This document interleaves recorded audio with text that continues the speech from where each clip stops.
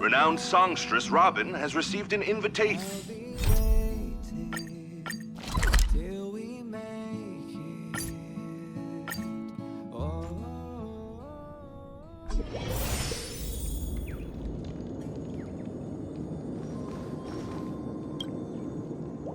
Ah, friend. My expression wasn't much better than yours when I first saw this. Your eyes aren't deceiving you. It's her. The famous singer, Robin.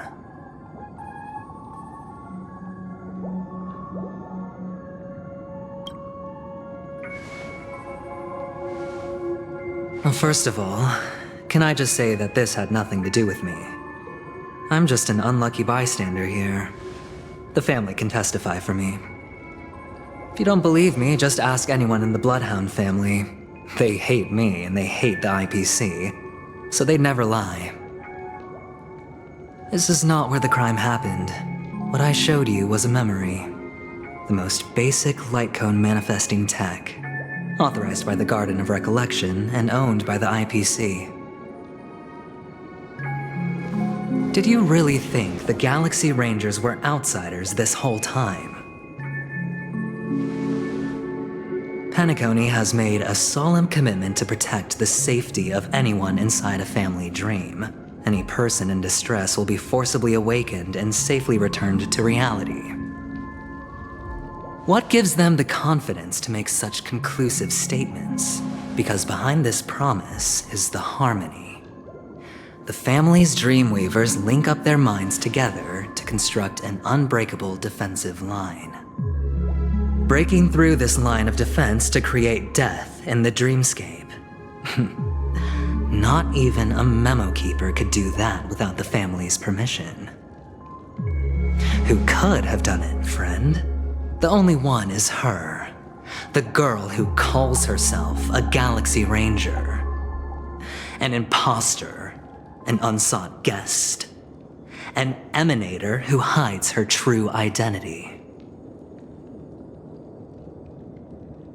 Ifrit's death was a foregone conclusion. And Robin? Her misfortune was staring right at her. Who will be the next to die?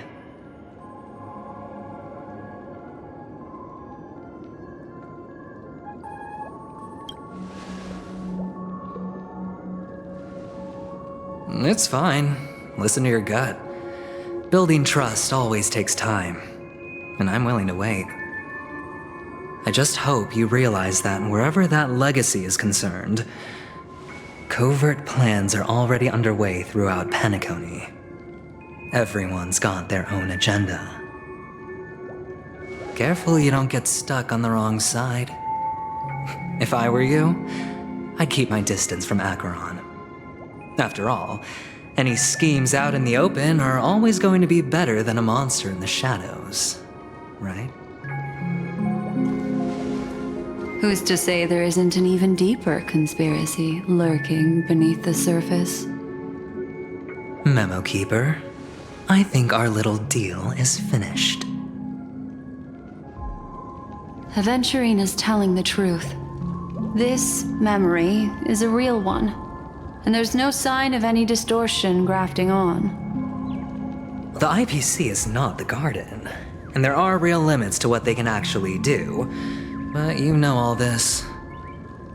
Friend, let's not beat around the bush here. The thing is, I want to reach out personally to team up with the Astral Express. I told you I'm just not interested in scrambling for the legacy. I just came to Penacony for work. I'm here to retrieve some lost property for the IPC, if you catch my drift. I'm talking ownership of this frontier prison. This has all become a bad debt thanks to the cancer of all worlds. The IPC has tried sitting down for negotiations time and again, but the family wouldn't even take our calls. You have no idea how difficult these people are to deal with. Put it this way. They've hushed up the existence of death before, so they can definitely cover up any news about Robin's death. It'll just quietly float off like a bubble and pop. nobody ever being the wiser. That's not fair, right? So then, friend, I need your help.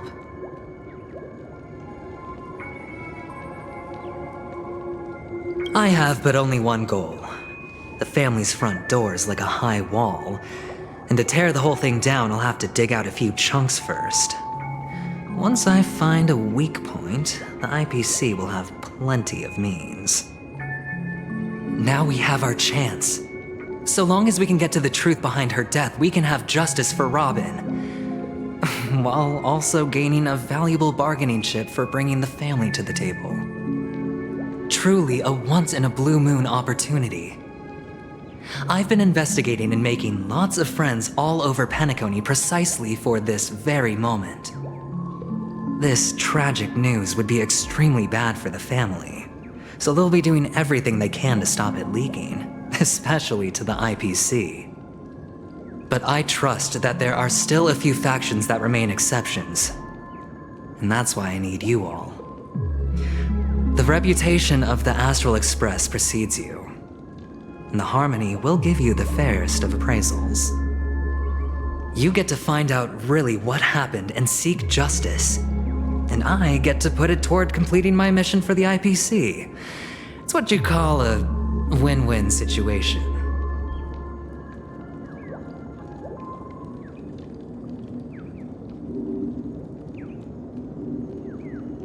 But don't worry, just head back and talk things over with your companions.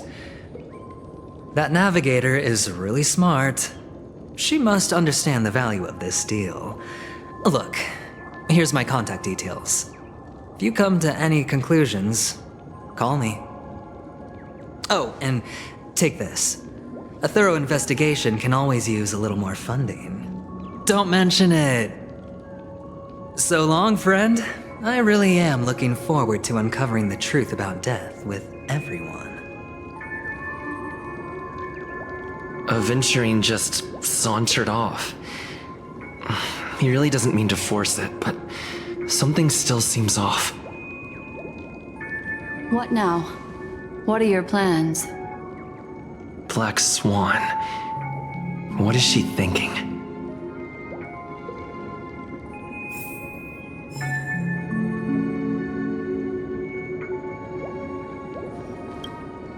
On the surface, this doesn't look like a bad deal for you. But Aventurine is a shrewd merchant whose scheme won't just be as simple as it appears to be. He doesn't know about Miss Firefly yet, but judging by your reaction, he may have noticed something going on and deliberately shifted topics to the truth of death to try and pull you in line with his way of thinking. That's quick thinking and very sound logic. Aventurine is no fool, and working with him definitely has its dangers.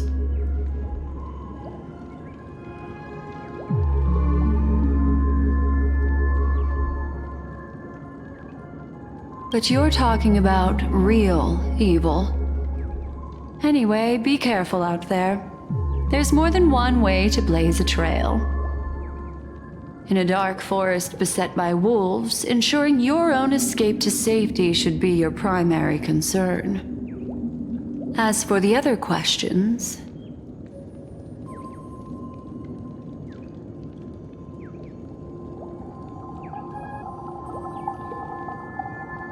Sorry, I can't answer that question. That ranger is shrouded in mystery. I'm afraid no one is capable of providing an answer. But without a doubt, she is the most special guest at this banquet. It's like Aventurine said just then. It's best to keep your distance from her.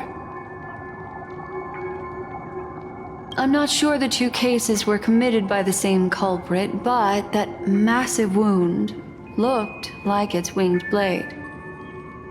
We've all witnessed it in action before.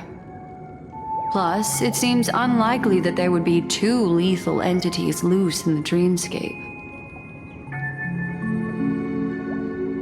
Two victims appearing one after the other in a very short time span, in and of itself, that's very unusual.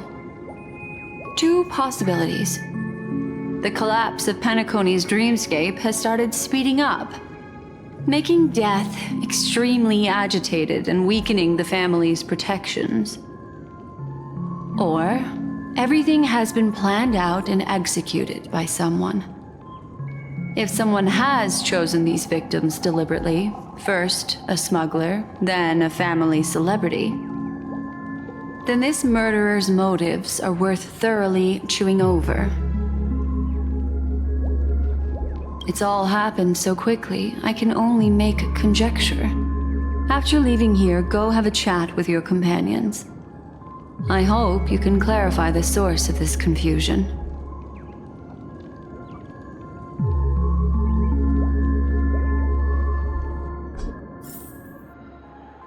Come, this way.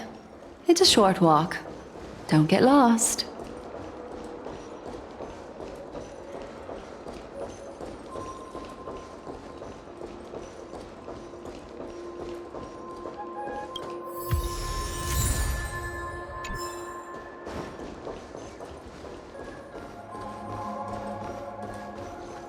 This way.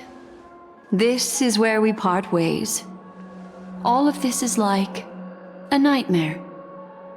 Unfortunately, the remembrance doesn't lie.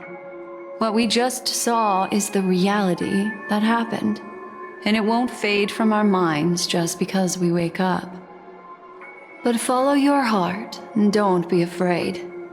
We all walk through this world casting shadows of different lengths, and ultimately, all we leave behind are precious memories. Hold on just a sec.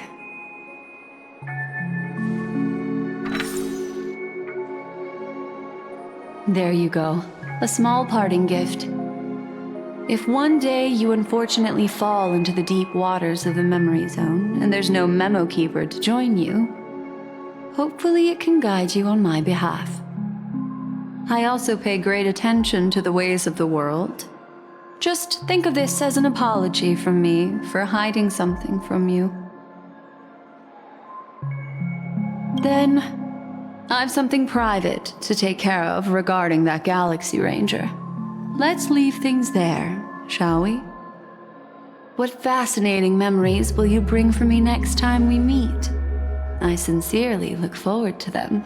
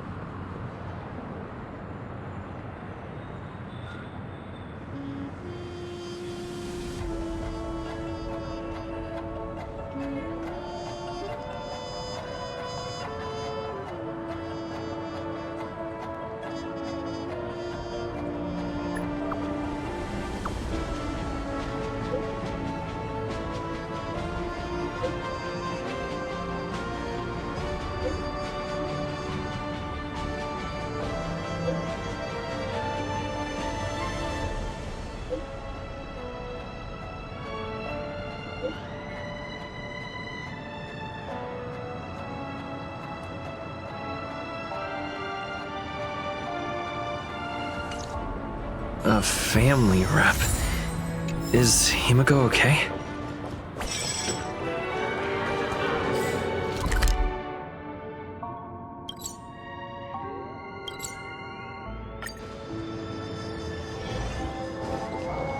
So much has happened.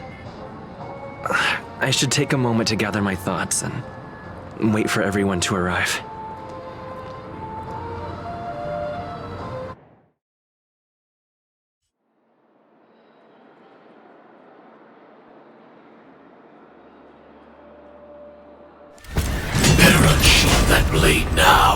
Ranger. Do you still dream, Hunter? Of those slain by your hand?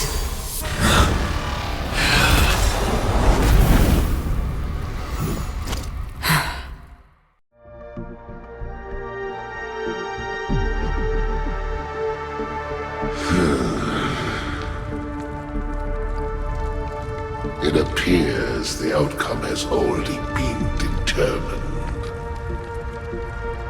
You're still alive, as are you. You still have room to make a choice. Leave the music box behind, and then go. Choice. The bloody trail of the destruction leaves no room for hesitation. The Taurus Fire Demon. Even if you sacrifice your life for that Eon, you won't get special treatment. Ranger, you tread the narrow path of the hunt. You could never understand. We come from the fire, and are born bathed in fire. We spread, burn, and destroy, until all the kindling has burned out and we leave only ashes on the ground. Burning forms the entire life of a fire demon, from the beginning to the end. We are born to die, just to put into practice a profile of another universal truth. All things are created for the destruction. Your companions don't seem to think so. They fight for your chance at survival. They are my children, and just as I was, they are flames that have yet to burn white hot. They're still young, and I don't bleed them. But my flames are faint, and time is running out. Can you see the planet of festivities in the distance? I plan to bring Purgatory with me there, and before that, I must surpass you. Why? Because on the path they have forged, you have traveled farther than I have. Emanator.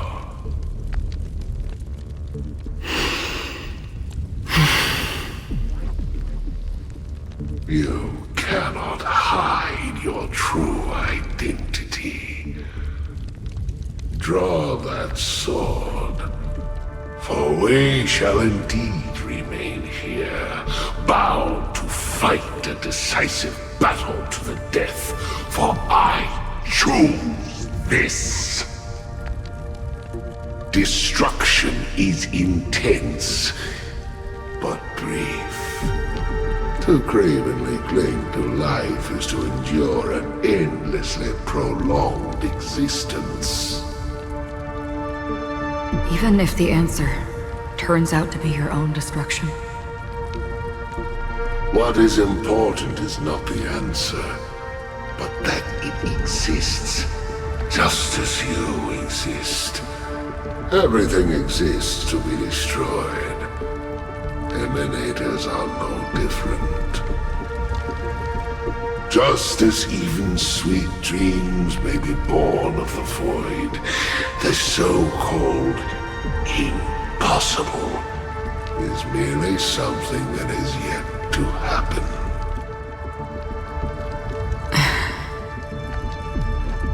All right. I accept. You shall witness the most brilliant and intense fire in existence. May this flame illuminate the farthest reaches of your bottomless dream. A bottomless dream. Yes, that's right. But you've made one small mistake. This blade remains in its scabbard not out of pity or scorn. It's a personal secret that I don't want to disclose, but perhaps out of reciprocity.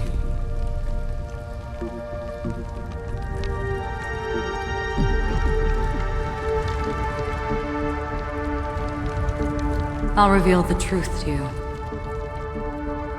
The hunt is not the path I truly follow.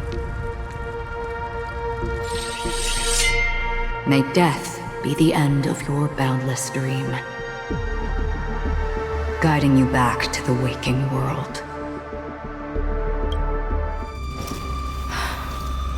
I still see them in my dreams. Hold it. Your time hasn't come yet. My time? I've seen many clever disguises that can conceal appearances, but they can never cover up who a person really is. And you're no different. You had no desire to kill the Trailblazer. You only did what you did to drive me and the Memo Keeper away, but why?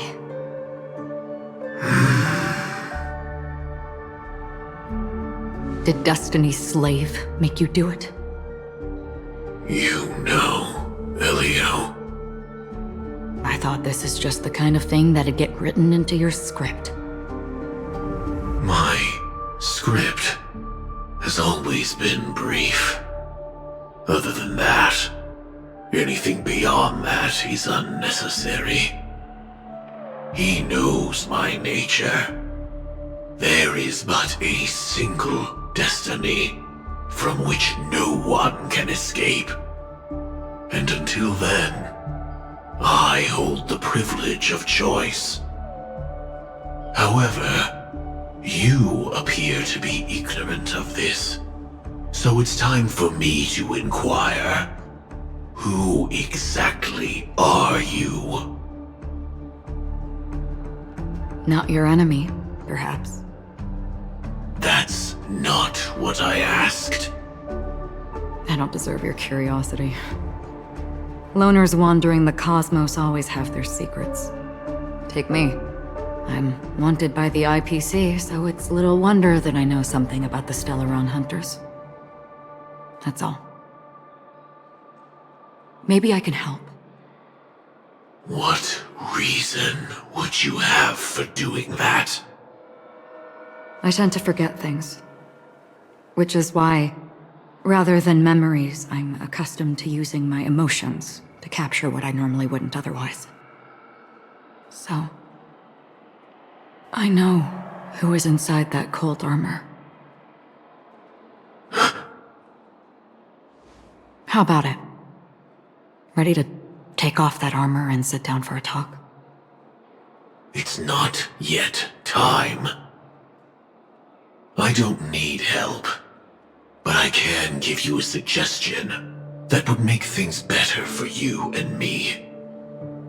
If your goal is the Watchmaker's legacy, then go look into the family.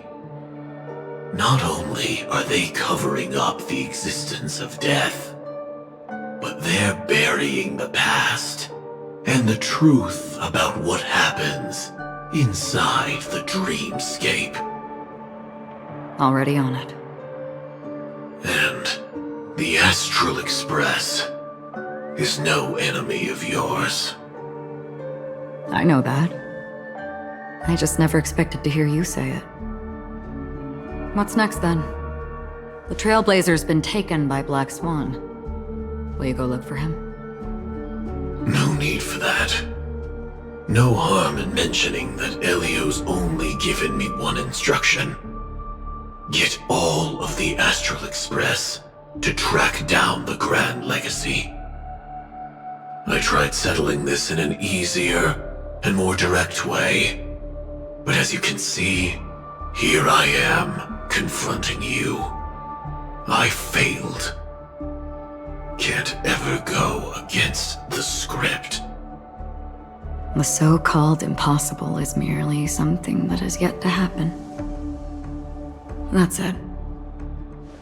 Before we split, can I ask you one more thing? Is there anything else in your script about me? I'd like to know what kind of footnote I get to leave in that future foreseen by destiny. Unfortunately, not a thing came up. I knew it.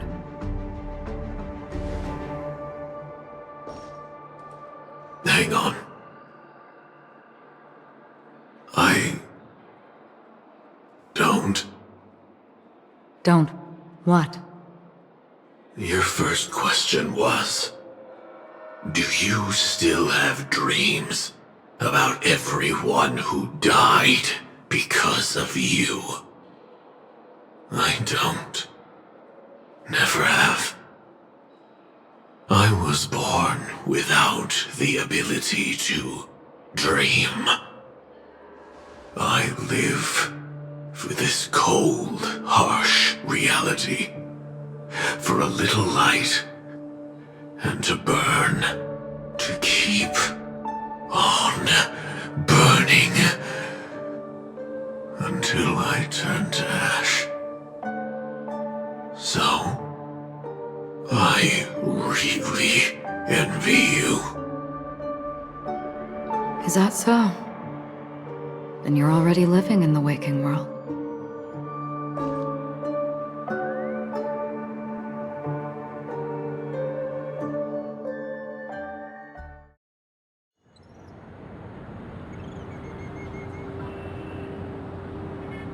We heard about Miss Firefly from Black Swan, but we never expected Miss Robin to...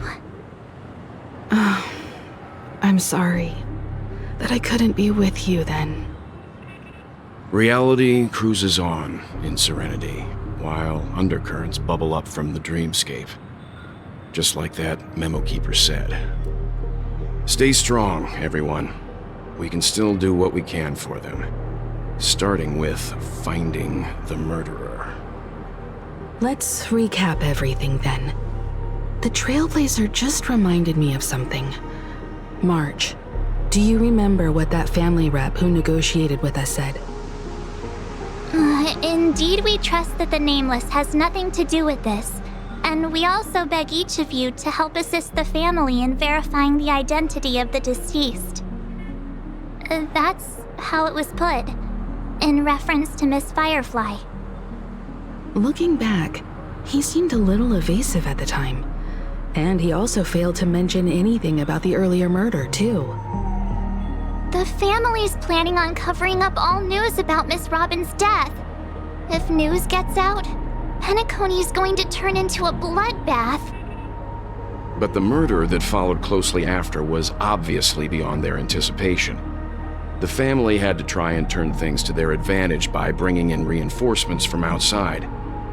The Charmony Festival is nearly here. They must be snowed under.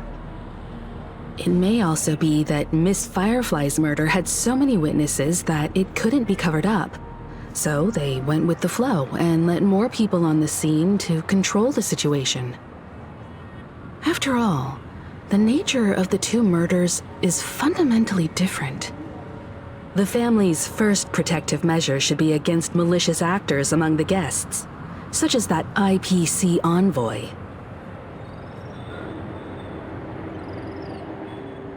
Indeed, he was particularly concerned about that Galaxy Ranger. Are we missing the forest for the trees here? I always felt that Aventurine's reasons for accusing Miss Acheron were highly subtle.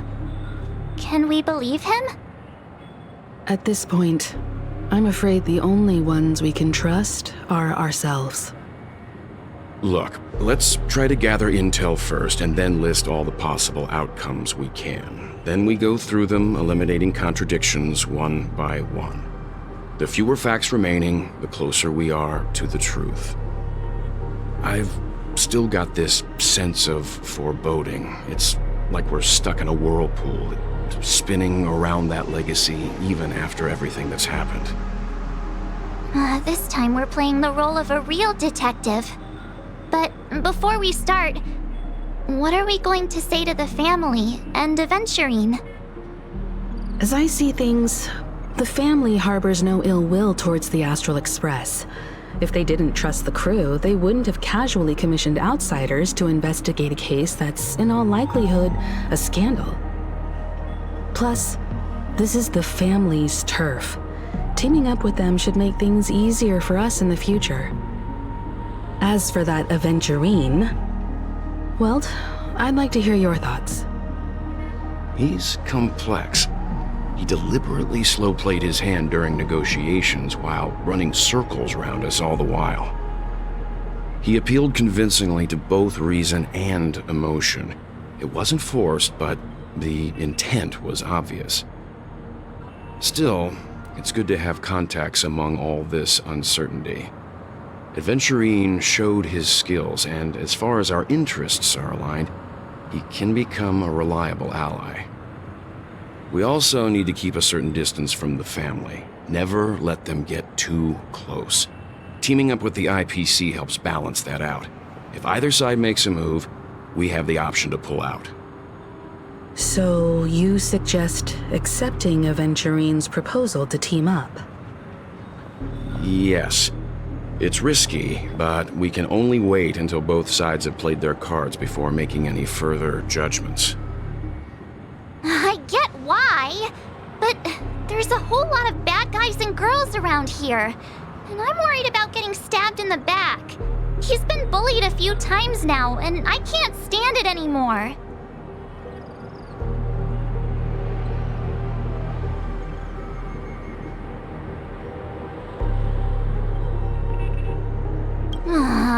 You're like a broken record.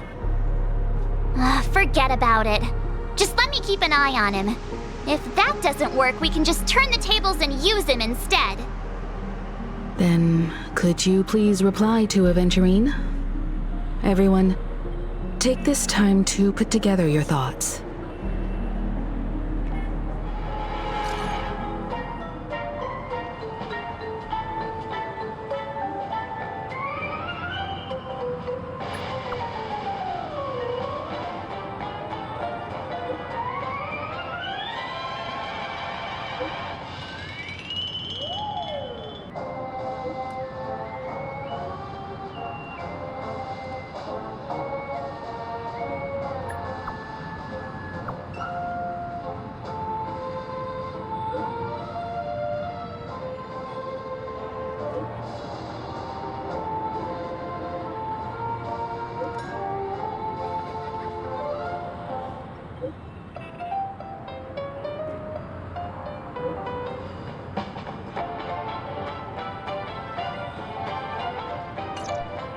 Looks like Aventurine is happy with this outcome. Let's tell everyone about it.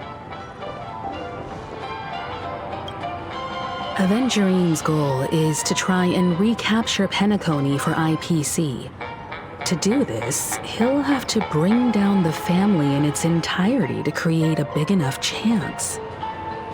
The existence of death will be covered up by the family. So how does he plan on taking them down? It's gotta be something important enough that everyone will notice. But it also can't be anything too out in the open.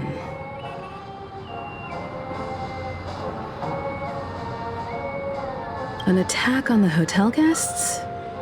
Unlikely. Penacony's guests include quite a few bigwigs known throughout the whole cosmos. People who not even the IPC would dare take lightly. Aventurine is a shrewd merchant, and there's no way he doesn't know that. He's definitely going for the family, and it's just a matter of how. The harmony is strong in Penacony, and almost impossible to take on head-to-head. The fact that the IPC dispatched Aventurine shows that they do not intend to simply play by the book here.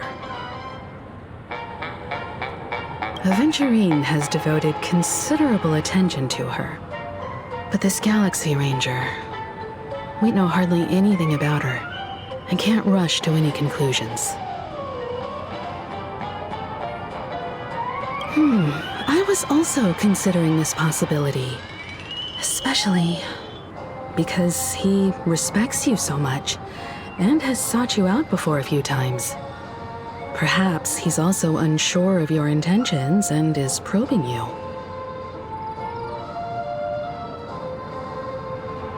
I'm just speculating.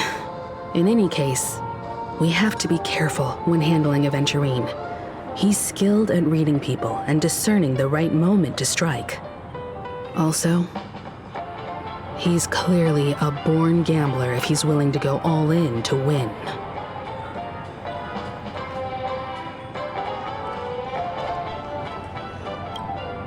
Aventurine said something that concerns me. He accused that Galaxy Ranger of killing Robin without any evidence whatsoever, but said nothing about her connection to that memory zone meme or why he was stalking you.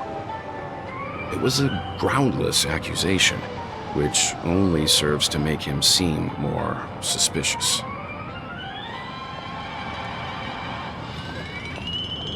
Maybe Aventurine's goal was never to gain our trust. Maybe he wanted to foster a feeling of enmity towards Acheron and make the situation more volatile.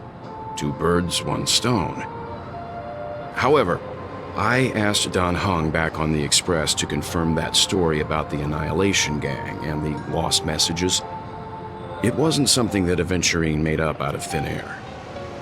You've met her many times now. What's your impression of Miss Acheron?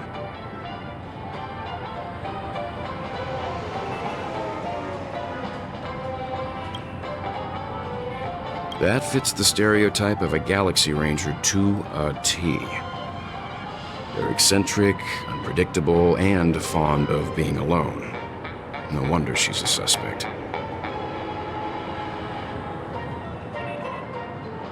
I really love clocking.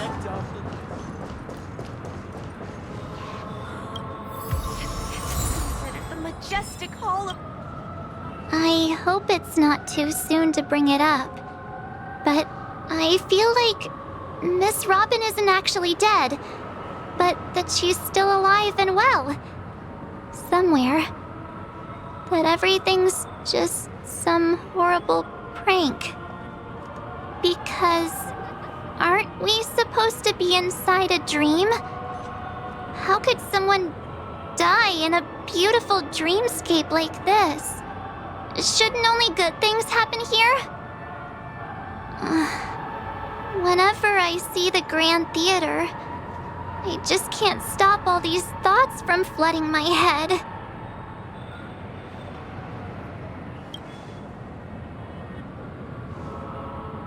No. After all, they've brought everyone this sleepy dreamscape, which everyone loves.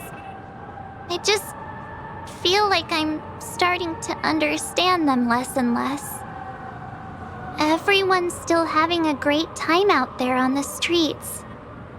Nobody knows what's happened.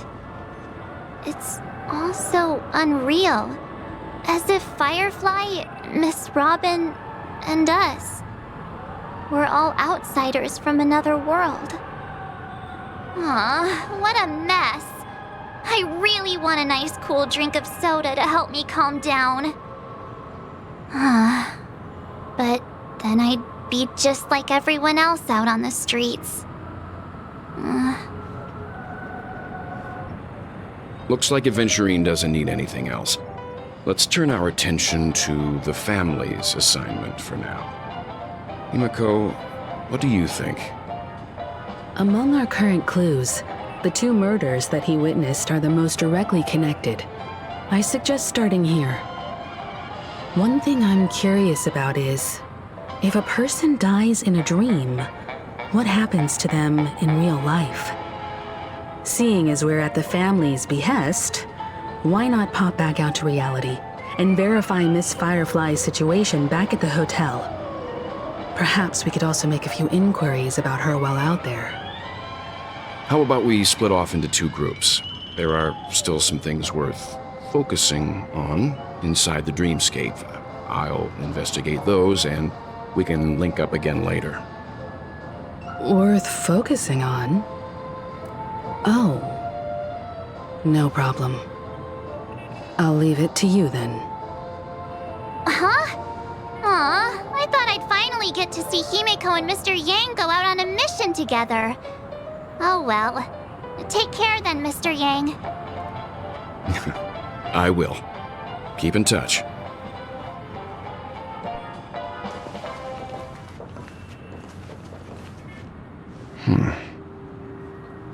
Honored guest, could you come out for a second?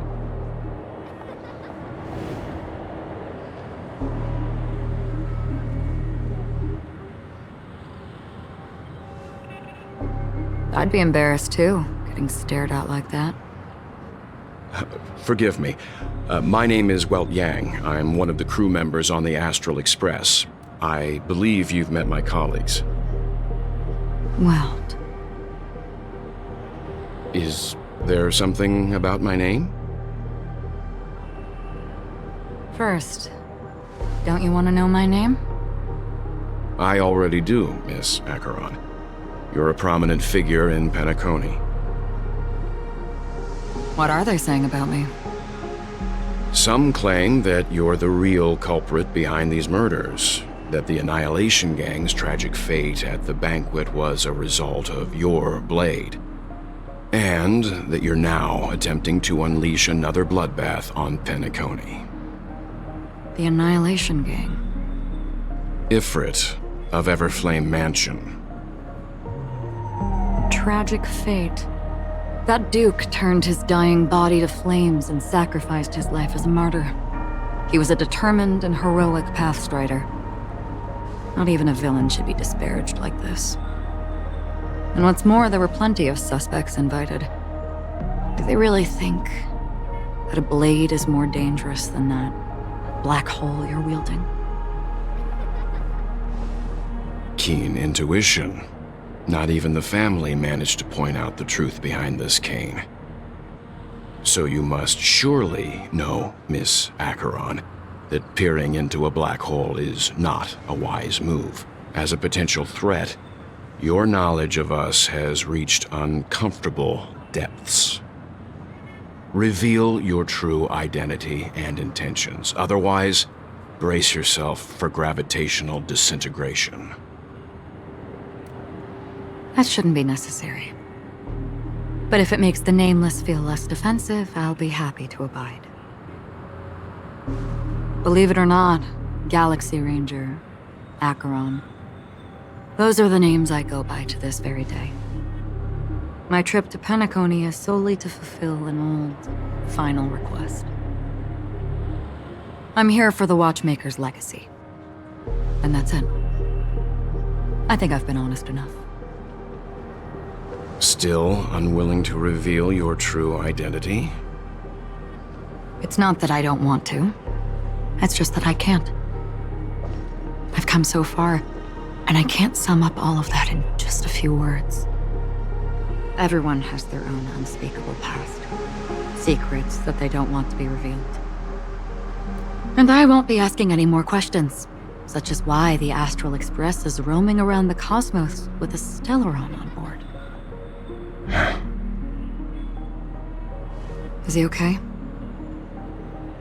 That memo keeper didn't do anything, right? He's fine. Let's stick with the topic. Gaining my trust all depends on how much you're willing to reveal. I've run around many different Penacony dreamscapes just to try and find that legacy. And during this period, I came into contact with quite a few guests. In the process, I gradually came to realize the secret of Penacony may be closely related to the Trailblaze. That's why I've come to ask for your help. I don't have enough proof yet, but I'd like to speculate something. The source of all tragedy lies within the family. If you could trust me, we could find the proof to support this claim together. Mr. Yang, I think you've come to the same conclusion, haven't you? Let's leave it at that. For now, I'll choose to believe that you bear no hostility. Share your findings with me and me alone. I don't want vague conjecture to interfere with other people's judgments before we find solid proof. By the way, would you like something to drink? Before we go, how about 2 cups of Wake the Heck Up? No, 4 cups. Because the conversation coming up will last forever.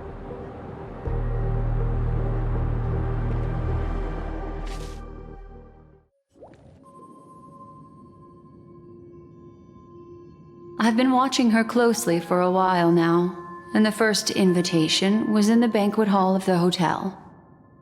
She just sat in one corner, keeping silent, chugging down a couple cups of Wake the Heck Up. I told her it's a pungent, bitter beverage, not the taste of sweet dreams. Only for people allergic to Soul Glad. And she said, Really? But I don't taste any difference at all between them.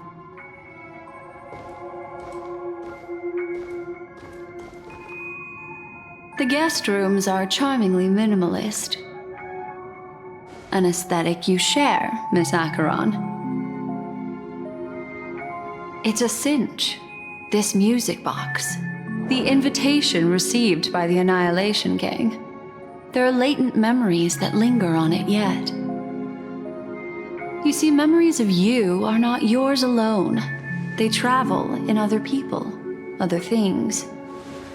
I know much, and I can predict even more. With some help, the dead can be made to speak. The Annihilation Gang, that band of desperados who all disappeared after meeting you. What exactly happened to them? Well, let me reveal all.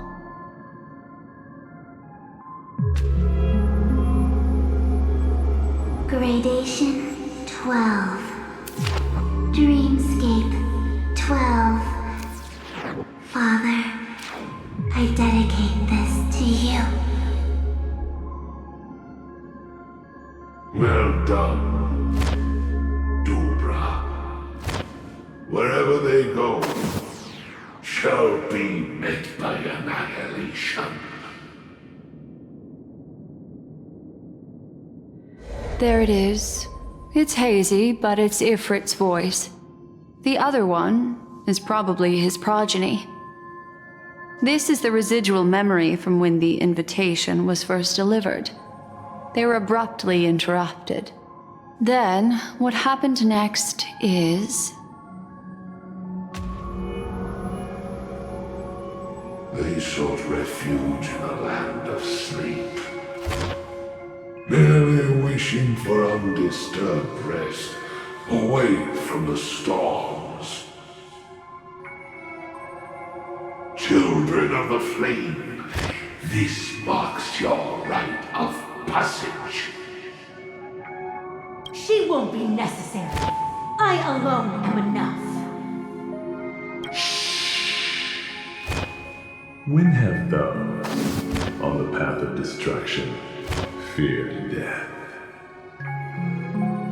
The Everflame Mansion has set out on a journey. Those poor people, they have no idea what lies in wait ahead of them. Memory recovery is going well, but slowly. She'll be here soon, and time is short. There's nobody else here, so there's no need to be delicate. In fact, I think I'd better go all out.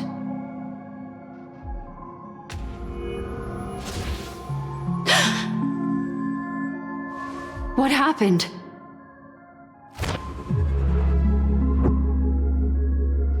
The memory after that is blank. How is that possible? This music box fell into Acheron's hands, and she brought it to Penacony. That's a fact, and that's how it should have gone. But along the way...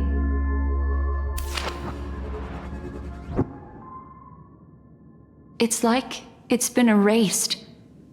Who's done this?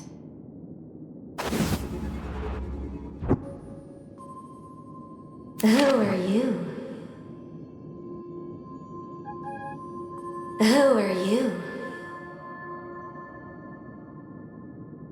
It's...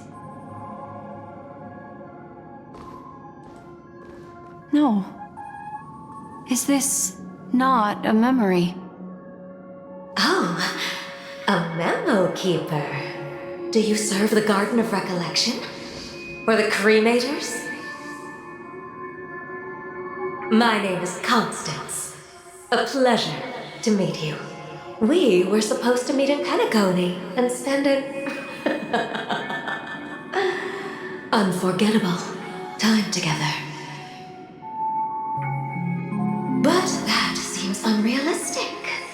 Dolly is not welcome on the banquet star, and I don't need a coming-of-age ceremony. And you, I know what you're looking for. Want her secret? I can give it to you, and then you can enjoy the banquet for me. I wish you unforgettable memories.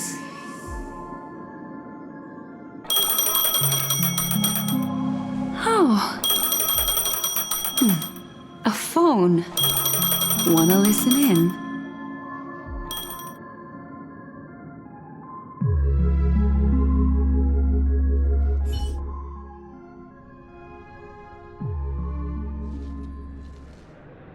A few days ago, the IPC made an announcement. Under the watchful guidance of the Marketing Development Department, and in accordance with the Interstellar Peace Charter, the independent Sigonian sovereignty has hereby been established, and shall take a legislative seat at the Interstellar Congress. The formation of the Sigonian sovereignty is of great historical significance to the Sigonia system. This move puts an end to the planet's long and bloody history, turning the sensational Kataka-Avgin extinction event into a distant memory. Sigonia 4 is located in an unclaimed zone at the intersection of the Denise, Prothean, and Dorneau star clusters. The planet's surface environment is known for being extremely harsh, constantly faced with the threat of impact from small-scale celestial objects. This is why very few intelligent species have made this planet their home, dividing themselves into several tribes to eke out nomad lifestyles as they struggle to survive the arid desert wilderness. They have developed their own folk beliefs that are independent of the Eon belief system. Sigonia. Sigonia. Ravenous eye of the storm, spurned by all the gods. Land of rock, but not water. Lightning, but not rain. Blood, but not tears. You beat us with your falling stars. You lash us with wind and storm. You chew us up with the cracked earth.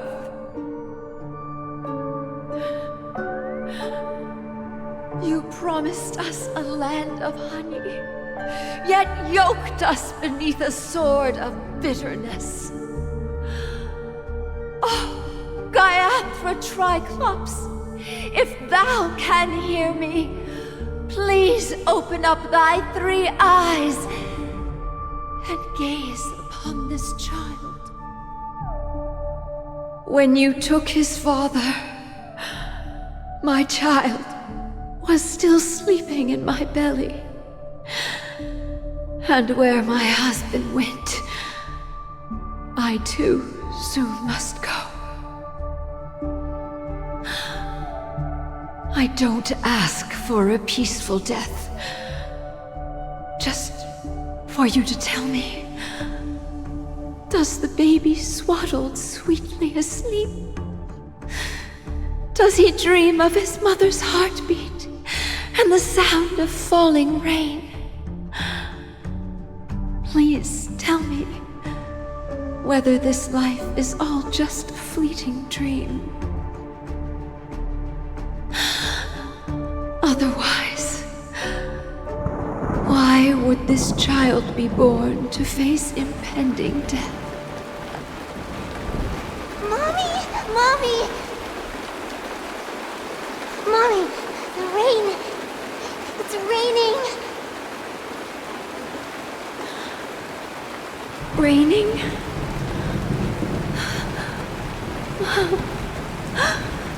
Raining! It is raining!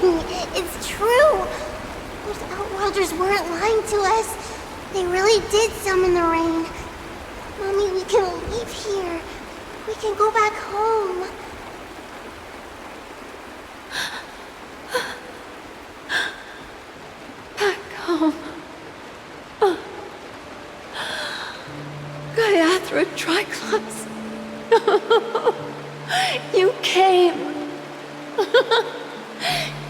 Do you hear that? Thank you. Thank you.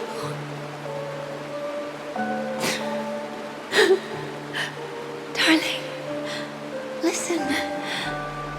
This is the sound of rain. On the day you were born, the sky also sent down a gift like this from Gayatra. Such a lucky child. Such a blessed child. Just like your name. A gift from them to Avjen. My boy.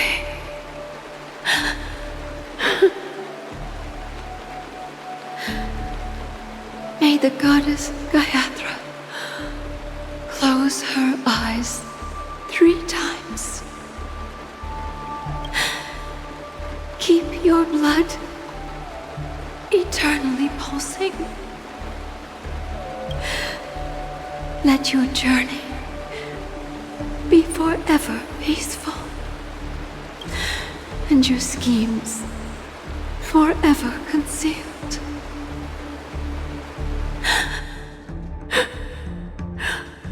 Welcome to this sad world, Kakavasha.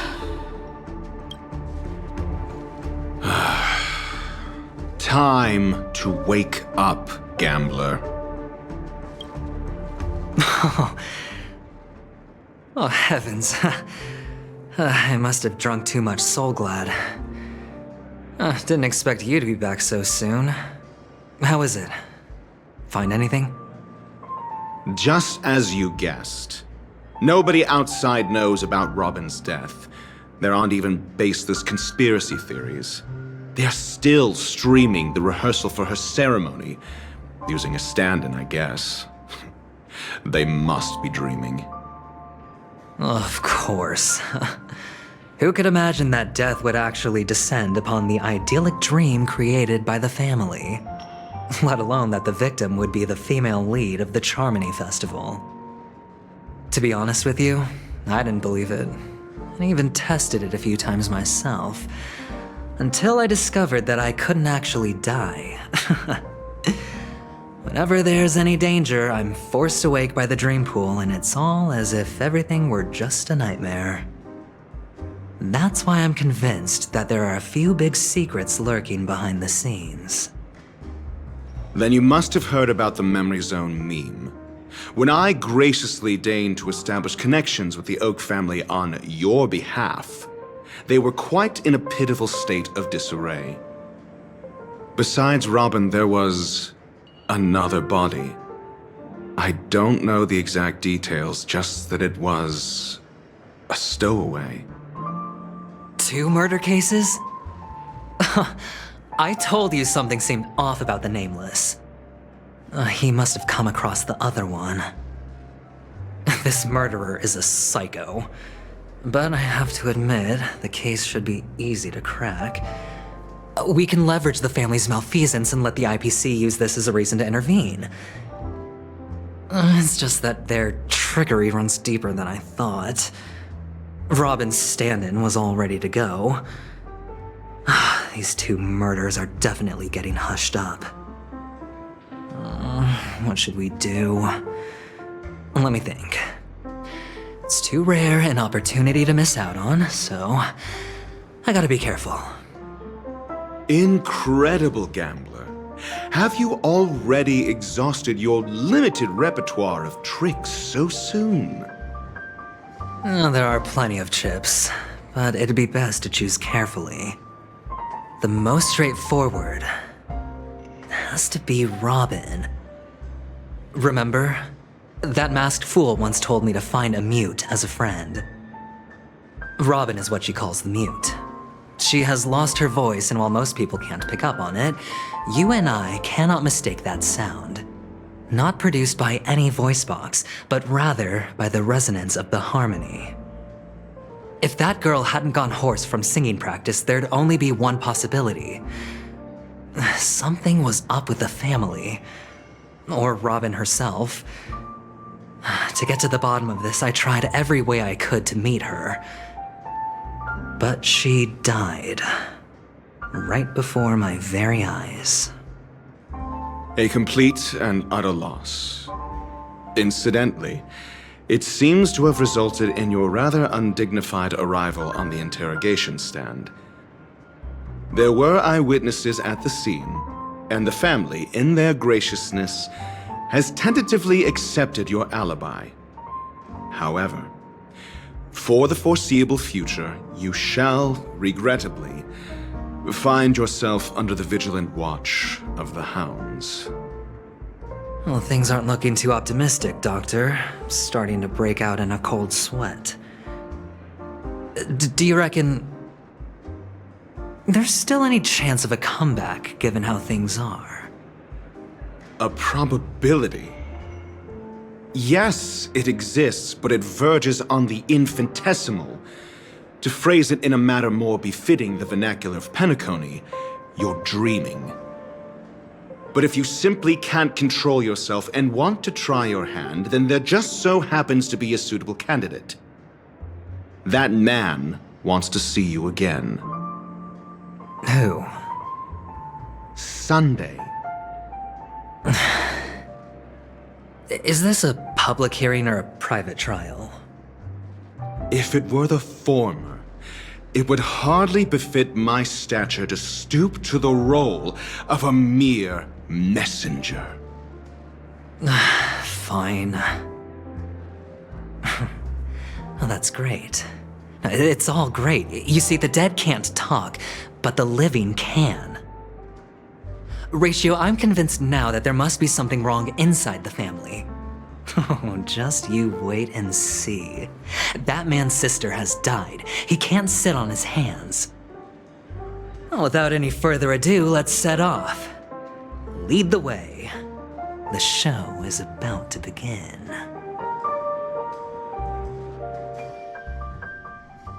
We're here. The Dewlight Pavilion is the Oak family's fortress and a place where heads of the families meet to discuss great plans for Penacony. Fortress? I like this metaphor. I dealt with the warlords of the Amanicus star system not long ago, and their synchronized orbital manor wasn't this heavily guarded. This mansion nominally belongs to Sunday, and is very befitting of its owner. Without his express invitation, the likes of ordinary guests would never grace these grounds in their lifetimes. Look around while you still have this moment of freedom. Hey, Doc, whose side are you on anyway? Who's to say I won't sell you out? We'll see. When we meet the authoritarian master of the Oak family, I'll pry an answer out of him. Follow me and I'll bring you to his parlor. Hold your tongue and let me deal with the members of the family.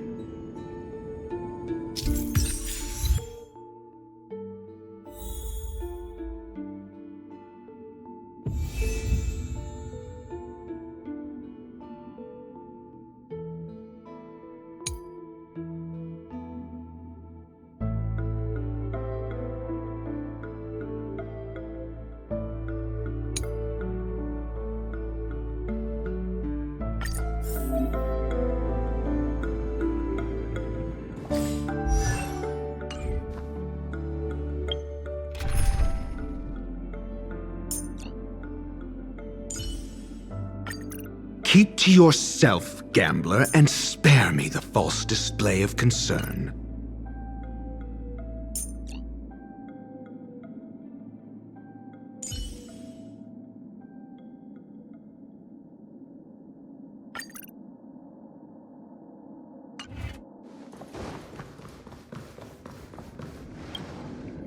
Hey, you two! That's a place of business. No entry! I was requested by Mr. Sunday to bring him the suspect. My name is Ratio. He should have mentioned it to you. Oh, I remember you. Veritas Ratio. Your punch virtual particle clock is impressive. Excuse me? The one on your head.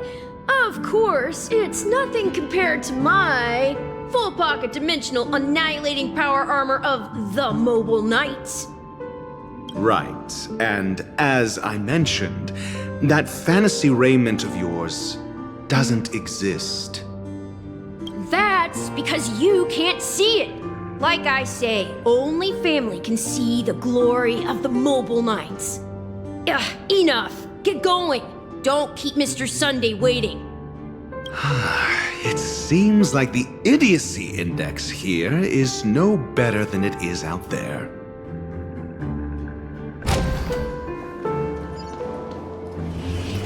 A dead end? The door is shut tight. Looks like we're on our own. I mean, there isn't a door. How did you get in before? For security reasons, the family built the administrative site deep in the dreamscape, with the mechanisms hidden in these nightingale statues. The direction of the statues can be controlled.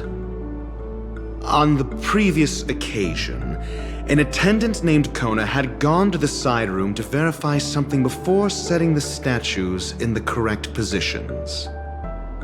Well, maybe we should do the same. Let's go and take a look. Of course, we can also use brute force.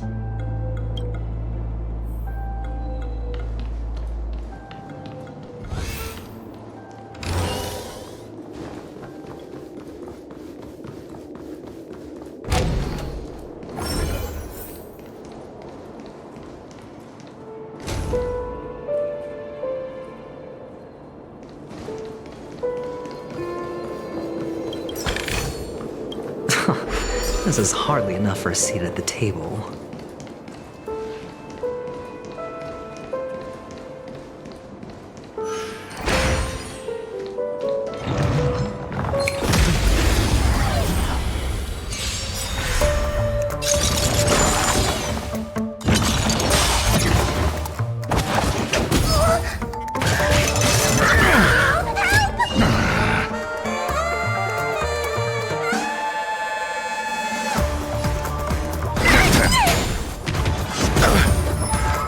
Watch your head!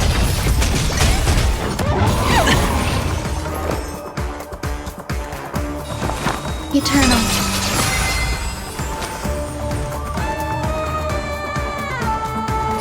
Spend freely. Answer me! I'm gonna hold everyone back again! SAS knowledge, the measure of truth and falsehood.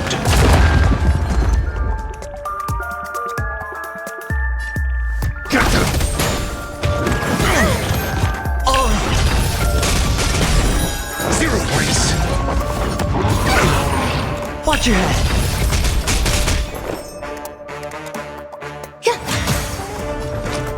It's on me.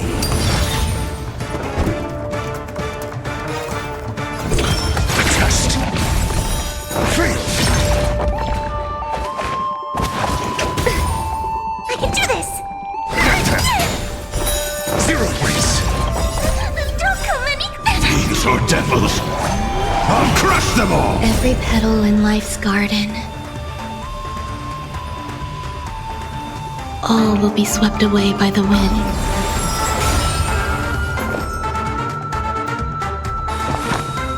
Existence is unity. The dice have been cast. Bust. Or maybe I'll take it all! Your answers? Answer me. Free.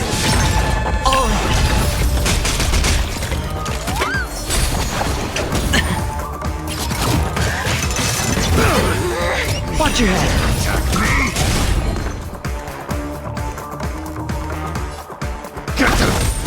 Some value I... Sure, I'll play along. The test.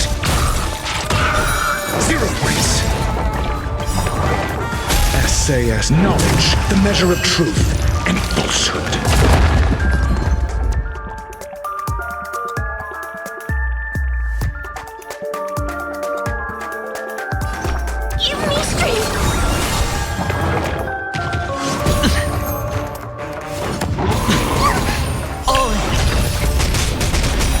There's more to life.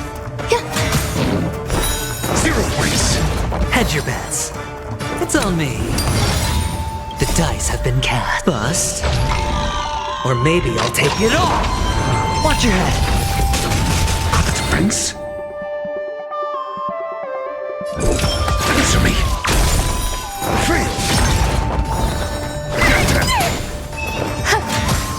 Sure, I'm...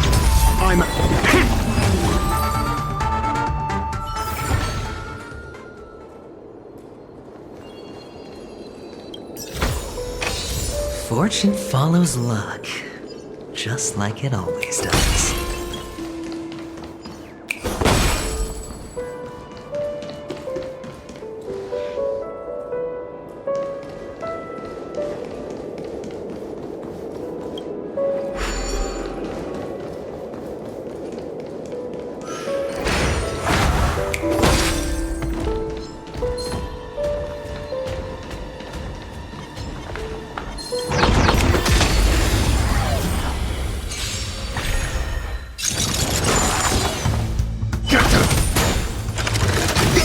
Eternal. All will be swept away by the wind. Spend freely. Test. 0 points.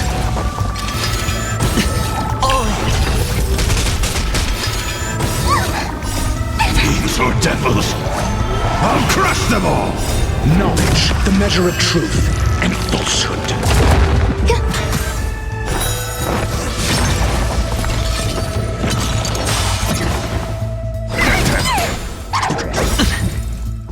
Bust. Or maybe I'll take it all. Watch your head. It's on me. Answer me. 0 points. Got them. Existence is unity. All will be swept away by the wind. Test. Free.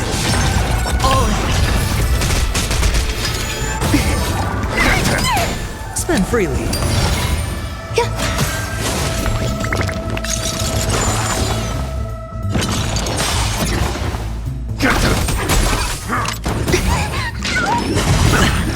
Watch your head.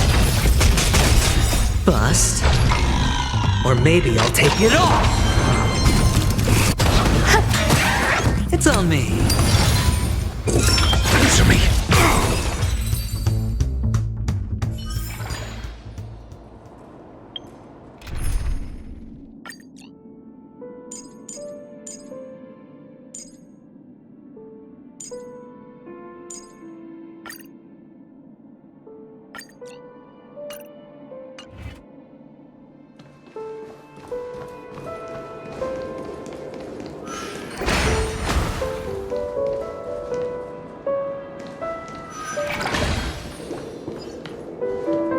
Six nightingales facing in different directions. An obvious hint. But are these nightingales? They are. What's wrong? How can nightingales be so huge? They look more like torment eagles to me. There are no eagles in the 5 families, only nightingales. Why am I wasting time with you on this?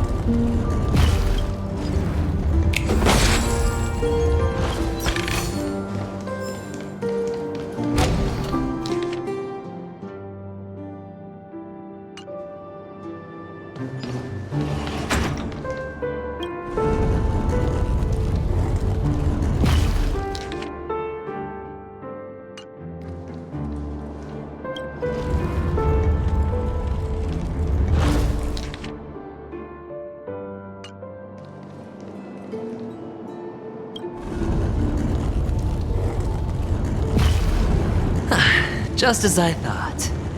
Here's the correct answer. A truly miraculous discovery. Perhaps I should offer you the chance to join the Genius Society. Really? Well, I thought you'd given up on that already. I was being sarcastic. Can't you tell?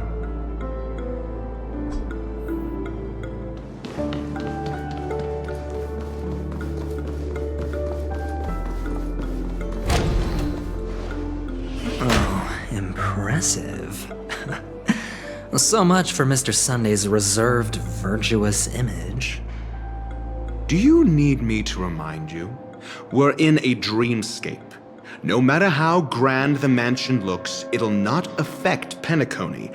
Stop wasting your time nitpicking the family here. Yeah, you're right. The only way to destroy the family is death. Sunday must have thought the same. Let's head down.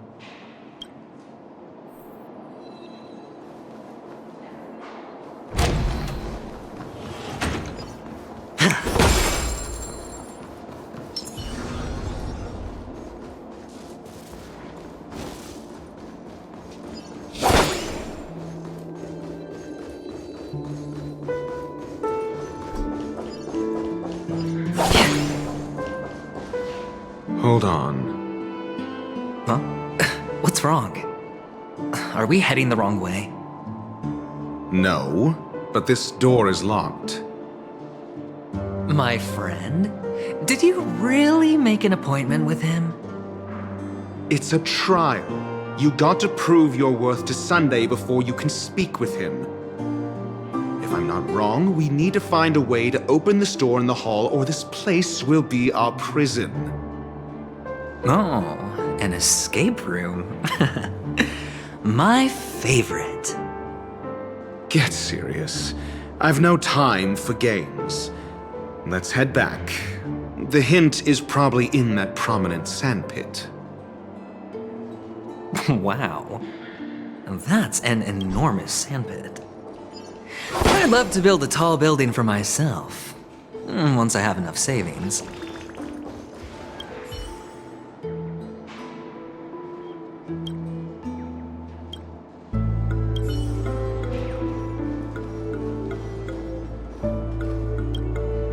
Oh, look. There's a noticeable gap in the model. I believe you're right. There wasn't a gap before. That man must have done it intentionally. Well, with your brilliant mind, you shouldn't have any trouble recalling what was here last time. Right, Doctor? Of course. Let's look around. When I see it, I will know it. Fine. Fine. Why do I feel that we're pursuing a degree in burglary now? Stream forth, the gleam of old blades.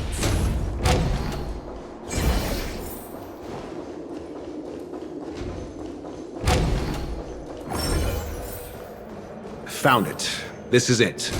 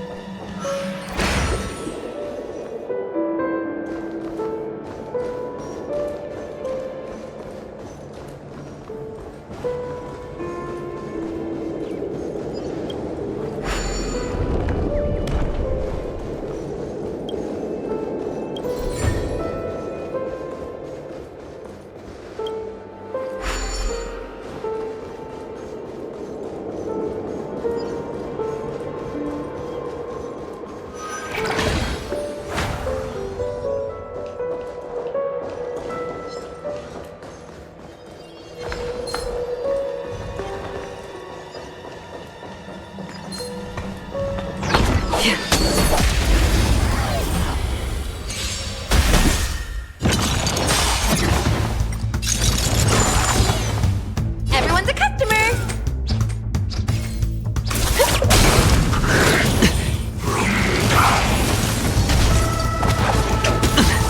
Commencing support.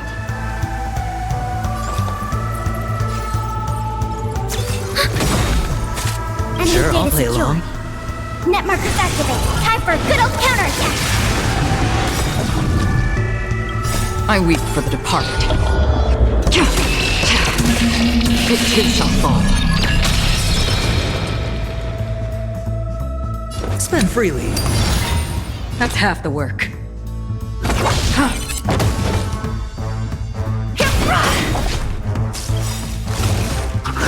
No dirty tricks. Happy New Year!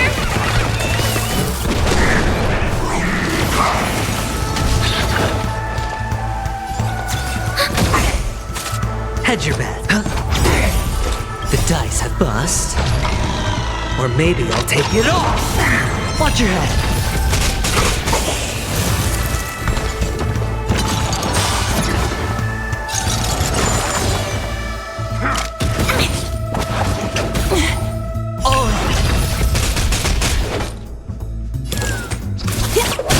We have the upper hand. Ready for another?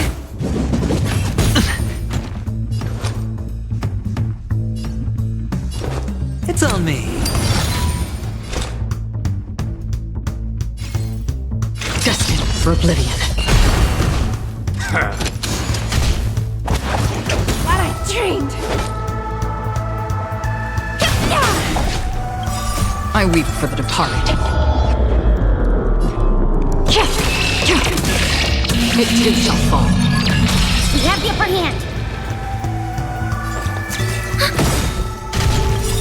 Enemy data signet markers activate. Time for a good old counterattack. Sure, I'll play along. Still waters of oblivion. Watch your head. Forget your wallet?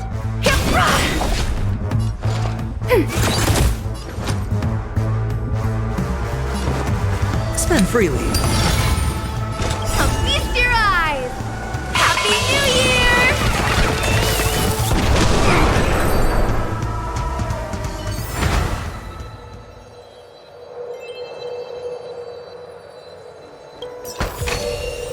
Don't forget to let your friends in on the action.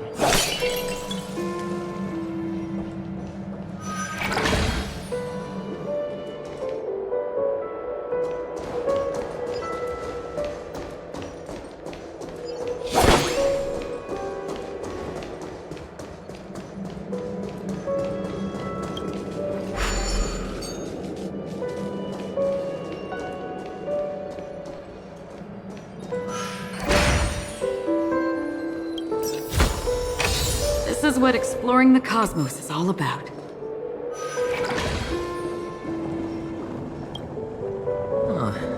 And the nameplate reads Gulliver's Arch. Well, I'm amazed you can remember something this tiny. You know, this reminds me of a tunnel I once saw that could shrink people who passed through it. If I were you, I would shut my mouth. It's wise to remain silent when you should.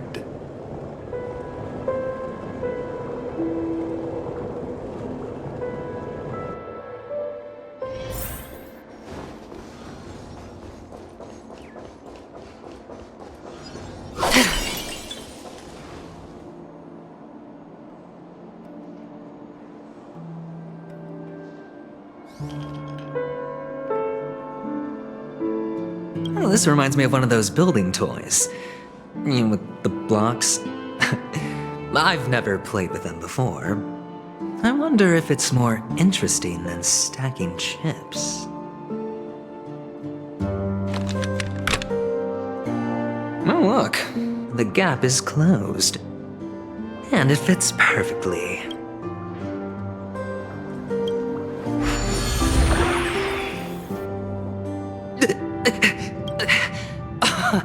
Oh, good heavens. Did I drink? Am I still in a dream? Indeed. Oh, Doctor, you're huge. It's me! Down here! Oh, actually, I think we could make this work for us. Just find a way to slip me into Sunday's collar, and I'll infiltrate the family just like that. Oh, fine. I was just kidding. Let's find a way to open the door.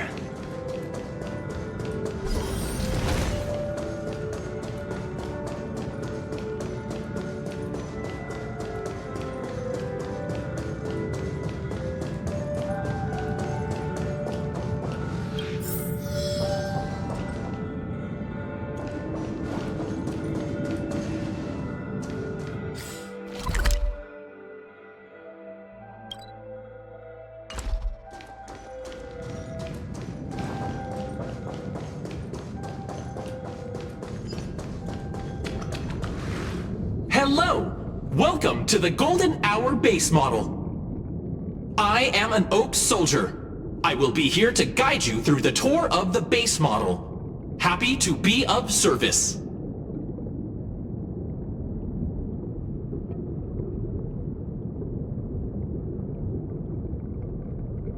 And tell me about the tour.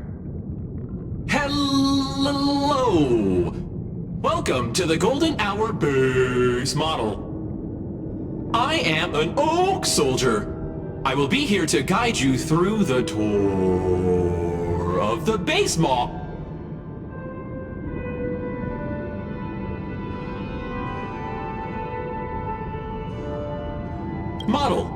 Happy to be of service.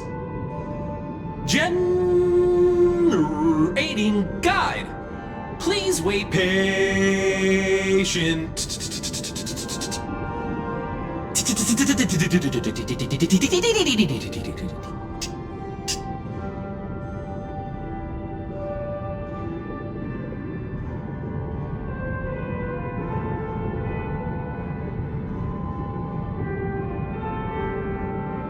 Found the nearest check-in spot. Please look behind me. A capsule machine model.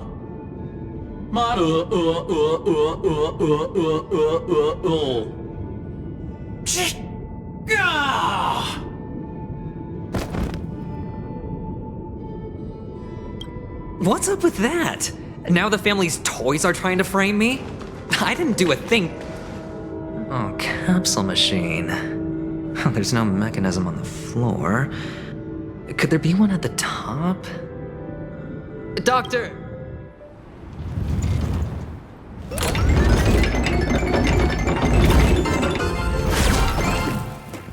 So, I was right. These models have interiors that look exactly like the real buildings. The only difference is that no one lives in them. Funny that Sunday puts a miniature that makes him seem like a giant by comparison, right where he can see it first thing in the morning. Insecure much?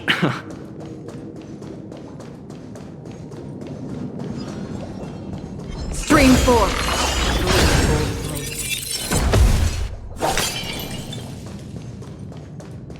Oh, one of the fragments flew up stairs. I'll need to use the pinball machine to flick myself up there, but it's tough. Oh, great. There's another pinball machine base here. And it's empty too. Doc! I'll need your brain power again.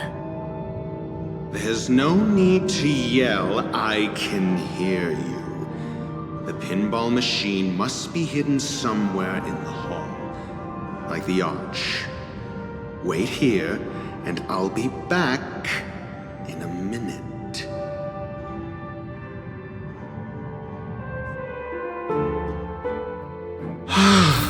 Finally, a moment of peace.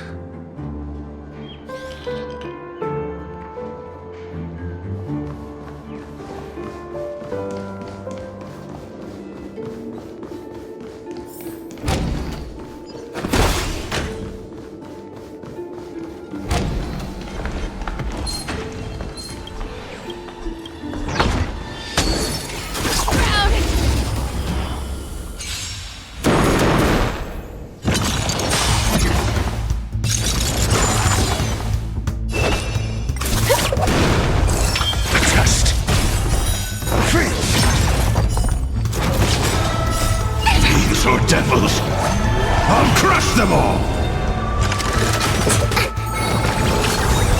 Ready for another? Net markers activated. Time for a good old counterattack!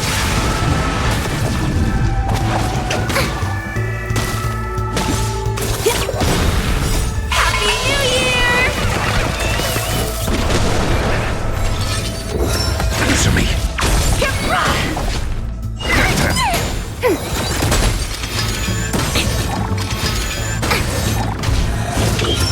Test. 0 points. Knowledge, the measure of truth and falsehood. Protect me! Protect me! Ready for another? Answer me! That was a heck of a performance!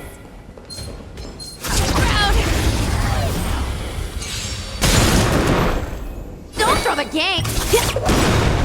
Happy New Year! Test. Free. Get them. Fiends or devils. I'll crush them all. Net markers activated. Time for a good old counterattack! Answer me. 0 points. Knowledge, the measure of truth and falsehood.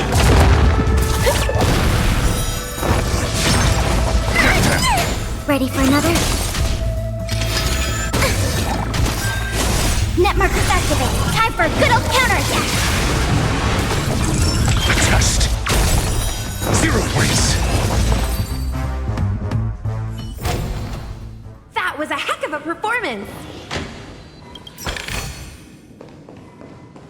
That's it. Pleasant moments of solitude are always fleeting.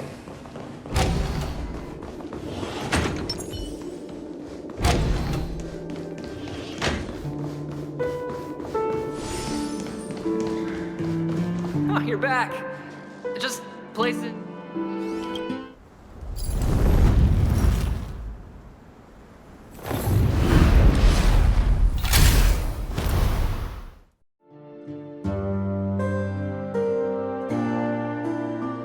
Thanks, Doc.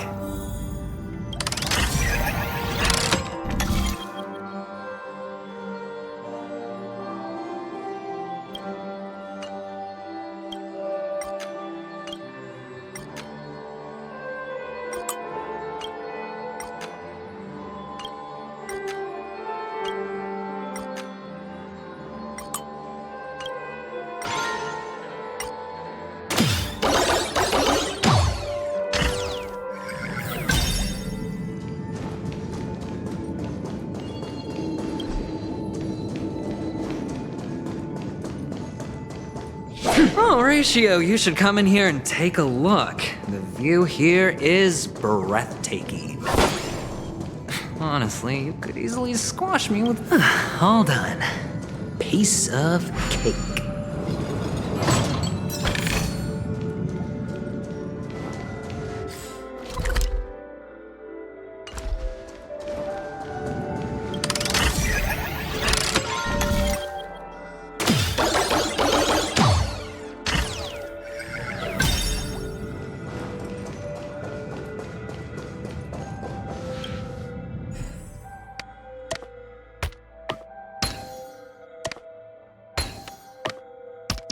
And the joyous tour of Toy City has come to an end. Makes me feel sad.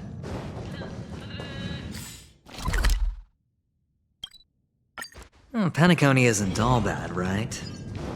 I'll use this interesting experience as a talking point at the poker table.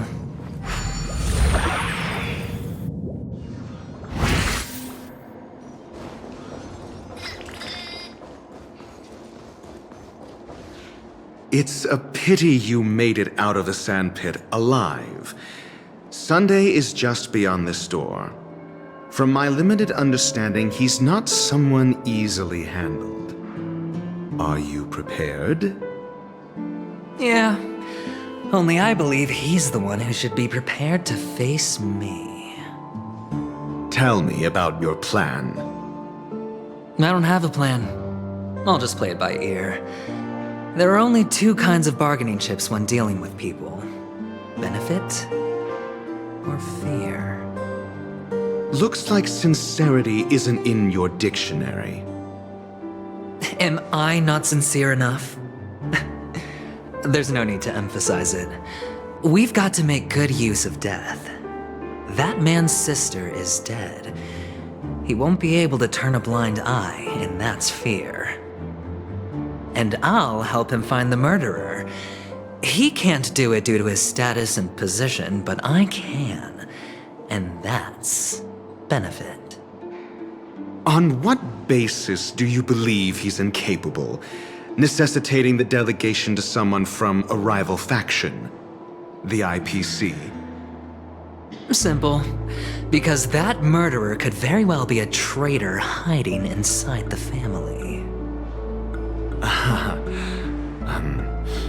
Do you mean the Galaxy Ranger whom you accused previously? That was just an excuse, good doctor. There's something wrong with that woman. We need someone who can keep her in check. It's better to minimize the variables outside our control while we execute our plans. Moreover, I need to know her identity. If I'm lucky. She could be an important pawn. And it's good to have more helpful friends when dealing with this matter. But honestly, the murder case is likely unrelated to her. I believe my standpoint. There's a rat in the family. Otherwise, why would Mr. Sunday arrange a private meeting with us? This isn't an interrogation, but a secret negotiation. We'll see. Using Robin's death as a bargaining chip, I'll win back my freedom and power. In the end, I'll ruin this beautiful dream and create the grandest death. If the chance of winning is just beyond this door, even if that chance is close to zero, well, you can't win if you don't play, right? Ah, the charming audacity. To think that you, of all people, might emerge victorious, dear gambler. 3 chips are enough. All or nothing.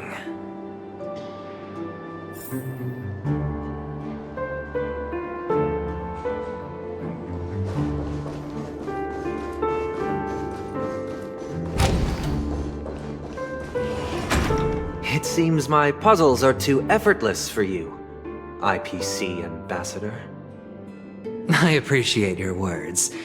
And I see you put a lot of effort into welcoming me, Mr. Sunday. However, this is no way to greet a guest. Well, this isn't an invitation, but a summoning. Before we speak, I need to test your character. I imagine this knowledgeable doctor friend of yours has been of great help, yes? Certainly. You ought to know this better than I do. He's already faithfully fulfilled his duties, hasn't he? Yes, the doctor has assured me of your noble character. He considers you, like himself, a virtuous person who can be trusted by the family. I have come to know you very well as a person, Mr. Aventurine. You're diligent, generous, and willing to cooperate. The fact that you succeeded in overcoming many obstacles just to meet me gave me the reason to believe in your wisdom and courage. But there's one thing I must ask you.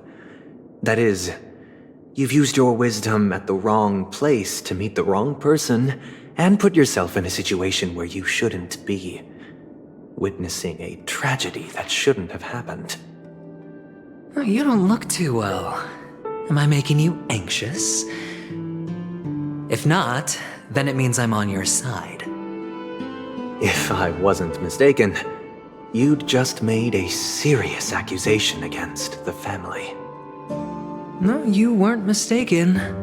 For depravity is creeping in around you. Well, there's no need for us to be evasive. Let's talk about your sister. Your sister's talent is unrivaled in the world of show business. As you know, her voice has been out of tune since she returned to Penacony. What's more disheartening, she can't sing anymore. Who could be responsible for this? Many suspect the culprit is among the outsiders, but I know you hold a different opinion. Now your noble status has become a shackle, preventing you from apprehending the murderer and avenging your sister's death. You're feeling anxious because you're out on a limb. But don't worry, I'm on your side. I'm immensely honored by your concern for me, Mr. Aventurine. Since you're so selfless and generous, I believe you wouldn't ask for anything in return, would you? Well, naturally, you wouldn't incur any loss from this. I just want to reclaim what is mine. My liberty and the personal items under the family's custody, the bag of gift money, and the box in which the cornerstone is stored. That's right. Cornerstone. I've heard it's a treasured asset of the Strategic Investment Department. A sacred stone that seals the Preservation Emanator, granting significant power, and every liquidation specialist holds one. For an object so precious, it probably comes at an even higher price than other forms of recompense. Well, I'm sure you're aware of the high level of risk I'll be undertaking to bring the truth to light. Mr. Aventurine, when you're out and about, do you always make adjustments to your appearance? Your tie should be on the center line. Your shirt must not protrude from your vest. Your trouser creases should be perfectly straight, and always aligned with the tips of your shoes. Of course. But I don't, because it's not appropriate to do so in public. You should make sure everything is presentable and in order before leaving the house. I'm not the kind that takes risks. The cornerstone must be in the custody of the family. No room for negotiation? Please, don't let me turn you down twice. Sure. The gift money is good enough. I suppose you wouldn't mind that. After all, a merchant can't function without a bargaining chip. You compromised quicker than I thought. Unfortunately, it's a gambler that needs a bargaining chip, not a merchant. I can give you your gift money, but before that, I want you to tell me.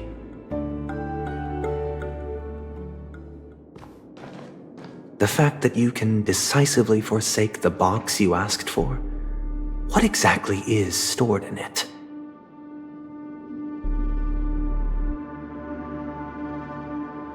Oh, triple-faced soul, please sear his tongue and palms with a hot iron, so that he will not be able to fabricate lies and make false vows.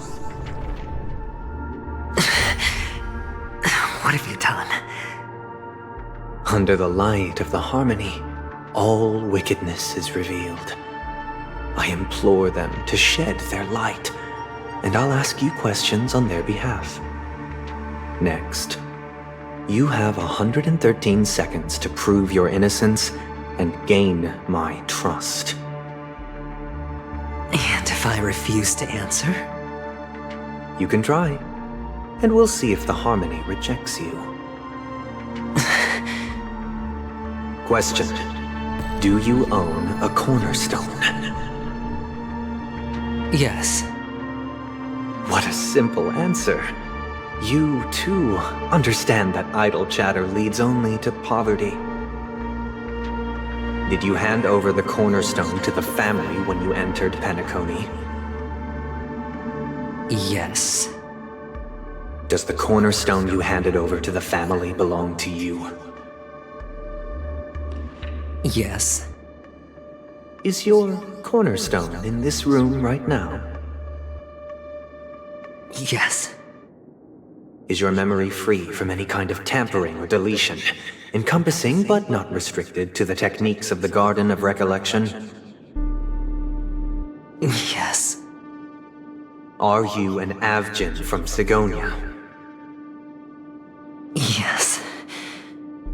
You even know about that? Do the Avgins have any ability to read, tamper with, or manipulate one's own or another's mind?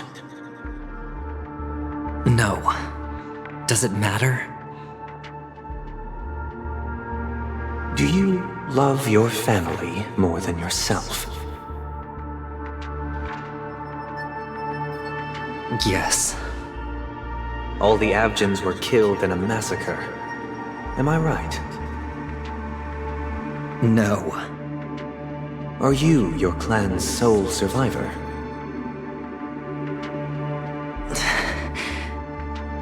Perhaps. Do you hate and wish to destroy this world with your own hands?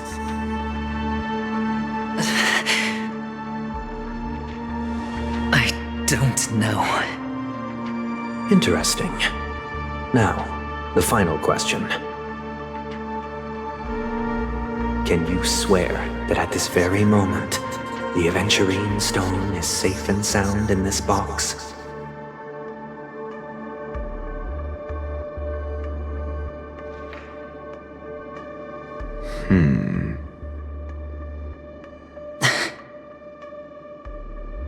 Of course. Looks like we can get an answer. Open it, Mr. Aventurine. It's your last chance to defend your honor.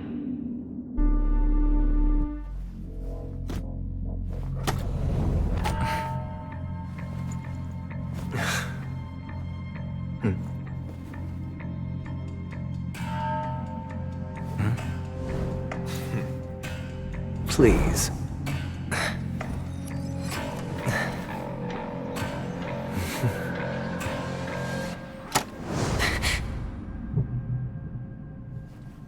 Are these what you're looking for?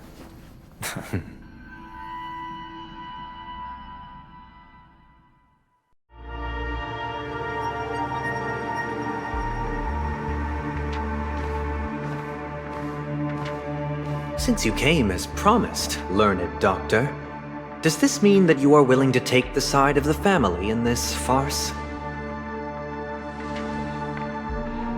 What makes you think you can convince me? I've heard you haven't enjoyed Mr. Aventurine's company. I also understand that you're an avid learner who sees the pursuit of knowledge above all. In that case, you ought to realize that a competent scholar knows their position and wouldn't forsake more vital matters for the sake of petty pride. If you agree to assist the family, I'll share our research findings on the Stellaron. You must be quite aware that, besides the family, no other faction is willing to share such information.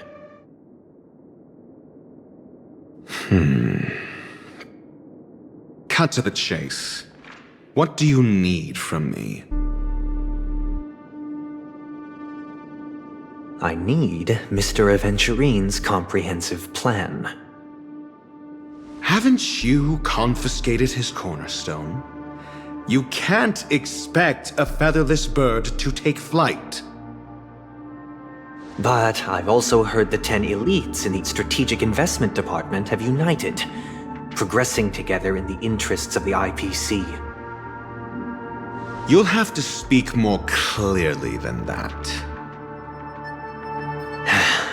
The cornerstone, which Mr. Aventurine surrendered.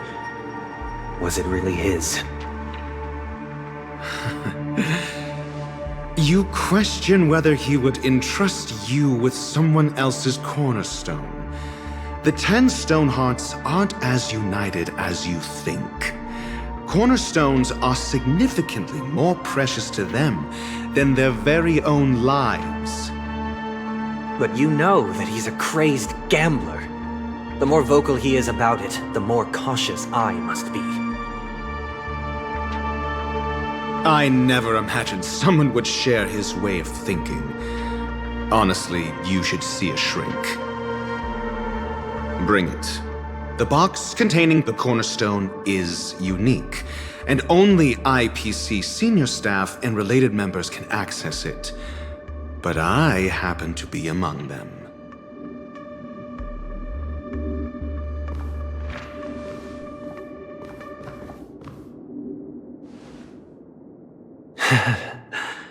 I appreciate it.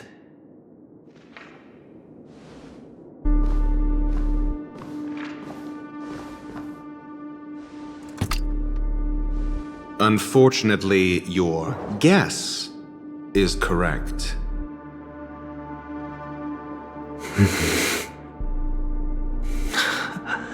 The golden stone.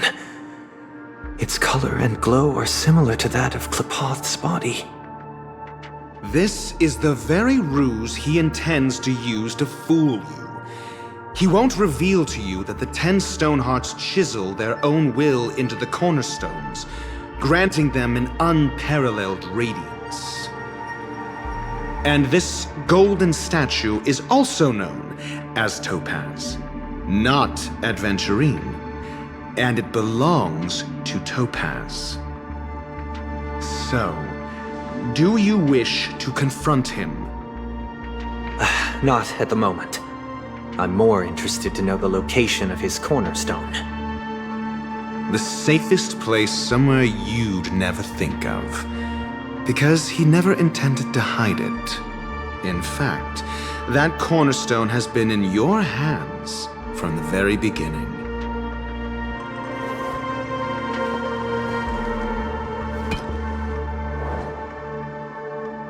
I see. This bag.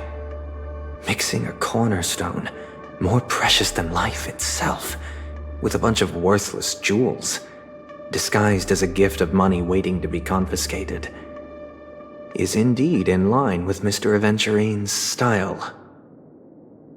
Then he makes up some trivial excuse, downplaying the matter, and requests the gift money. This is a gamble, one he's all too familiar with, betting on your single misstep, leading to a total loss. Learned doctor, I am grateful for your help. The family will surely reward a righteous person like you. As for the villain, I hope he retreats in humiliation. It was all thanks to your friend with a keen eye that I could add a blot of utter failure to your storied career. Ratio, you wretch. Finally shown your true colors, huh? Oh, and just to remind you, you currently only have 17 system hours left to live.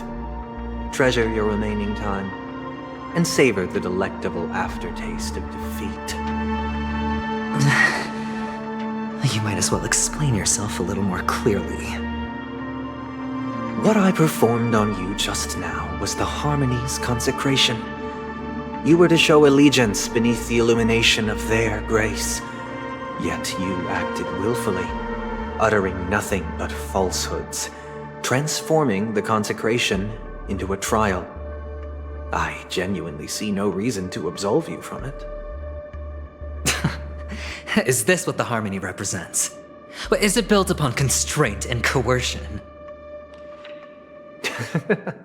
You misunderstand, Mr. Aventurine. Punishment is meant for the irreverent, but I have seen your resilient spirit, and thus I offer you the possibility of a new beginning. Throughout these 17 system hours, you will be unable to escape the dreamscape or contact any of your companions. You only have 2 paths before you, and it all depends on whether you can complete my test within the time limit. Should you succeed, you will be able to coalesce into the Harmony and be with your family. If you fail, you will suffer the wrath of the Eternal Centurion and fall into an abyss of doom.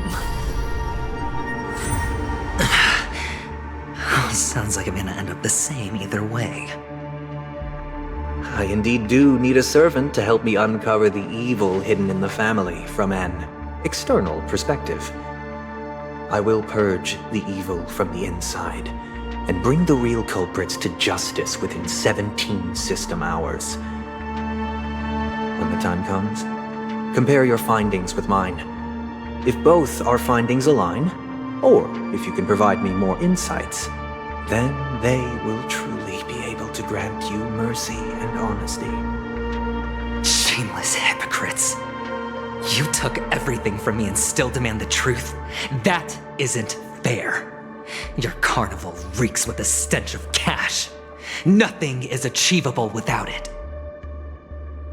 This is meant to be an act of personal virtue, not requiring the family's support. Your bag is over there. Do as you please. I believe you can trade this bag of worthless jewels for everything you need. That's what gamblers excel at, isn't it? Off you go, Mr. Aventurine. You are free. I will wait here for your good news.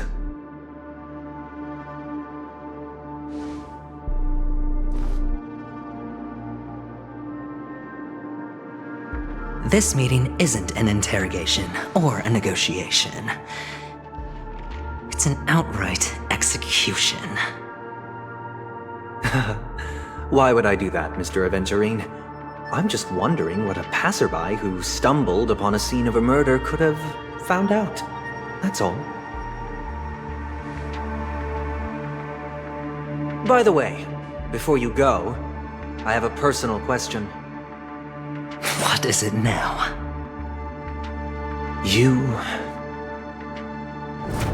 Do you truly wish to bring about the destruction of this world?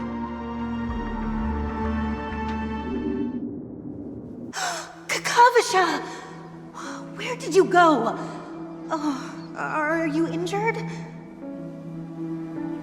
I got it back, sister. You went to look for them? That's too dangerous.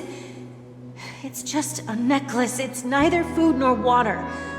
We can survive without it. But I can't live without you, little brother. Promise me not to look for those catechins again, okay?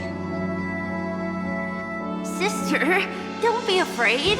The catechins are fools, but I'm smart. I played a game with them, and I won. Won? What happened exactly? Tell me. I made a bet with them. The two birds in the desert and me. Who will die first? I won. They suspected me of cheating, but I didn't. I won fair and square. Of course you'd win. You've always been a lucky child. Gaiathra Triclops must be watching over you. But that's no reason to push your luck by going up against those bloodthirsty, cruel catechins. Have you forgotten how Mom and Dad...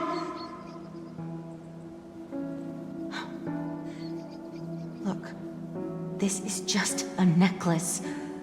But Kakavasha, you are my only family.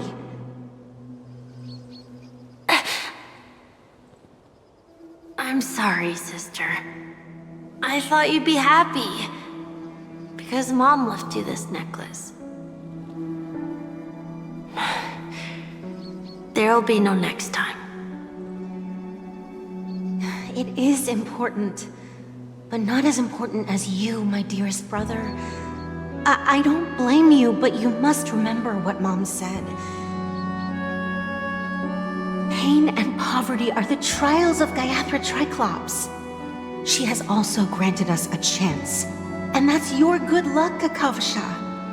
Your good luck is the most precious wealth we, all Avgin, have. You're a child blessed by Gaiathra Triclops and can lead the clan to happiness. So always remember to protect yourself and never resent the pain and poverty you're going through, all right?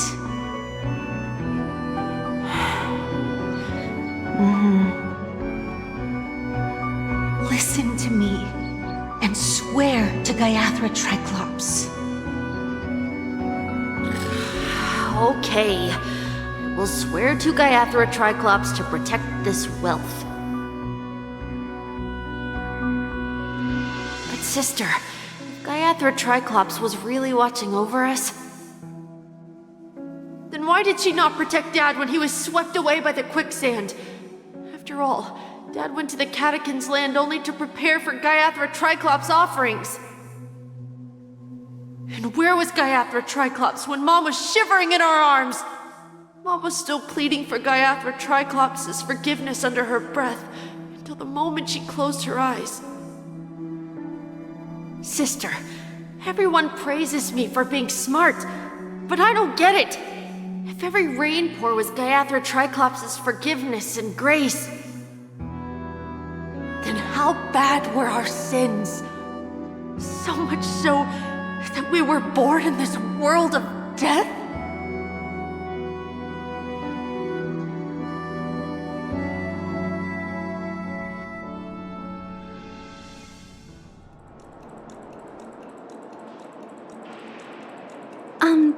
Excuse me. I can't seem to find any information on this artist in the Iris family archives. The photo you provided also doesn't show any matches. Just as I thought. I'd like to ask, what kind of traces do people leave when they enter a dream? Are you referring to the records when you enter the dream pool? The equipment will monitor physiological indicators such as heart rate, blood oxygen levels, and body temperature in real time. This data will be included in statistics and handed over to the family for the screening of any data anomalies. Immediate action will be taken once any illegal behavior is detected. I apologize. The hotel does not have access. This information is managed by the Bloodhound family. We can only gain access if there's a problem. Looks like nothing can be found here. At least we know who to look for next. We can ask the Bloodhound family for information. Thank you for your assistance, Miss Allie. By the way, is Miss Robin doing fine? We are looking forward to her performance. Fine? What does that mean? Is there something wrong with Miss Robin? The preparations for the Charmony Festival have been proceeding smoothly, so I guess things are pretty good. I believe she will be able to put on a spectacular show for all of you. I'm sure. Sure enough, no one knows about Miss Robin. I'm not surprised. But that Miss Firefly is truly mysterious. There's no information on her in the hotel system. Even if she's a stowaway, she should have a disguised identity after entering the planet. She's also in the running for the legacy. How is she going to sneak into the dreamscape unnoticed?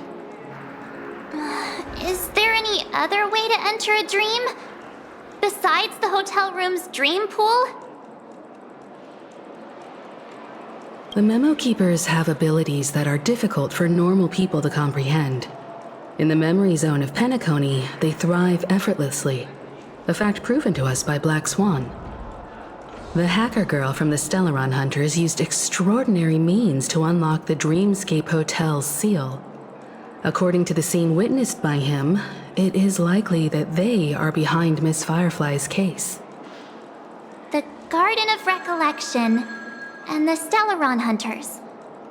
Both are possible, but what about the IPC? Since they want Penacony all for themselves, they're bound to have a plan. Who are you guys? The Bravo team has arrived at their designated position, ready to execute armed evacuation operation. Boss, get moving! Armed evacuation? Boss, are you drunk? What do you know? It's more efficient this way. Just don't let the director find out. Act first, report later. Understood? Help! Help me! I spent all my year-end bonus on the snowball! I don't want my name on the department's major disciplinary notice! check it out! That voice. Could it be the IPC workers from Bellabog? To all guests, the IPC will be conducting special operations within the hotel. Please follow the staff in charge of evacuation to the designated safe zones, or compulsory measures will be enforced. I'll request a beating for you lot! You've been told not to drink during work hours. Take him back to the hotel room. I'll organize a meeting later to properly go over how this incident report should be written. Miss Topaz? I never thought I'd run into you on Penacony. Long time no see, Astral Express crew. Aventurine has told me a lot about your happenings. Huh?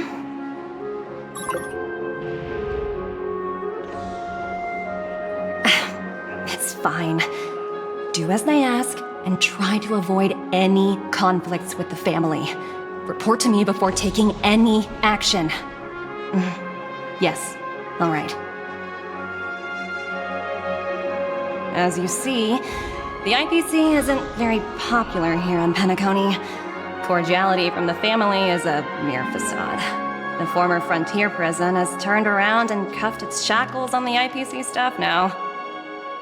Only Aventurine, who carries an invitation, is allowed to attend the banquet. An entourage like us, we can only sit around in the reality hotel, unauthorized to even enter dreams. No wonder Aventurine's scrambling to partner up with someone. The IPC can't back him up in the dreamscape. His situation isn't optimistic, I hear. You're all helping to investigate some dirt on the family, are you not? Let me know if you need anything outside the dreamscape. The IPC always treats its partners well. Thank you, Miss Topaz. We're on our way to the Hounds to verify some intel. Perhaps you've had dealings with them? Yep. They're tailing us right now. Why not go and talk to them? It'll take the spotlight off me. Being constantly stared at is really uncomfortable.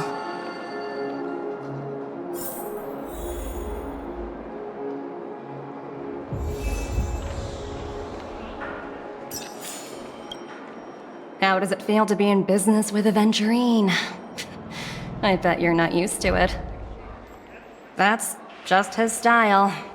All or nothing is his mantra. He's always cozying up to his clients while egging them on to undertake some dangerous assignment with him. But everyone has their merits, so I won't comment further. But Aventurine's luck has always been good. He's always closed all his cases without a hitch, and basically never lost a gamble. Which is why, on the issue of retaking Penacony, I'm watching with keen interest. As for the two cases, apologies, but I don't have much info on them either. All I can do is ask you to keep digging for more details.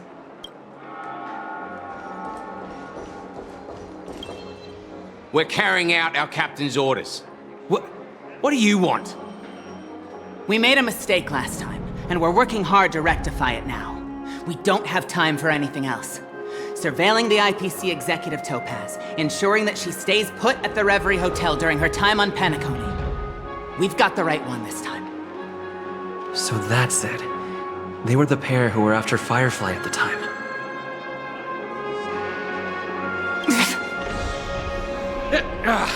It's you again. Back for more trouble? We're not afraid of you this time. Well, spit it out. Stop bothering us if you've nothing important. So you know each other. Why do you keep running into people you've beaten up before?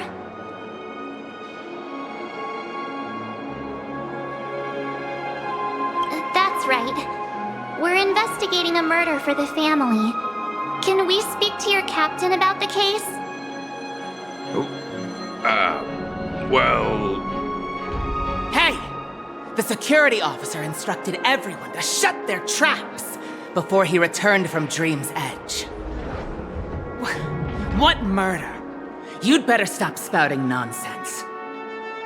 Yeah, that's right. We have nothing to report. Please leave. Looks like they're not going to cooperate. But they did at least tell us that the captain is at Dream's Edge. Why don't we just look for the security officer then? It's probably Gallagher, the one he mentioned, right?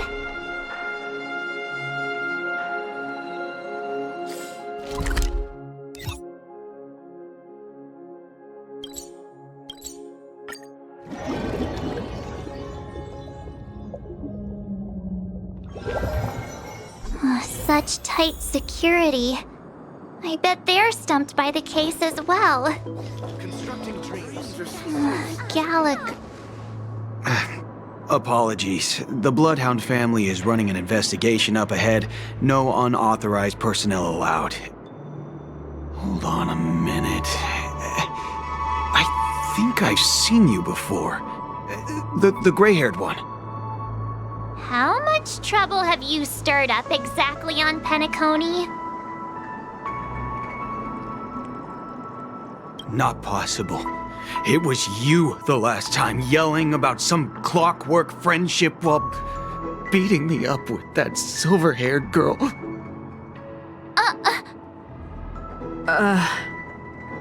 I'm not letting you get by this time. Please leave, or I'll have to get on my knees and beg you. Huh? What kind of heinous crime have you committed now? Hold on, sir. We have documents authorized by the family that would aid your investigation. If it wouldn't trouble you, could we see this Mr. Gallagher? Who exactly is this Gallagher you keep talking about? There have been a few people mentioning this name. Even the one with the gray hair. He didn't send you all here?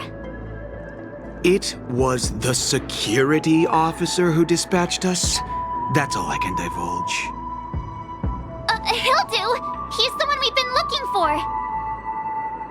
Sorry, no can do. The boss said that since it's a matter of the family's reputation, no one's allowed through. Everyone, please leave. There's really no need for us to make things difficult for each other, right? We're really sorry for troubling you. Let's think of another way. Another way? That's it! Didn't they say something about that... what was it? Clockwork? That got this guy to change his mind? Can you perform it again? That... clocky magic.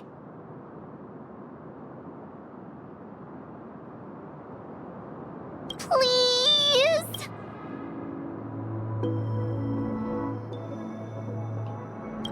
Sorry, no can... Everyone...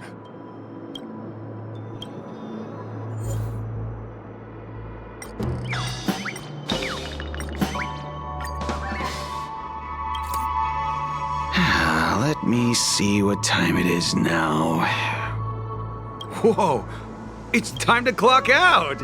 And no one's gonna stop me. What?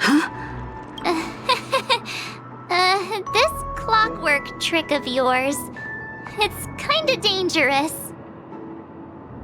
At least he won't be getting in our way again. Let's go find that Gallagher and ask him the intricacies of the case. I was wondering what all the commotion was. Huh. Oh, it's you guys. Welcome. Since you made it here, what can I do for you? Hello, Mr. Gallagher, sir. Judging from your tone, it sounds like you were expecting us. Miss Himiko, you're too polite. There's no need to call me sir. Mr. Gallagher, you even know my name. Of course I do. You folks are from the legendary Astral Express and honorable guests of the Watchmaker. I had an encounter with this gentleman in the Golden Hour. I remember that little silver-haired girl was there too. I'm sorry for what happened to that kid. This is also the reason why we've come to visit you, Mr. Gallagher. The Express can't just overlook the death of that child. So we've decided to help the family get to the bottom of it, in the hopes of getting justice for her. The Nameless involved with the family. What an unpredictable twist of fate. Why? What's wrong with the family?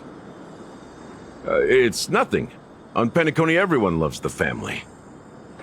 No matter how much one resists the beautiful dream, when the time comes, they too will find it hard to let go. Who wants to leave a warm nest? Just idiots, little kids, and inebriated fools. Mr. Gallagher seems to be getting at something. But you got it wrong. I'm not. You want to discuss the case? Sure, come with me. This is not a good place to talk. Let's go elsewhere.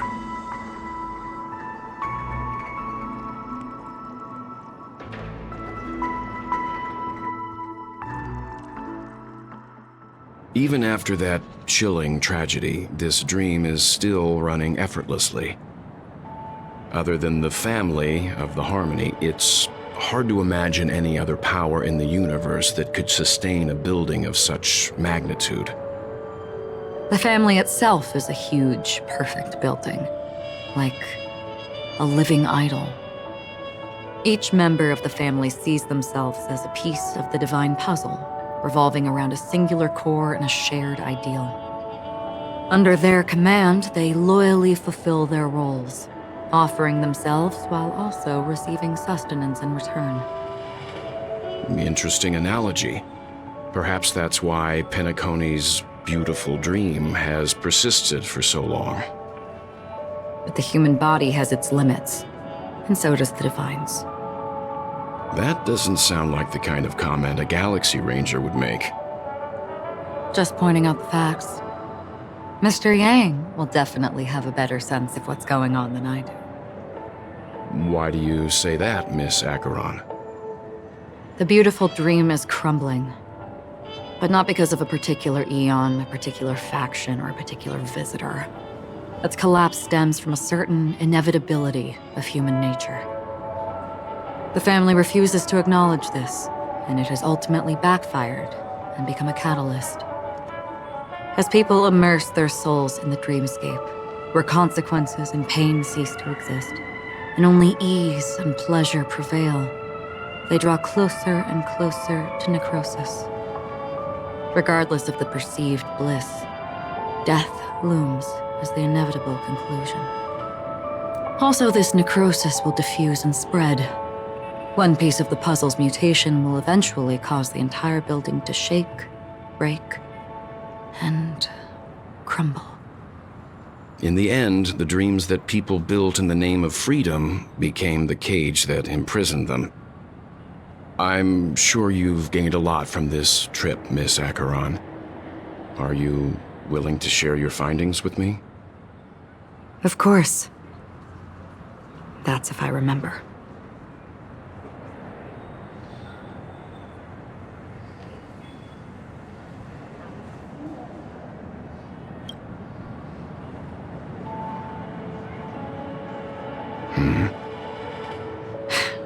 Don't mind me, it's just a habit. Owing to events in the past, I've become easily forgetful. It's only when this sword is unsheathed that those hazy memories start to become clearer. Take your time. That should do it. I vividly remember everything that occurred on Penacony. Ask away.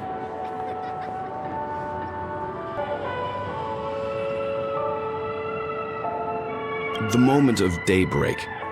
I've heard that's where the Dawn Factory, which processes the foundation of the dreamscape, is located. Behind the dreamscape's song and dance stand many imagination factories. Workers create all kinds of whimsical works day in and day out in their dreams. Then they return to reality and sleep on a narrow bed in a room. They say it will suffice. Experiencing the bizarre and motley dreamscape is the best reward. There I encountered a young woman who had just come of age, the perfect time to indulge in beautiful dreams. Her greatest wish was to one day move to the golden hour and see the magnificent garments she had woven with her own hands. For certain reasons, her wish was difficult to fulfill. But I managed to bring her a garment. Gilded Hour. It's said to be Penacony's currency center. Yes, it is a fortress-like financial city, the economic heart of the dreamscape. The Pepeshi people of the Alfalfa family are there to keep it running, sending blood that is made from money everywhere on Penacony. Everyone there is exquisitely dressed and always in a hurry. The greatest wish of the local Pepeshi people is for their future generations to work in the Gilded Hour. I've never met anyone who is willing to talk. I could only stand at the crossroads, watching crowds of people hurrying like the wind through the jungle of steel, only to deposit the alfalfa credits that they'd earned into the bank's vault. I don't know if they would open the vault door, but before I left, I witnessed a well-dressed Pepeshi person plummet from the sky, while those around him I hear the Blue Hour is very romantic. Do you have any tales to share? Perhaps Mr. Yang has heard. There is a large boat called the Eventide, anchored along the Sea of Dreams, where soft music and dancing persist endlessly every night. I ran into a wizened lady there. She was at the dock, waiting for her long-departed lover to return, waiting for countless hours within time that stood still. In the humid sea breeze, she spoke of her own youth. Like many who desired wealth and love, they came to Penacony to pursue their dreams. Alas, her lover's consciousness was finally. She suggested we continue our conversation on a boat in the shallows. I agreed and boarded the boat with her. Finally, we retreated to the beach.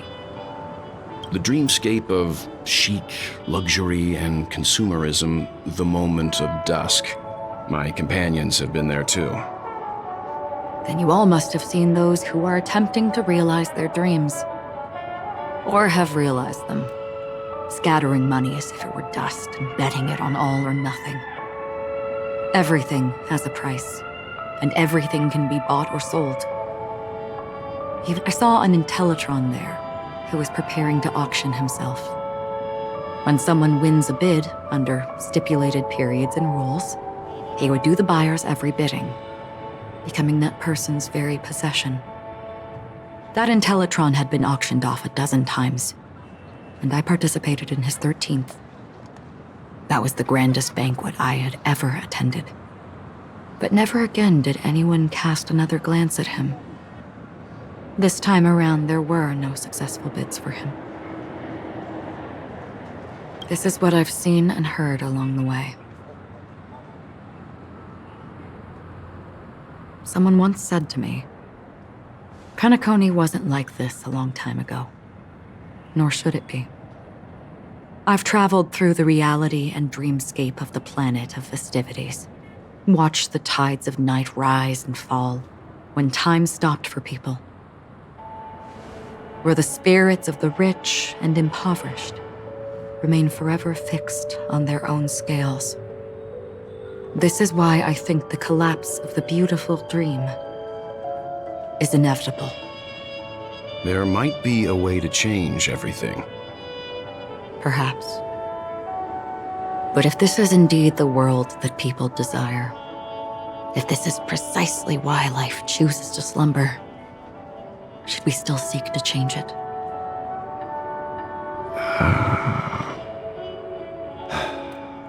Miss Acheron, now it's my turn to share a story with you. There was a man from my homeland who, at a time when the world was grappling with deep, unhealable pain, made a choice. He wove together the dreams of everyone in the world, linking people's dreamscapes, and shouldered this burden himself. From this, he created a giant, a spiritual atom. And since that moment, the giant stood between heaven and earth, becoming the pillar of the world's existence. As a price, those who found it hard to move forward, who could not advance, forever lost their future. They slumbered in a dream, devoid of disaster and pain, living out their days peacefully in the man's created utopia. And it is because of the wishes of those people who wished not to awaken that this spiritual atom became unbreakable. And yet, you stand here right now, which also means that man failed. Because people must always move towards the future. Even if human weaknesses make them pause when they truly cannot move forward, humanity will eventually seek a way to save itself. And that man, he was never a failure. Like everyone in that world, he etched the possibilities of human nature into his heart. He was the sun chaser of legend, soaring towards the sky and embracing his final victory with his fall. He ascended to heights uncharted, only to come face to face with the sun, a place not visited by anyone before. His wings would melt because of it, only for him to fall into the sea. And after that, countless others would surpass him, soaring to even greater heights. A fitting metaphor for the Nameless's trailblazing spirit. Thank you, Mr. Yang. I know what you wish to confirm. The universe has innumerable similar, yet different worlds. In these worlds, there are innumerable people who look alike, yet don't. I, too, have embarked on journeys, encountering old friends with familiar faces on different worlds, witnessing their destinies follow paths similar to mine. So I will tell you, even if not completely similar, the story you just told, it overlaps with my past. And within that abyssal dream, I ended that man's life. Alone.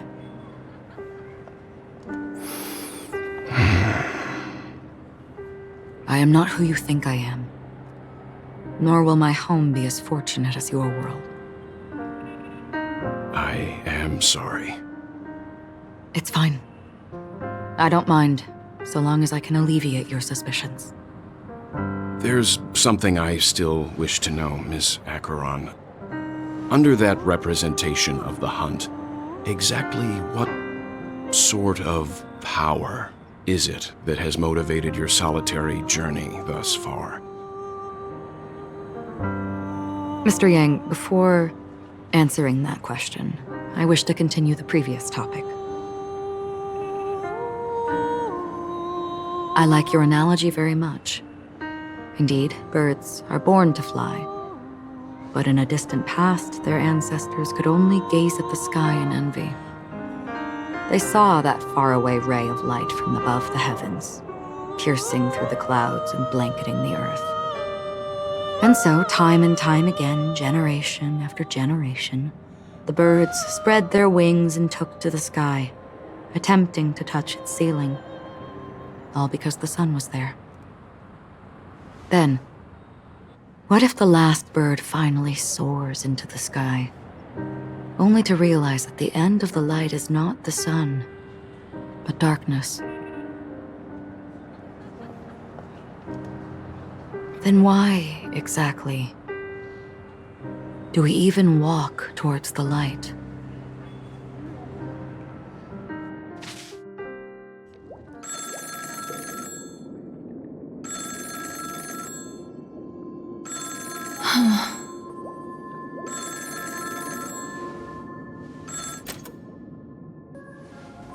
Long time no see. Having fun on Penacony? Acheron? This voice, It's not Constance.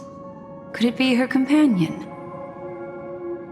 Though I don't know exactly what you are, or what you're up to, my bullets will find you.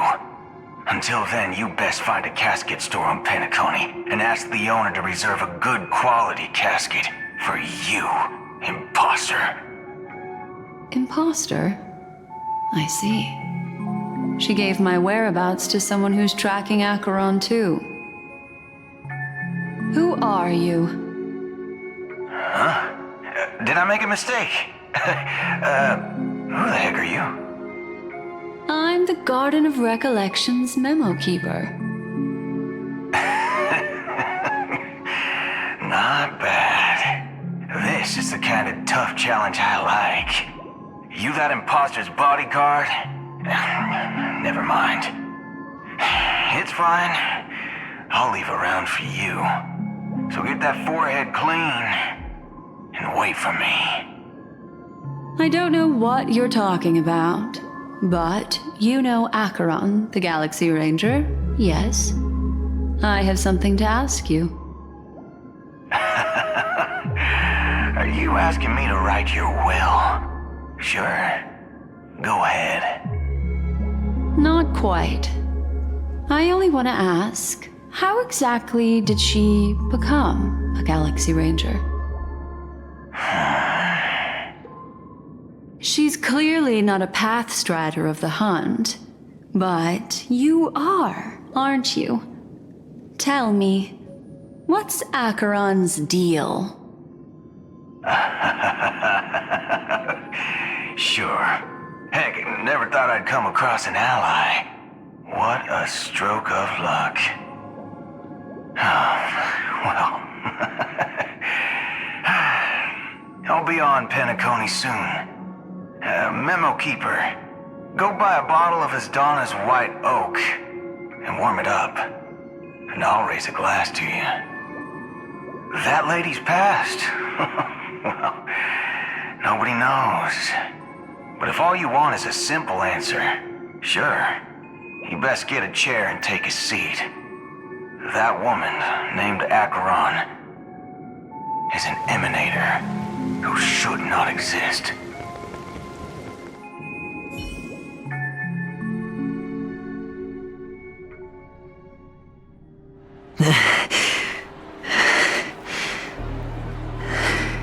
You look pale. Or is that also part of your act? I didn't think you'd have the nerve to show yourself. I thought this was exactly what you wanted. After all, I faithfully fulfilled my duties as you instructed. Just tell me if you can't hold on any longer. So, the genius of the Council of Mundanites wants to be my Undertaker now. What an honor. Yes, and I'm pretty sure the people at the Strategic Investment Department would love to be notified of your death in due time. But let's not forget, you won't be seeing them, because I'm the manager of this task. Great. Then tell your people that Aventurine is ready to go in 17 system hours. Oh, you've got a lot of nerve. How exactly do you plan on completing your task while your hands are tied by the Harmony? My conversation with Sunday convinced me that there's a traitor in the family, and that they hold the secrets of Penacony. So, I took the opportunity to set everything in motion. I even managed to recover the gift money. Things haven't gone this smoothly since I walked through the doors of the Reverie. Now I'm only one step away from victory. Let's just wait and see. Sounds like a very elaborate way of saying that you failed. That's all I can say. Have you forgotten, Doctor? You betrayed me. Go. Do what you must. I look forward to the sight of the IPC fleet surrounding Penacony. You've achieved what you desired, haven't you? That's true, but what's your plan? Did you conceal an orbital support beacon in that gift money bag? Well, who knows? Maybe that's why I'm handing out cash even when I'm about to bite the dust. You are indeed a gambler. An insane one at that. Maybe I am. Who knows? Fine. Here, take this. Open it when you're on your last legs. You'll thank me. What's this? Medical advice?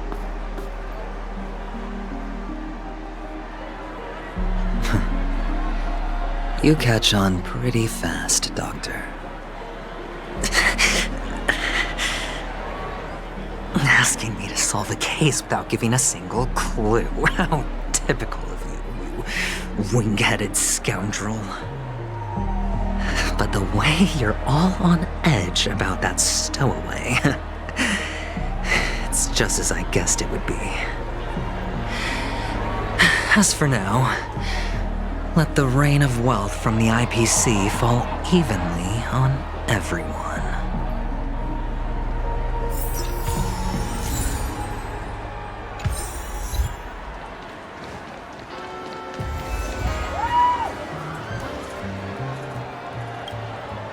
Would you be willing to support my performance? And keep the Song of Beauty alive in the cosmos? Wow, how fabulous! But why would you give such a wonderful gift to a random stranger like me? Well, you see, I can't bear to see anyone in this sweet dream suffering from poverty. That's incredibly kind of you. Thank you so much, sir. If you ever get the chance... Sure thing. By the way, do you happen to know anything interesting about death? Death? That's a pretty scary topic, and it doesn't really match the mood of this sweet dream. Oh, you see, I'm a tabloid reporter collecting ghost stories in Penacony. As you know, the more chilling the stories, the more attention they get. Maybe you could. Well, if you're up for some gossip, it's not about death, but there have been some rumors about a guest at the Reality Hotel who fell into a deep sleep and didn't wake up. It was like they were in some sort of coma. Nobody knows what caused it, but luckily the customer eventually regained consciousness. Well, all customers are under the protection of the family, after all. Thank you. This will make for a very juicy headline. Unexplained coma. That's actually what happens to your body if your brain dies in a dream. But unfortunately, the customer ended up waking up in the end. I can feel something. The world has truly lost its way. You... Wait. I get it now. This is some sort of prank show, right? You must have some cameras set up around here to film yourself doing good deeds, right? You youngsters are always looking for a quick way to get an audience. But you know what? A truly great show never comes easy. A great show will start soon, old man. But before that, I need to ask you something. Do you know where I can find death in this dream? Ah, I see. Another fearless youngster looking for death, huh? Well, let me give you a piece of advice. Don't think you're the first one who's ever thought of that idea. Death? Not even remotely innovative. I bought it from Dr. Edward. He claimed it was some exclusive fancy schmancy stuff. Oh, but what a disappointment. The effects were awful. First, some monster covered in eyes stabs you in the gut, and then all you see are blurry glitter. Is that... Yeah, what else can you expect? Don't put too much stock in the Penacony movie industry. They even call this junk What a joke. Well, I'll leave you be then. I hope you have a monster covered in eyes. That sounds like the Memory Zone meme.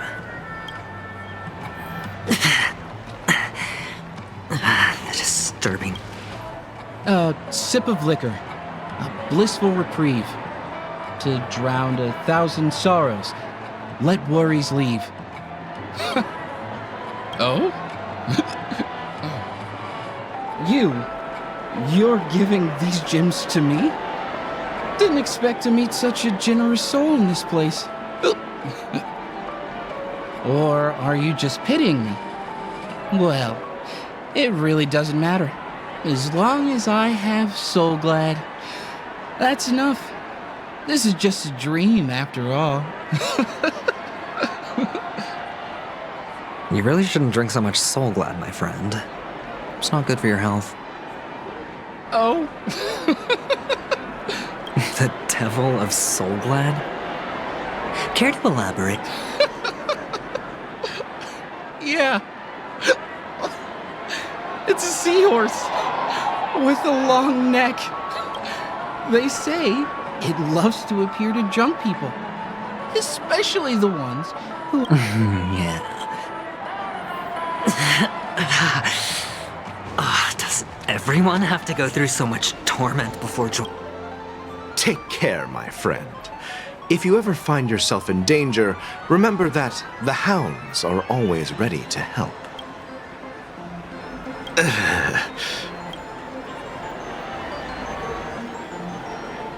You don't look good, my friend. If you need assistance, I can contact the hotel and have them wake you up forcefully. That won't be necessary. I have some business to... All right, then. If you ever need... Well, actually, I do need a favor. Stowaways? How could there be stowaways in Penacony? We've never had anything like that before. All right. Good. What was I even thinking? Family would never share intel with the eyepiece. This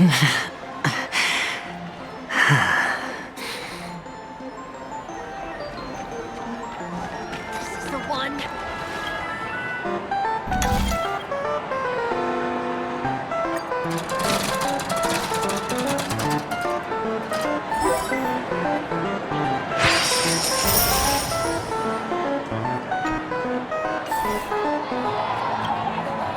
You want to talk to me?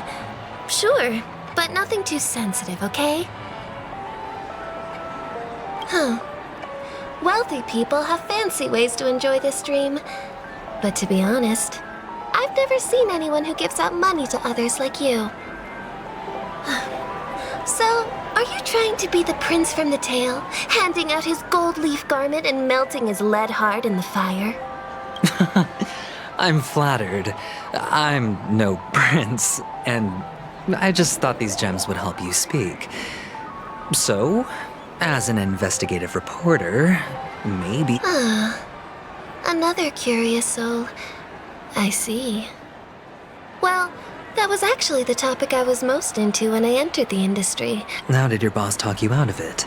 Well, she simply said, covering baseless urban legends like that would make us look like some third-rate tabloid. I thought about it, and she had a point. Reporting on stuff like blowing out birthday candles and getting spooked by nightmare ghosts isn't exactly professional material. Guess she's got a point.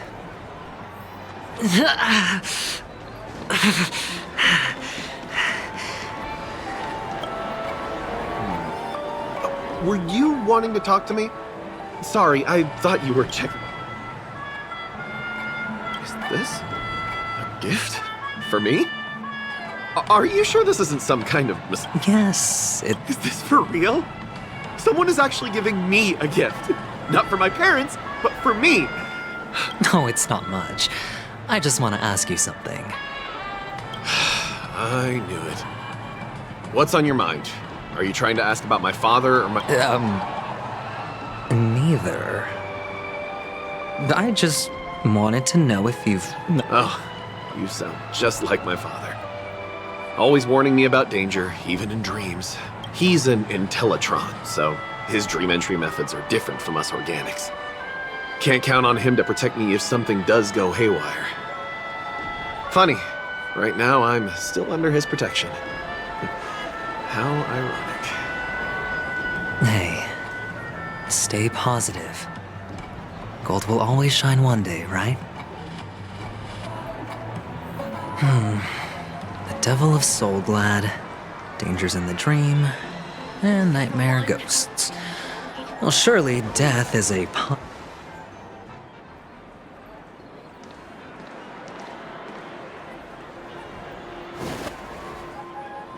Remember what I said. You Sigonians are better off hiding in the sewers. Look at you, snooping around and sticking your nose everywhere. Is the smell of death so enticing, my fine fellow? Oh, it's you, masked fool. I should have guessed it. You're the imposter who appeared on TV after Robin's death, right? I heard you got caught by the family. I gave you a clear clue. Befriend a mute. Simple and straightforward, you know? And what did you do? You messed it up and ended up as their prisoner. I told you to make friends with a mute, not become one yourself. You really let me down. What do you mean? You know better than I do. Who watched the little songbird that couldn't sing perish right before their eyes? You did, Blondie. No, I mean... What did you mean by becoming one myself?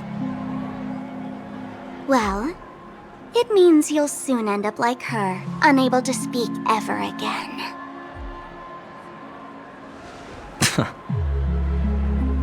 But it's a good thing if you ask me, because... Because I'm getting closer to the truth, right? Oh? Why else do you think I'm handing out cheap trinkets all over the streets, fool? All part of the act. Fool's bait. The more pathetic I seem, the more likely you'll come sniffing around. So, now that I've drawn you out, will you reward me with an answer for my efforts? Why should I help you? Don't you want to see Penacony descend into... chaos? Well, I can make that happen. I just need an answer to one question. Back then, when you asked me to find a mute, did you really mean Robin?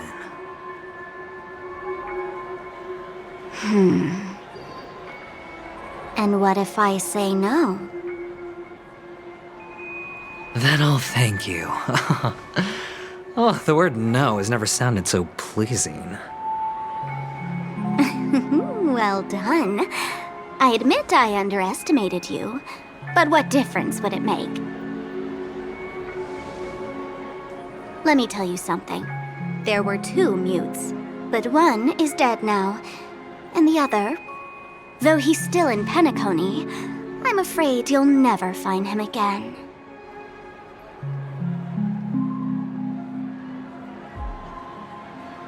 Now I'm completely sure that I was on the right track from the beginning and never strayed, fool. Right now, there are only 2 things missing from my grasp. The meaning behind the truth, and the means to expose it. How impressive. That's quite a fancy way of saying I haven't learned anything so far. Not exactly. I've gathered enough clues to prove its existence, and that's enough for me. As for the answers to my questions, I'll find them within 16 system hours. Oh, really? Only 16 system hours? Well, let me lend you a hand.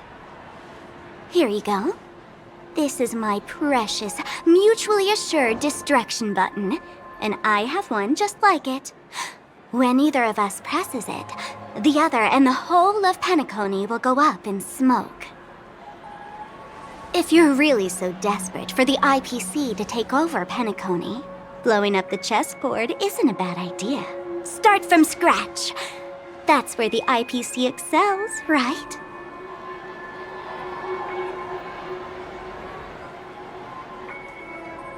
Just press the button when you're at your wit's end. And of course, feel free to reach out to me for my hospice care, too. Oh, a deadly button, huh?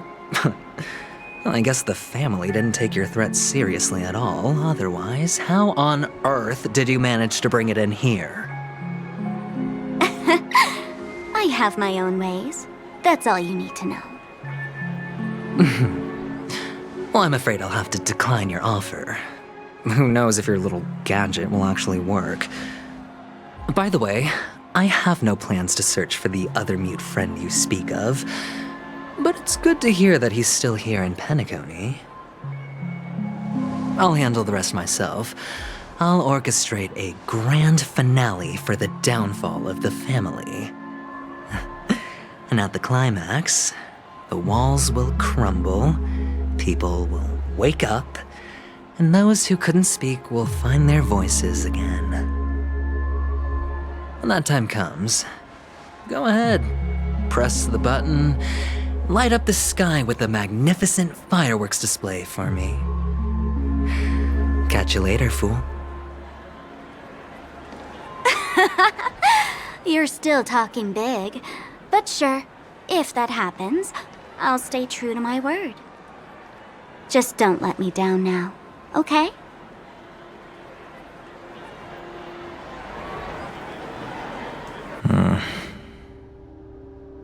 So, number 35. You're back. Like your new lucky charm? Can a commodity code really be considered a lucky charm? Silence! I didn't give you permission to speak, you Sigonian hound.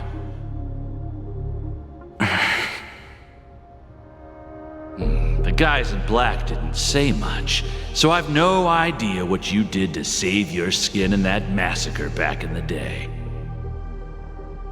But I figured you must have had good luck, so I bought you. From now on, you and your good luck are my assets. Are we clear? Your first task is simple. In addition to you, I've purchased 34 other slaves. Go and play a game with them. You came out alive after 2 days. It proves that you are the real deal. You're insane. Testing out if you're a good product. Aren't you worried that the money you spent on me will go to waste? I've got stacks on stacks, Blondie. The slave market is never short of self-righteous brats like you. But you look good, and that's why many customers are betting their fortunes on a scrawny brat like you. So go along now, and don't let your master down.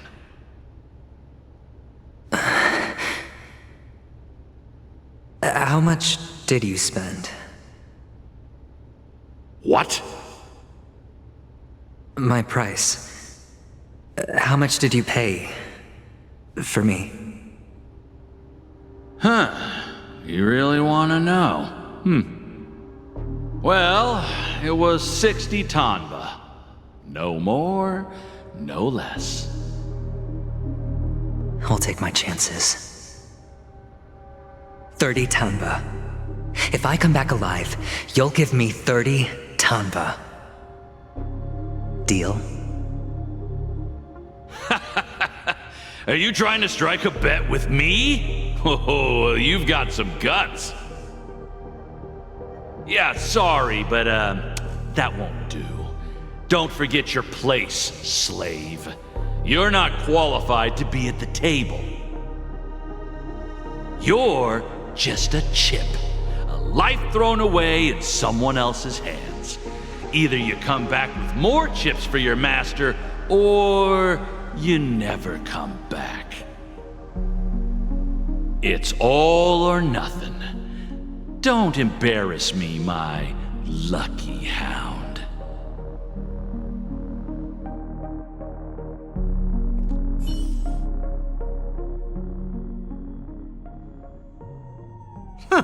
What brings you here, Gallagher? Some friends from the old days. Do you have a moment to spare, Siobhan? Oh, I have the whole day to spare. Ladies and gentlemen, welcome to Dream Jolt Hostelry. This bar offers a wide variety of drinks, but we draw the line at Soul Glad. Why settle for ordinary when you can experience extraordinary? We're dedicated to serving up nothing but pure joy and laughter. What would you like to drink? I'll whip it up for you. Oh, look! A lady as cool as Serval! Who's Serval? Will you, introduce me to her? Huh? Oops. She's heard us. Just spare them, my esteemed bartender. I'll take over the bar today. I'm getting up there in age, and I need some practice before I forget the skills that used to put food on my table. Where did you stash the ingredients? They're all under the counter. Since our guests have traveled from afar, shouldn't you whip up some special drinks? That's exactly what I had in mind. Hey, my friends, do me a favor. Go around the bar and bring me any ingredients you fancy. The discussion might take quite some time, so I'll prepare some customized, non-alcoholic drinks for you. In the bar? But aren't all the ingredients right there on the counter? Why, we're in a dream, my lovely lady. You can help yourself to anything if you wish for it. Comfort, hunger, confusion, or even boredom. It's all within reach, right at your fingertips. Oh, did you hear that? She just called me my lovely lady. Even in reality, mixing drinks is more than just throwing ingredients together. A bartender needs to capture the bar's atmosphere, master technique, and spin a tale of mystery and anticipation. Only then can a perfect drink crafted with a customer's life story be created. In other words, what you get from your drink is down to luck, so don't overthink it. Indecisiveness has no place when it comes to enjoyment.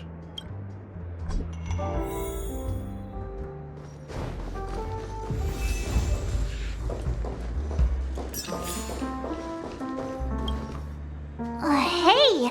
A few days ago, an actor from the Iris family came. Caused a ruckus with Siobhan.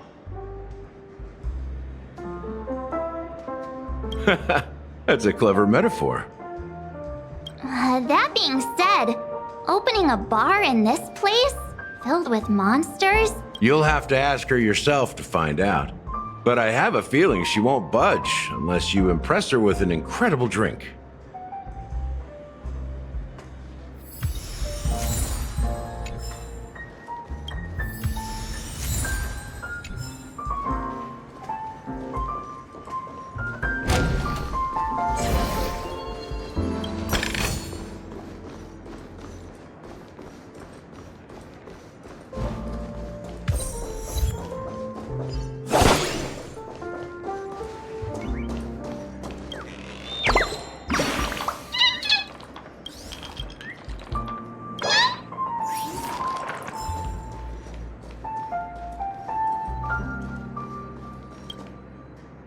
Check out this bottle!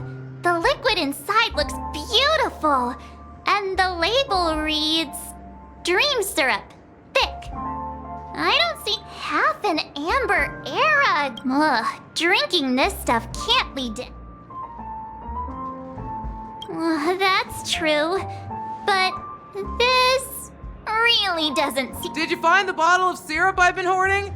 Don't worry, it's all just a dream and it won't upset your stomach. It's been aging for years. Then... that's quite a stash. Not sure if it's enough. Haven't I made myself clear enough, Miss Amiki? The Dream Jolt hostelry only welcomes guests who want to enjoy a drink to their heart's content. I'm sorry, but I'm not interested in your proposal.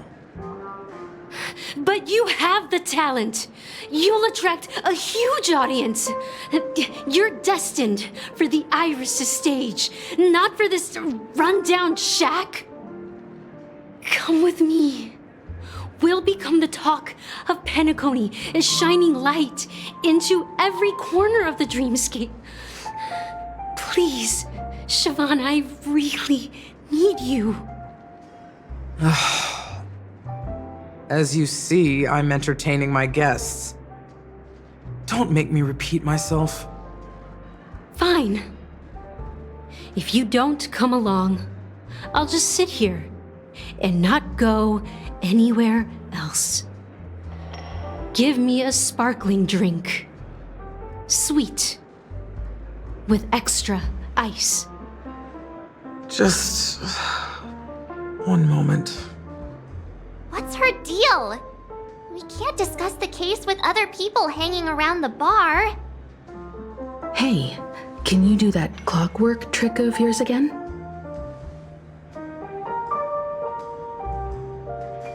Yeah. You're one of Siobhan's guests, right? What can I do for you? If you're here to convince me to leave, I just don't get why she won't leave this place.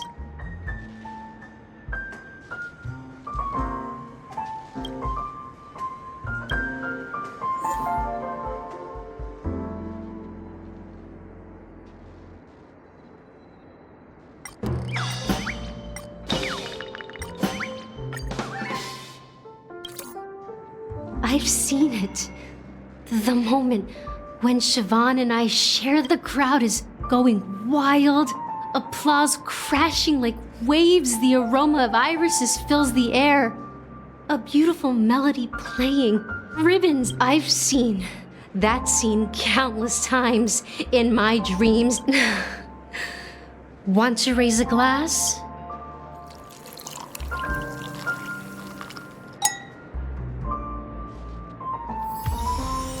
She's still not leaving.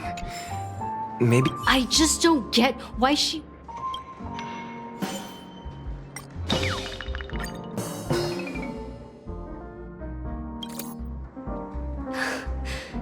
It's ridiculous, right? Our paths were... I'm too timid and shy, longing to shine but afraid of stepping into the spotlight. You don't know Siobhan's past, and you have no clue how radiant I know she probably thinks I'm just trying to ride her fame to get ahead.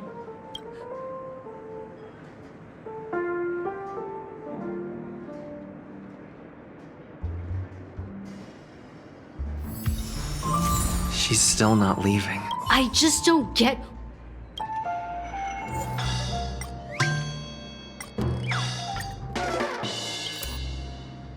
Those darn Iris jerks! They're the ones who... I get it now. I can help clear the way for her. I can do her a favor. I'll go back. Well... Talking to you, maybe I should find... Here's the payment for the drinks. Amiki has left? That's good for her. Radiant dreams may be enticing, but they're nothing more than dreams. Her drink is on the house. Please keep the money. When you're ready, go to Gallagher. I can tell he's itching to show off his skills.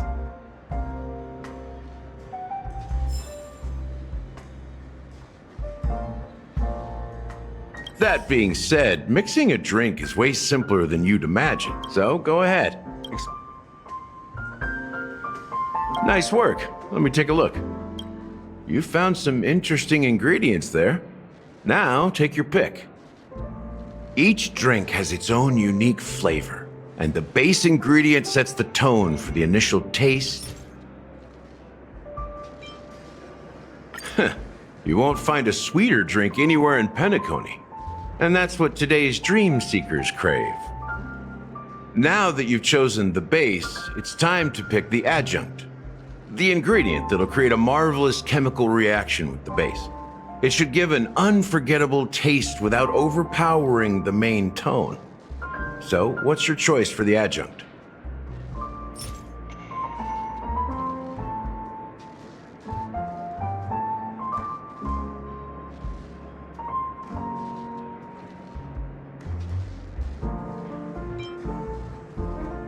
This is the most pungent adjunct we have, and my personal favorite. Before Mikhail left, the wrinkles at the corners of his eyes had deepened like knife cuts. He mumbled, his breath too weak to climb up his throat, caught up in his chest.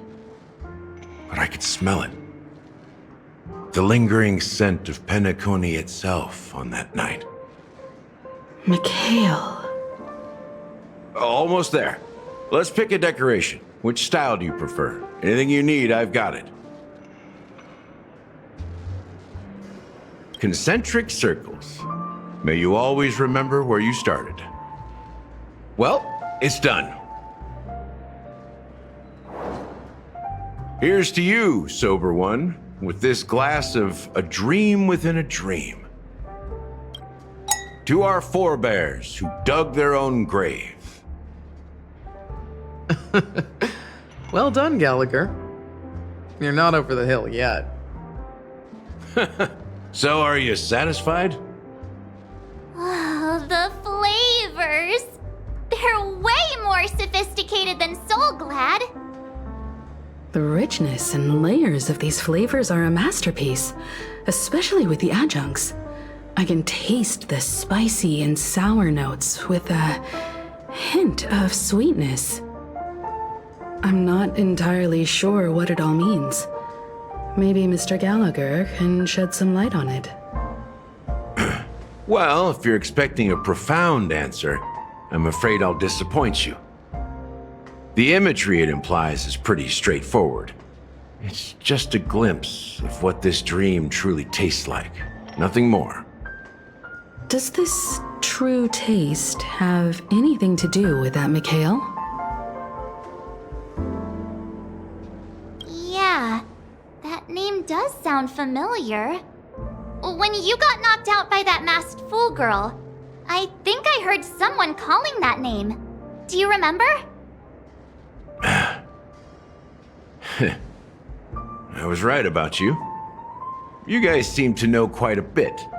And now there's no reason to hide anything from you anymore. Let's dig deeper into the case, and of course, I'll tell you a story about Mikhail.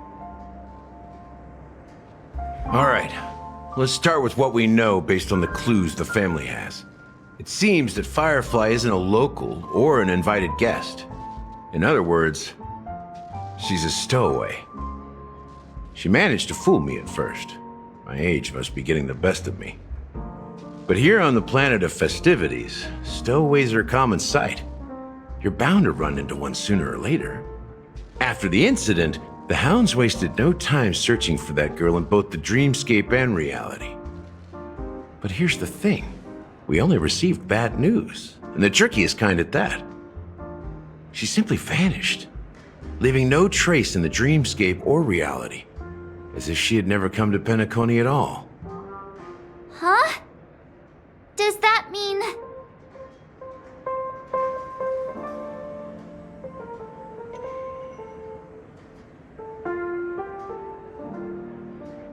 That's impossible. The problem now is not that she's dead, but that it's as if she had never existed in the first place. Let me be frank. This case, actually, is unlike anything the Bloodhound family has dealt with before. Dealt with before? So, death does happen in Penacony, if I understand correctly. You've witnessed it, so there's no need to hide. Even the shiniest city has its dark side. We're all adults here. Surely I don't need to explain too much to you. Confronting the family based on that alone would be naive. Death may occur in sweet dreams. So what? Such events are highly unlikely and only affect a tiny number of people. If you really want to delve deeper into this case, you need to understand the true problem with the family. I guess it's time to tell the story of that Mikhail. You're very perceptive. The Astral Express has received that music box too, right? Do you know the secrets it holds? There's a message. Witness the impossible in the realm of dreams. Find the legacy of the Watchmaker, father of Penacony, and thus the answer to the question, why does life slumber? That's the exact wording. Hey, why are you laughing? Wait, did you write it? It's quite poetic. No, but I'm the officer in charge of this case. So how could I not know? I'm sure you must have noticed that this message didn't come from the family. You might have even guessed that the relationship between the family and the Watchmaker isn't as close as it seems. That's just our speculation. Actually, it's hard to believe that the father of Penacony and its actual managers are at odds. Now I can assure you that your speculation is absolutely correct. The family has considered the Watchmaker an enemy for a long time, but the hounds haven't been able to track him down, as he seems to be living only in the characters and stories he created. Let me ask you a question. Have you ever wondered why the family allowed the Watchmaker to send out such a ridiculous message to the outside world, inviting you here and causing chaos? So, you want to seize this opportunity to expose the Watchmaker? Well, now you understand why the Oak family authorized the Nameless to assist in the investigation, but kept you in the dark, right? Because the Watchmaker is not the legend of the land of the dreams at all. He's the most shameful stain in the history of Penacony, and he's the root cause of all the anomalies in the dreamscape.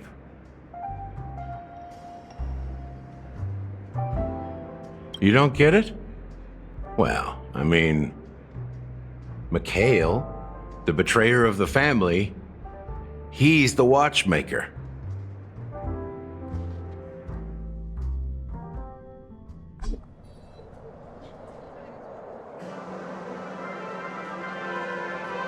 Here we are, Clock Studios theme park, most popular entertainment center in Penacony.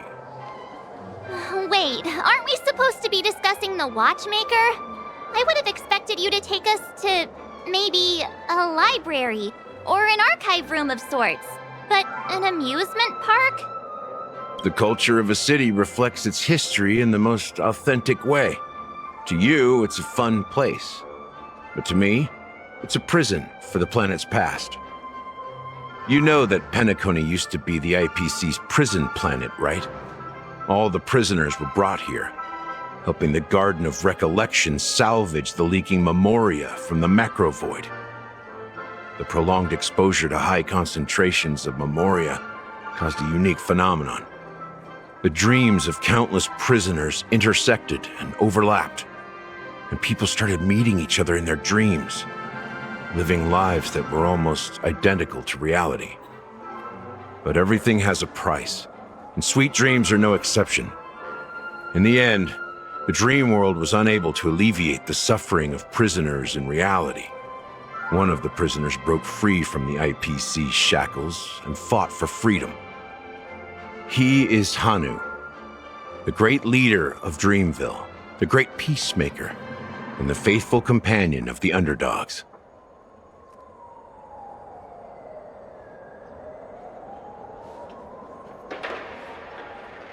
History is always written by the winners. However, it's undeniable that Clocky is an animation that draws from Penacony's actual history.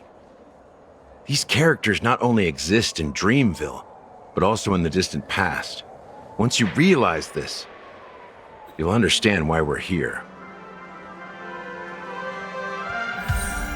There are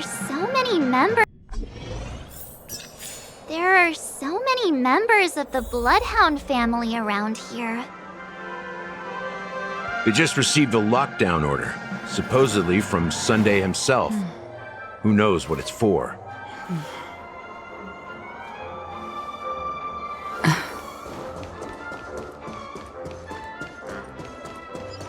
What's going on? So many of them. I've never seen anything like this, even when they're tracking down suspects. We don't need to go in. We don't want to draw any unwanted attention inside. We can just talk here. Let's find a quiet spot and continue our conversation. View here is great, right? We can see everything from here, including Clocky. If all the characters in the animation are based on characters in reality, then Clocky's counterpart is definitely the Watchmaker. In the animation, he's Hanu's partner and one of the founders of Dreamville. Does that mean the Watchmaker was personally involved in that war and sided with Asdana? It was a monumental war for freedom. Hanunu fought alongside a motley crew of masked fools, nameless, history fictionologists, mourning actors, omen vanguards, even visitors from beyond the sky. In the end, they emerged victorious. Among them was the person who would eventually be known as the Watchmaker. But if you do the math, doesn't that mean the Watchmaker was around for several centuries? I'm not sure, but Mikhail was already the Watchmaker when I met him, so maybe he inherited the title. How old are you now, Mr. Officer? I'm 13. No way. Not even close. Hanunu freed the frontier prison, but peace still eluded him.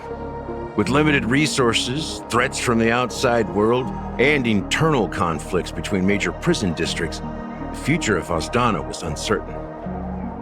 It wasn't until the Watchmaker approached the family with the idea of turning the prison into the planet of festivities that Penacony finally gained its name and glory.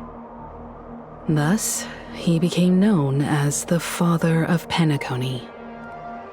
But didn't you say the Watchmaker betrayed the family? And you said you were his companion, so that means you...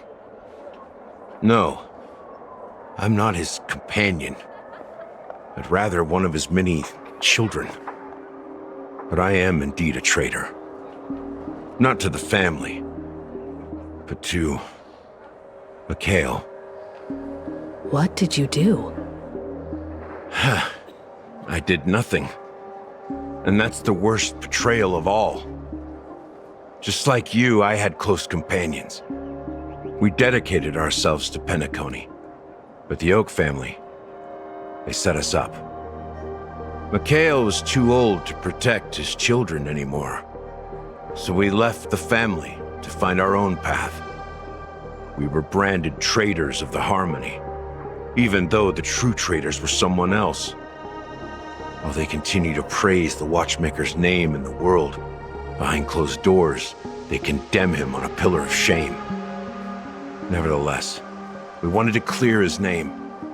We intended to find the real traitor, the one responsible for all this, and restore harmony to Penacony. But we failed. Too much time had passed, and the land of the dreams had become deeply corrupted. After countless fruitless pursuits, I gave up. Like a lost dog. The family accepted me and made me an officer, supposedly as a form of forgiveness. But it was actually a punishment. Since then, I've been completely cut off from my partners and my past. As for Mikhail, I heard he died in obscurity, in a place where no one could find him. That's when I realized that the Penacony I once knew would never return. We're truly sorry for what happened. But this is not the end of the story, right? Apparently, someone has inherited the title of the Watchmaker and has been secretly working against the family all this time. Unfortunately, after all these years, I have no idea who that person is, or if they're even real. Or just Mikhail's lost soul haunting the dreams. So, do you understand why I'm spilling all this info? Because I believe the girl's death must be connected to the Watchmaker's legacy. And at the end of all these mysteries, we will find the answers we are seeking. If it really is Mikhail's ghost, I want to meet him. If only for the last time. For those who despise me could form a line from here all the way to the entrance of the hotel. But those willing to look me in the eye and hear me out? Let's just say, there won't be many. I've told you all I know is a sign of gratitude. Thank you for listening to this old dog. Bark and all.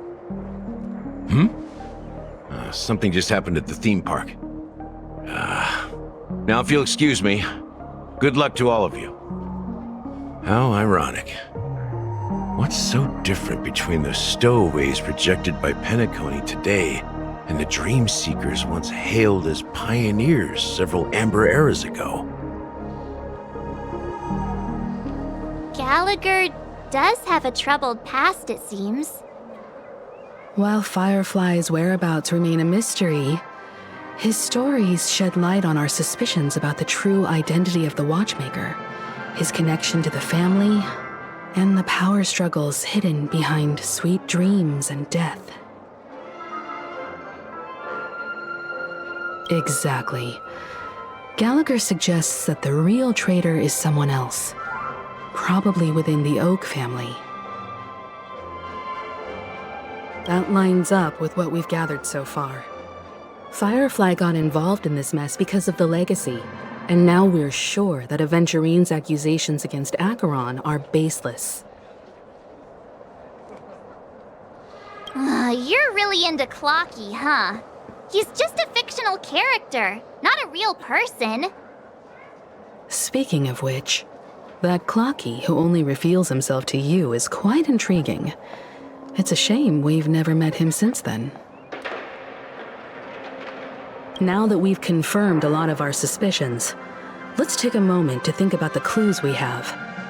Send a message to Welt and see how things are going on his end.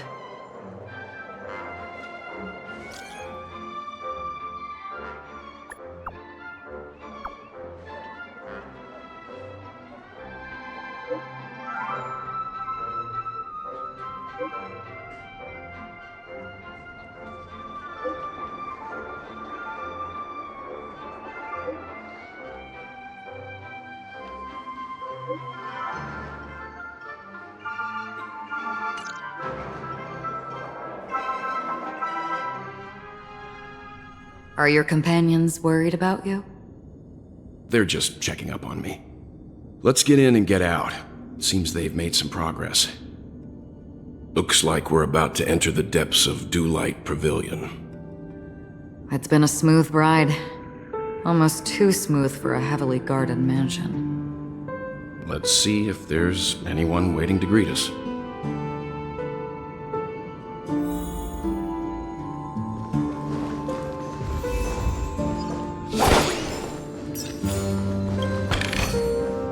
Don't forget to let your friends in on the action.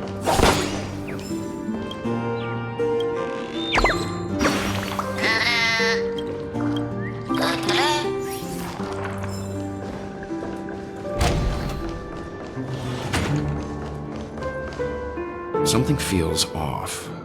A grand mansion like this and not a butler or servant in sight. Could it be due to the disruption caused by the emergency? Well, this door is open. Looks like we'll have to investigate ourselves. Let's... Just one moment.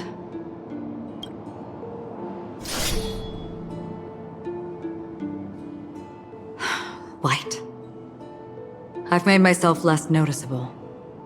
The crew can explain their presence as authorized by the family, but I can't come up with any excuses for being here. I see. What an interesting technique.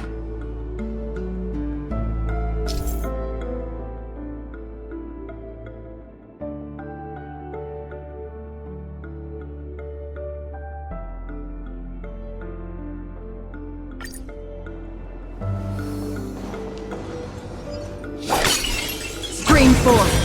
Gleam old blades.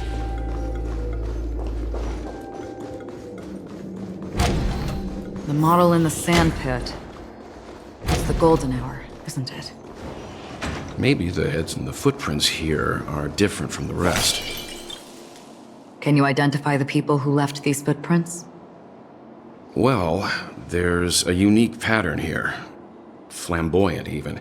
And judging by the size, I'd say these were men's shoes. If I'm right, it could be the IPC ambassador, Aventurine. Aventurine. What about the other set?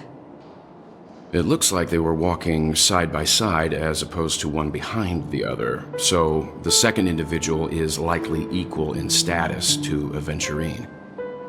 The IPC is eager to reclaim Penacony, so their presence here is not unexpected.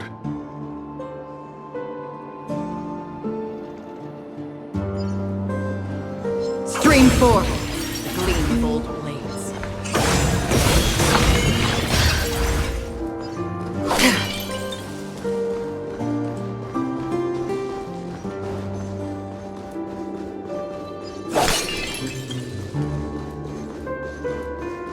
Well, there aren't any people in this mansion.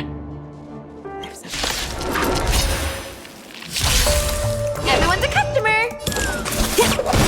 Hello, everyone! Happy New Year!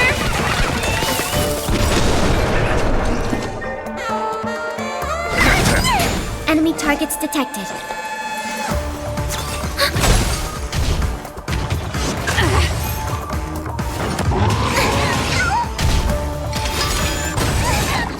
I weep for the departed. It too shall fall. Destined for oblivion.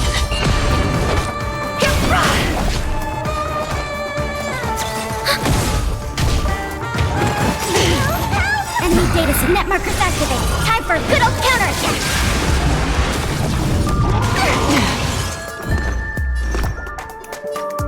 Protect me! Protect me! Free will, or was it fate? Still waters of oblivion. Forget your wallet? Commencing support.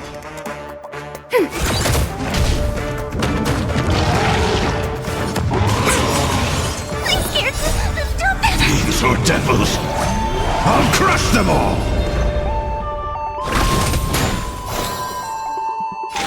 Destined for oblivion. I weep for the departed. It too shall fall. Don't drop a game! Come feast your Happy New Year! Ready for another? Still waters of oblivion. Look, it dropped something. A note. Looks like instructions from the butler for the other servants. Seems like the mansion's entire workforce were assigned other tasks before Robin's death. It must have been a big project to require that much manpower. The Charmony Festival, perhaps. But no matter what their main priorities are, there should always be someone left at the mansion, right? So you're saying someone deliberately cleared the place out? Yeah. but I don't know why.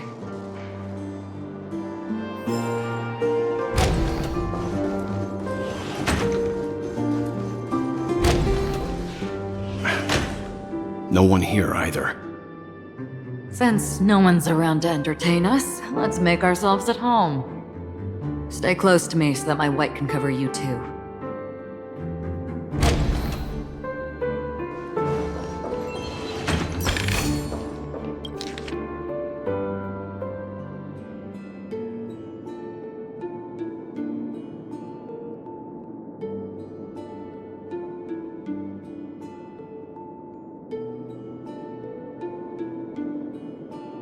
As soon as I and the rest of the crew arrived in Penacony, Mr. Sunday and Robin showed up to greet us. I remember hearing something unusual in her voice, and now it seems I was right. Robin believed it was because the harmony had been tampered with somehow. But as far as I know, there aren't many entities capable of interfering with the power of paths. Meaning? If there really is a traitor within the family, that person must hold a high position or possess unimaginable strength. That would explain why Mr. Sunday has been having such difficulty in catching the traitor.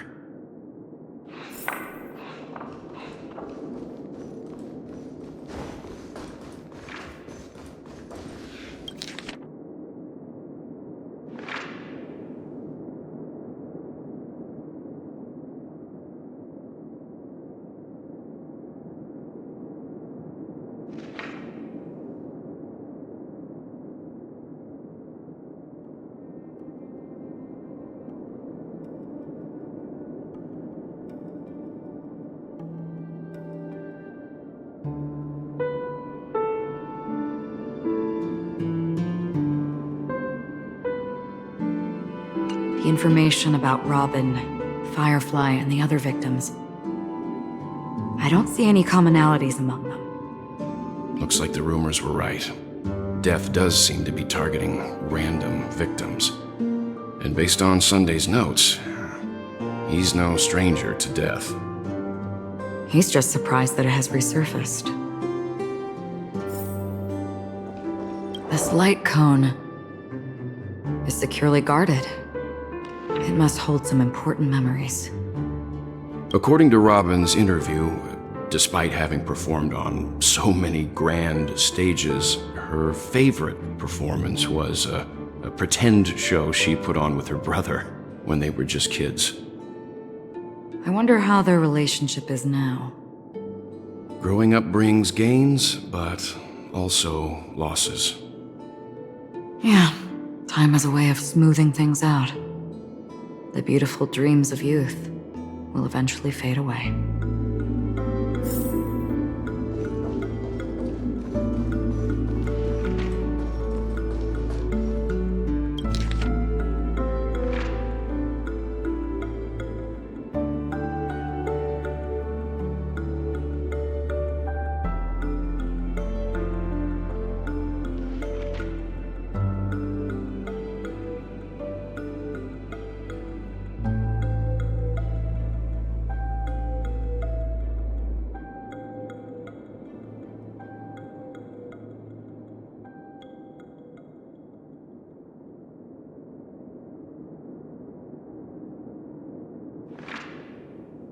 Mr. Sunday has done some serious research on his suspects. This traitor must have been causing trouble for the family for a long time. They all seem to be insiders, but I haven't met any of them. Huh? Wait, these characteristics. What is it?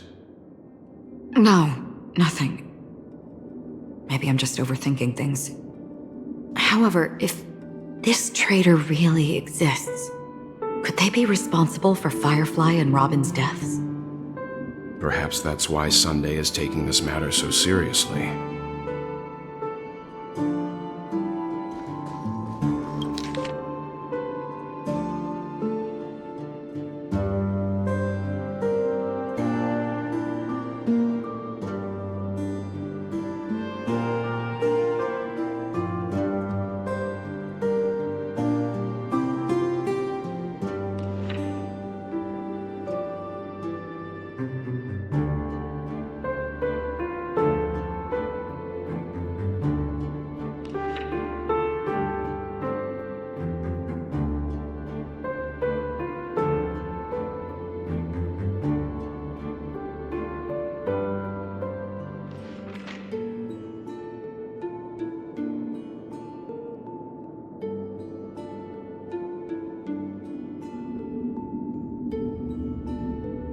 It seems neither the Dream Master of Penacony nor this old Odie is happy with Sunday's recent performance. They don't seem to care much about death.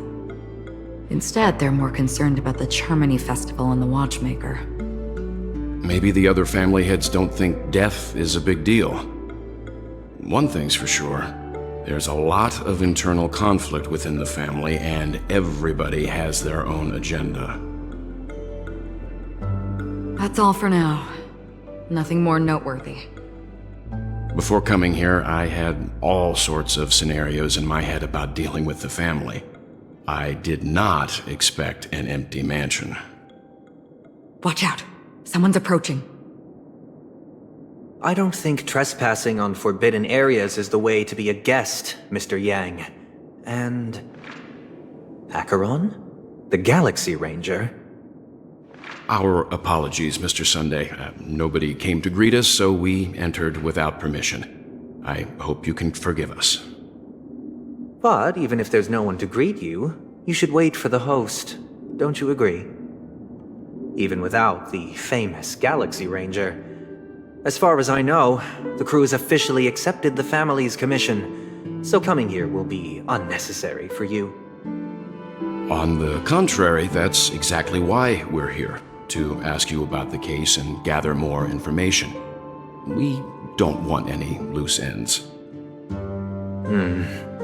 Well, since you've come with goodwill, I have no reason to show you the door. Rest assured, he hasn't figured out that we went through those documents. While the truth remains a mystery, I'm getting close to it. I assure you that the traitor will soon pay the price. Let's hope justice will prevail soon. I have a question for you, if you don't mind. How did the family come to the conclusion that the murderer was within the family?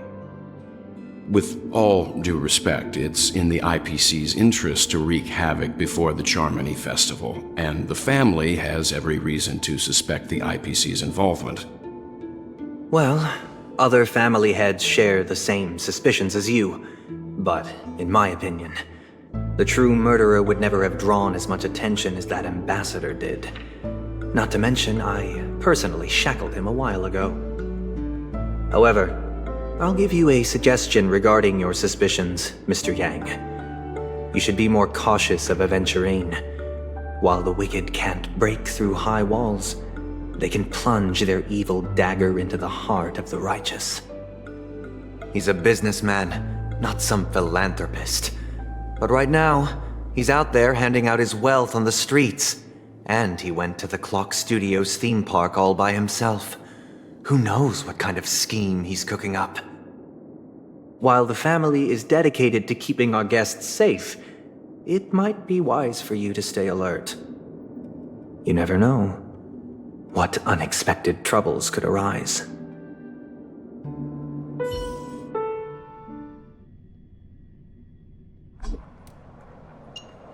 According to a Pierpoint hotline tip, there was a major breakthrough in the shocking Ejhazio Aventurine case. The suspect. This fraud case has been linked to many departments within the Interastral Peace Corporation and the Intelligentsia Guild, causing a large drain in manpower and resources, resulting in the IPC taking a massive loss. The case's main suspect originates from Sigonia 4 and is one of the survivors of the second Kataka Abjin extinction event, who does not carry an interstellar refugee travel permit.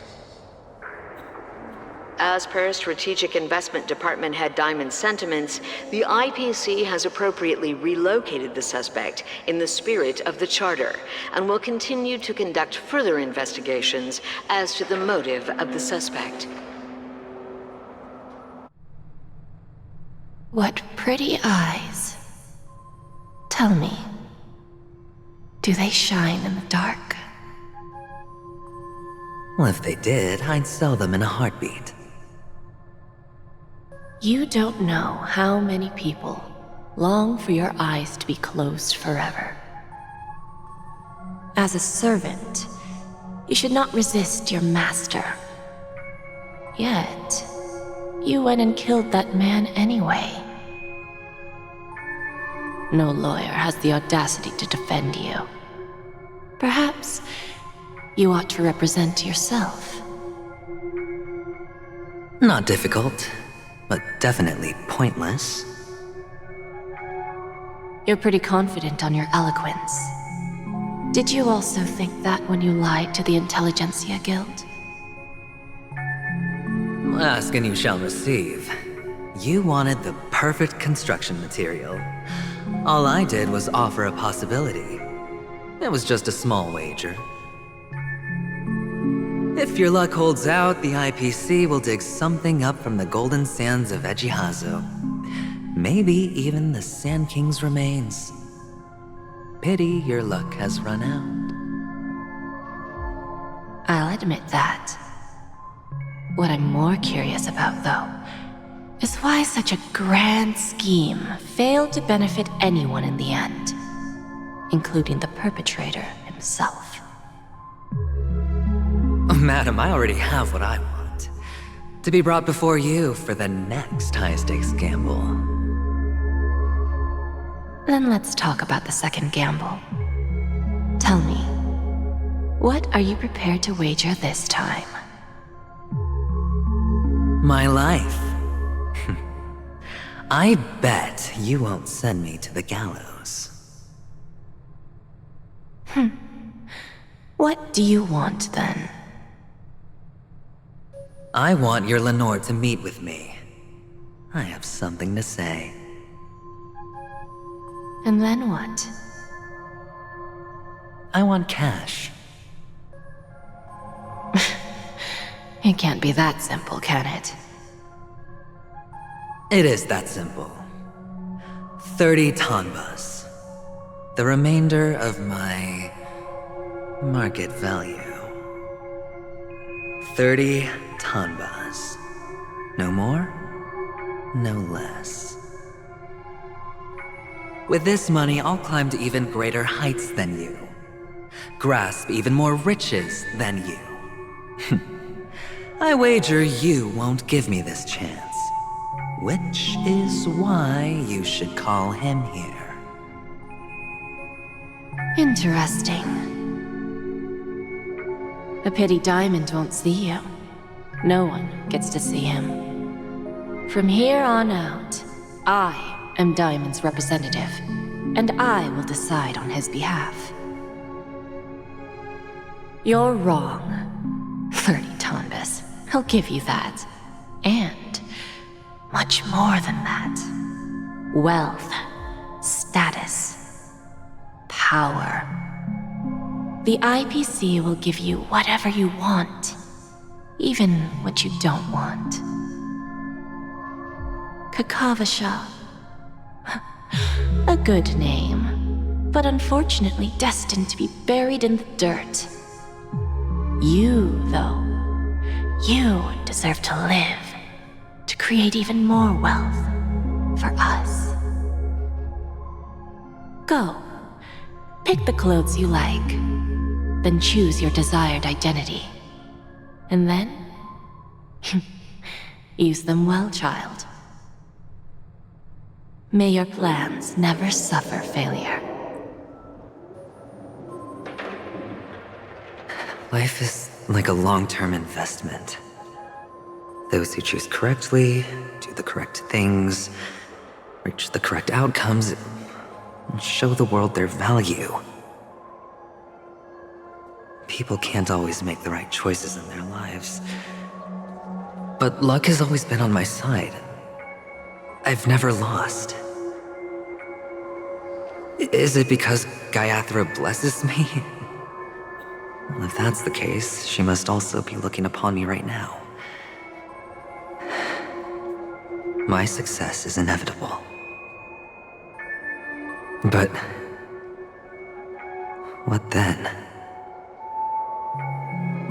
Even if I overcome this difficult trial, what would come next? What awaits me after this glorious gamble? An even more glorious one? Will I return triumphant with unending riches after countless successes, or will I encounter failure, never to return.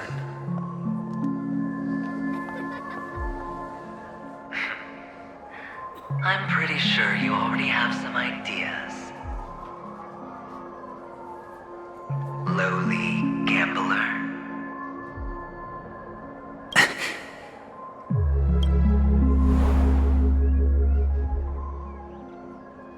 What?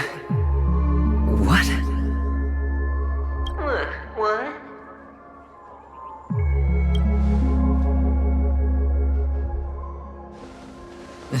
Am I dreaming, or have I gone completely insane?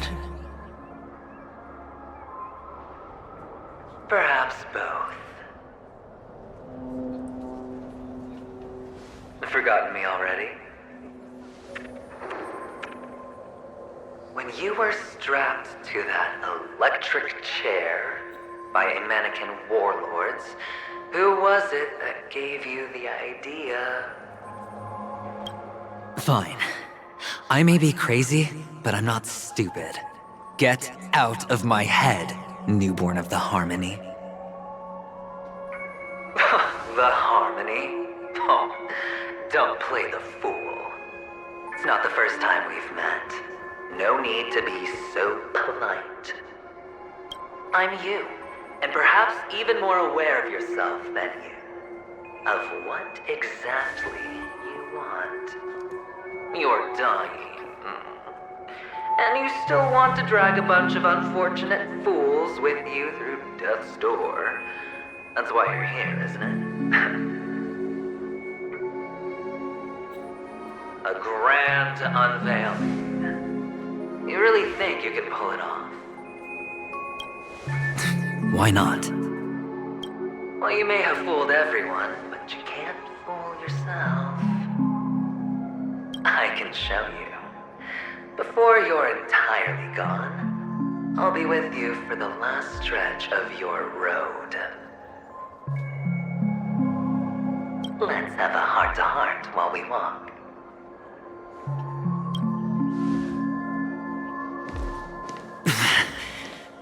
What exactly are you? Most people in this world spend their entire lives just to reach one outcome. And I am that outcome. Kakavasha, I am your future.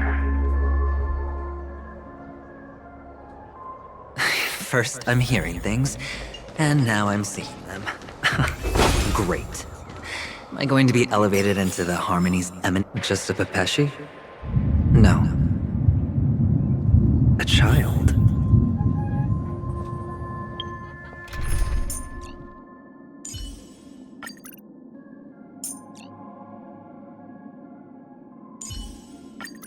Come get a better view. I thought minors weren't allowed in Golden Hour. Hey kid, you okay? Are you lost?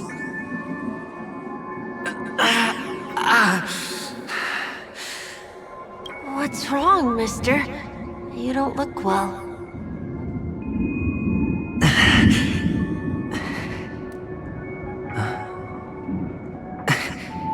You're impossible. Who are you? They're pretty, aren't they? Sis said they're a gift from Mama Funga. Colorful eyes are said to bring good luck. Mister, you have pretty eyes too. Beautiful. Are you alone? Where are your parents? They're in that amusement park. Papa and Mama went in first. I'm just about to go look for them. I have to go. Goodbye, mister. Hope you have a good time, too. Those eyes. And Mama Funga. No, it can't. There aren't any Avgens left. Feeling lucky.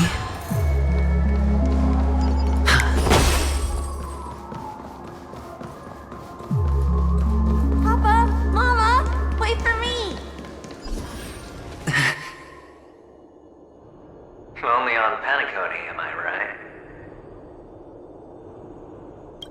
What are you still doing here? Well, you've known all along. The family truly showed leniency to everyone who came seeking help. Why would there be a need for such high walls and deep moats? However, people don't see it like that. Especially since the flavor of the dream syrup is so alluring. You will receive no charity on Penacony. And relying on your own strength alone to topple high walls? Not a likely fate. Which is why, once you step into the hotel, you remove your high hat and beg everyone you come across for help. Like a hyena scavenging for scraps in the desert. Because you know that opportunities are fleeting. Well, when you put it like that, even Ratio's a teeny peacock analogy sounds pleasant. Well, you know how rare it is for me to give you the straight dope, so listen while you can. It's good timing that you mentioned the doctor. I'm especially fond of what you and he have in common. The conspiracies, calculations. Especially the part about the finale, a magnificent act of betrayal. Oh, when everyone thinks this way, who would even suspect that it was another trap you've meticulously devised?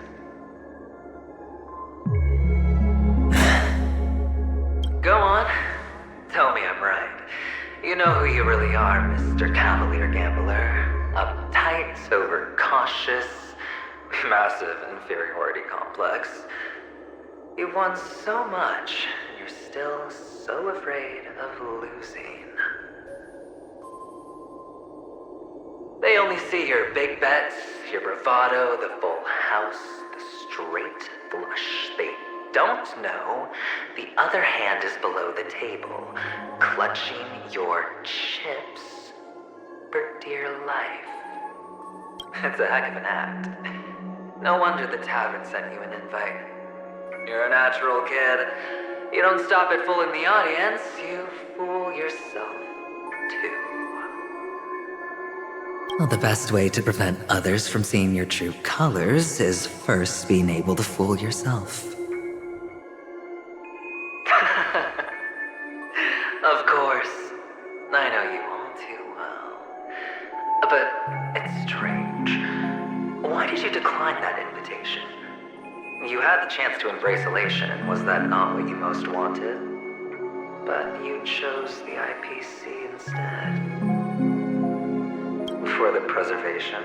I doubt it. Do you even have anything in common with the preservation? Oh, I thought you knew. Didn't you say you had me pegged? We're done. Either stop talking or disappear from my sight. That's fine. But who exactly is about to disappear here? Well, it's not going to be me anyway.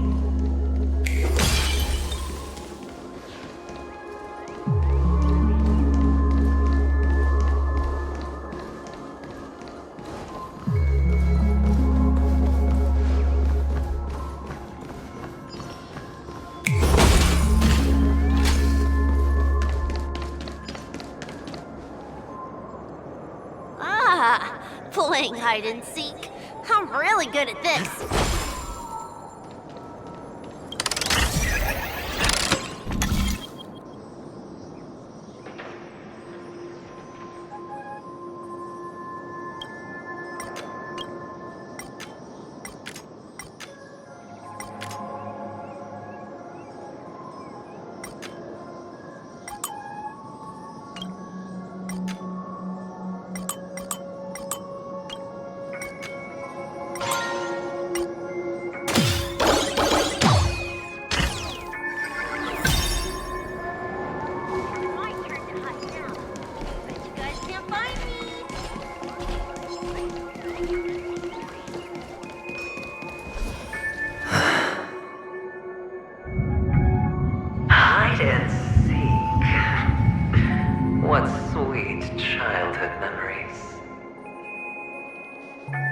When Mama said goodbye that day, how many catechins were like jackals hung on your heels? I know you won't forget that sound anytime soon. Those shrill cackles. You had to hide right under the noses of those savages. You and Big Sis, playing dead, drifting in all that bloody water. Completely ruined that shirt. Shame. Wasn't that the last one Dad left behind? It wasn't ruined. I've always kept it. Come on. It's a rag. It's not like you can ever wear it. Now you don't have to hide. You probably won't even deign to get your pretty outfit wet in the rain. Well, your social capital has changed after all. I've never changed. On the contrary, now you're the one who does the hunting. The last round of hide and seek, and you get to be it.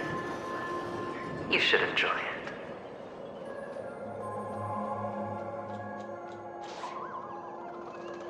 That child. Could he be in here?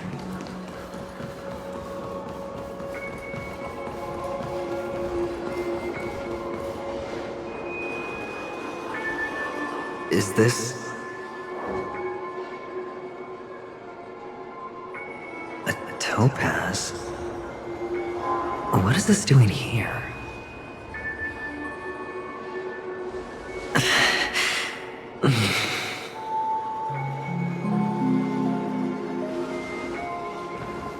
What? Does your cornerstone wrench out of your heart, son? I was merely curious at why it was here. Maybe that winged guy put it here. To taunt you. Just to make you realize that your painstakingly arranged magic show is nothing but a death rattle. The cornerstone's hue is the same as the radiance of Clipant's body. I've got to give it to you. I've heard a lot of baloney, but that lie deserves a prize for sheer nerve. If he were just a little bit smarter, the jig would have been up right there. This is just bait. Of course. That's why Ratio's betrayal was one of the keys to your plan. I have to say, that doctor's acting was superb. Or maybe he wasn't acting at all. All the better for you. Sunday didn't become head of the Oak family by acting sloppy. He's obsessed with control. You have to give him enough detail to satisfy his meticulous nature, but not so much that he gets... Which is why you had Ratio seek him out and leak the plan on purpose. To prevent the other party from suspecting anything. The intel you gave to Ratio was all true, and he spoke the same to Sunday. Finally, Sunday took the bait, found the other cornerstone, and before you know it...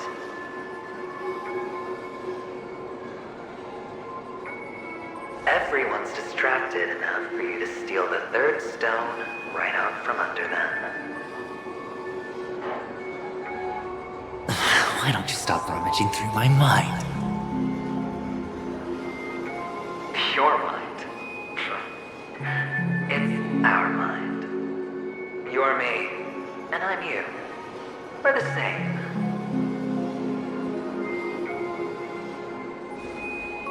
The best way to prevent others from seeing your true colors is to first be able to fool yourself. Really? You can't even fool yourself. You just got lucky this time. This is the other cornerstone in Sunday's hands. Rather beautiful green. Just like you. Smooth. Cunning.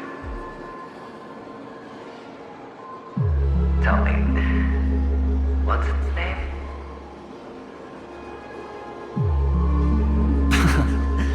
Why are you even asking me? Must I do all the work? Aventurine is the stone of luck and trickery. That's what she said when you received the stone, wasn't it? This type of stone isn't rare, but its hue is very similar to a certain gem. In fact, it's often used as a substitute. And that more precious gem is...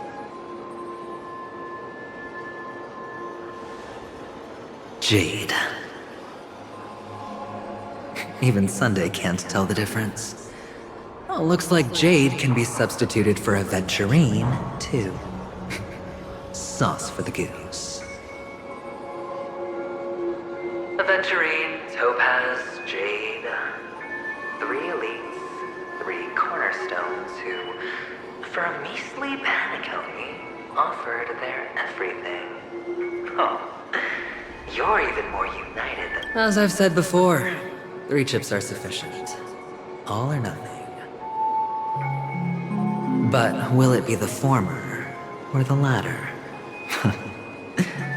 We'll find out soon enough. So, where's the real aventurine stone? Take it out, let's have a look.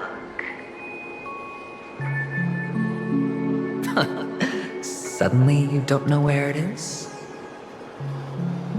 I just want to hear you say it. After all, it really does resemble its owner.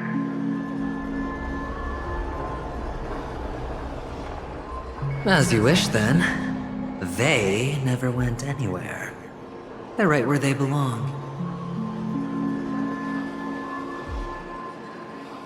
Piled up with these cheap baubles. You smashed the aventurine stone before you left? Oh, just look at it. Shattered. Just like your life. Poor thing. A humble pebble coated in the most lustrous sheen. I take it back. This thing is far more precious than your life. You're absolutely clear about the consequences of doing this. Blasphemy against Clipoth's body. You think the IPC will let you get off scot-free?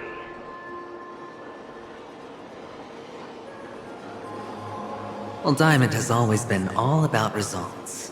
As long as I could create value far beyond the cost, the ends justify the means. How else would the family be fooled if there was no price to pay? It doesn't matter. Even smashed to smithereens, the preservation's cornerstone can still be used. Its effect may be greatly diminished, but it's enough for me. Now I'm really curious. Why does every step you take involve reckless risks, and the choices you prepare for yourself always come with a strong impulse for self-destruction? Do you truly believe that the greater the risk, the greater the rewards? I wouldn't have guessed you'd be so loyal to the IPC. There is so much you don't see. Which is also why you'll never see how I'll win it all. That is, if you can do what it takes. We'll just have to wait and see then. The cornerstone is gone. Another illusion of the harmony. Huh?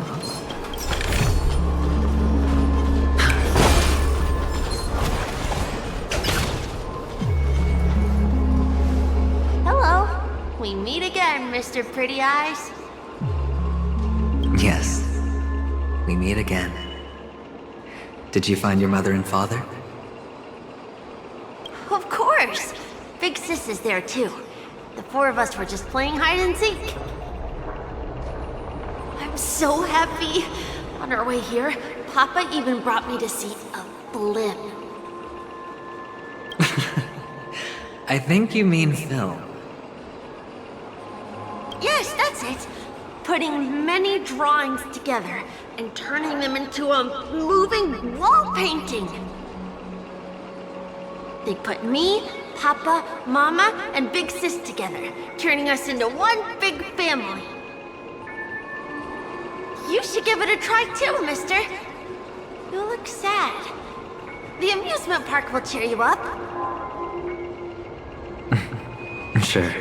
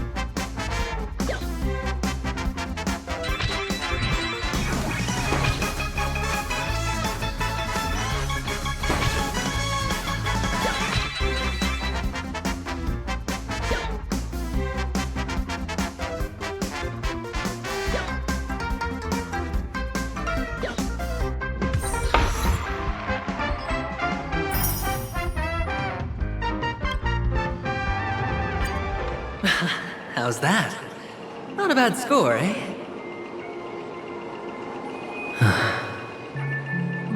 Boring.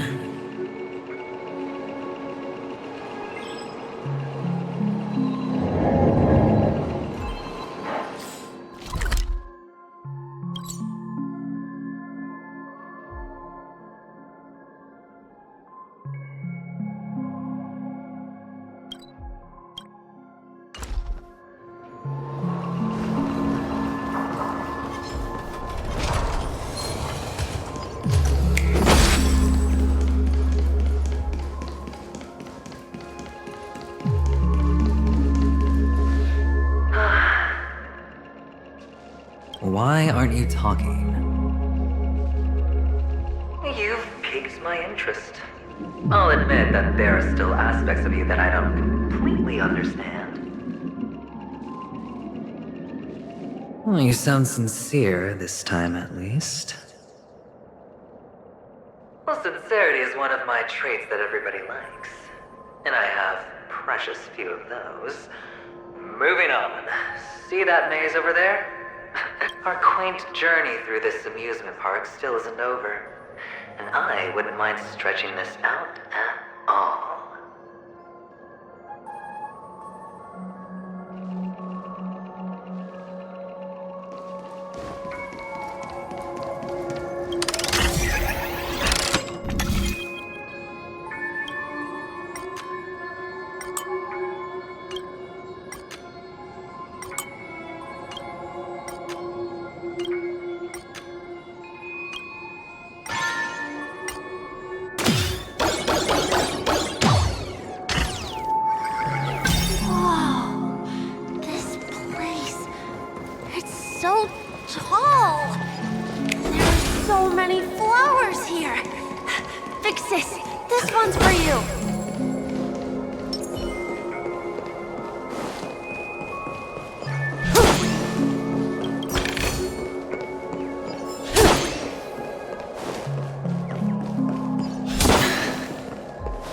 A dead end?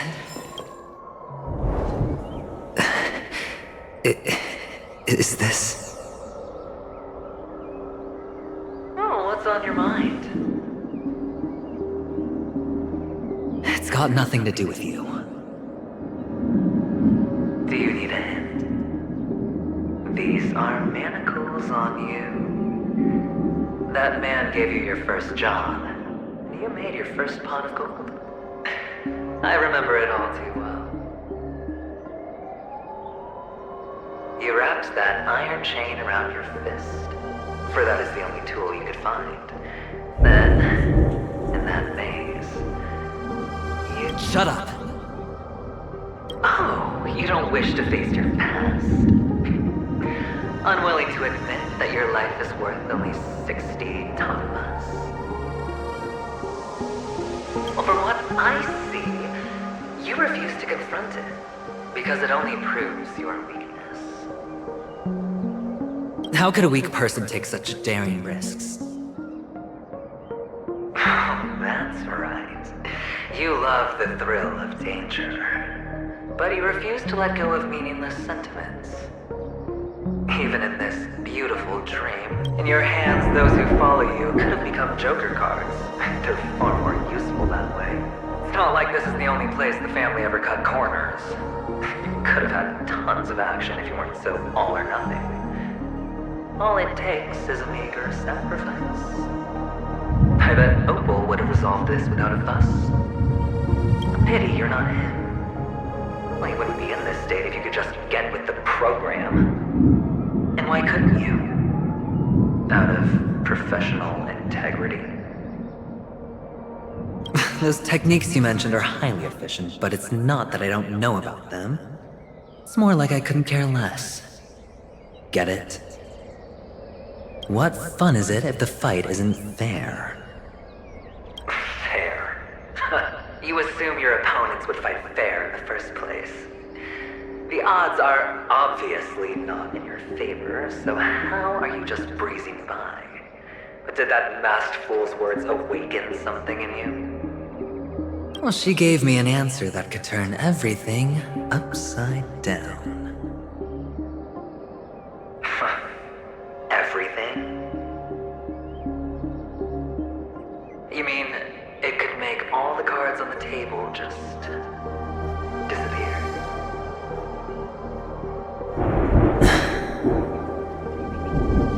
That's cheating. If these leaves could be brought back, would they bloom into new flowers?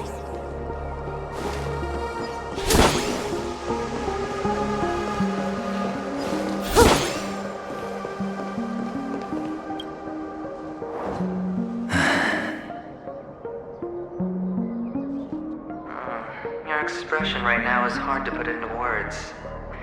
The lucky charm Mama left you is made from gold. Why did you never consider selling it? You obviously could have lived a normal life like Big Sis that way. Looking back, that was the better choice. Mama only left us with 2 pieces of jewelry. A necklace and a lucky charm. There won't ever be a 3rd piece. That's what you always say, but you actually regret it, don't you? That you didn't sell them. You can zip it if there's nothing to talk about. I know. You must remember what Big Sis told you. You're a child blessed by Gaiathra Triclops, and can lead the clan to happiness. So always remember to protect yourself and never resent the pain and poverty you're going through. The words still ring in your ears, don't they? You're a good kid, so you definitely won't have forgotten.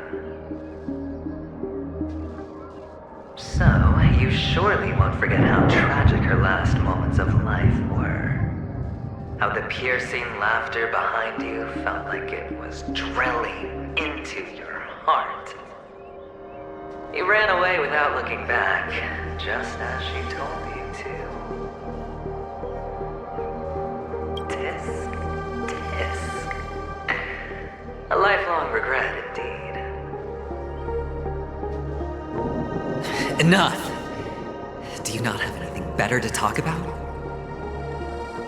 Oh, shut me down like a champ! Well, I guess when it comes to mind games, this isn't exactly your first rodeo. I think I finally get you. And woo! You are nuts! In the end, I'll ruin this beautiful dream and create the grandest death. Well, you stuck to that start to finish. Think about it. There's a Stellaron in play, the fabulous Robin loses her voice, 2 unsolved murders, cryptic messages from a masked fool, and a chance to go head-to-head with Sunday himself. The only thing to pique your interest is one word. The last word. A word that's right there at your fingertips. Death. But whose exactly?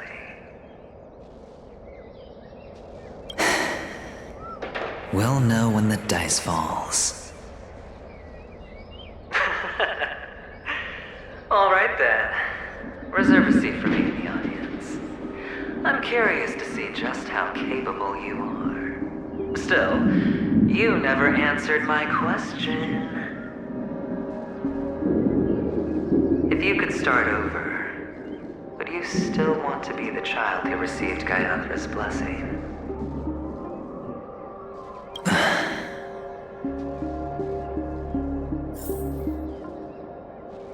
It's so quiet this time. Is he finally gone? Or am I the one about to disappear?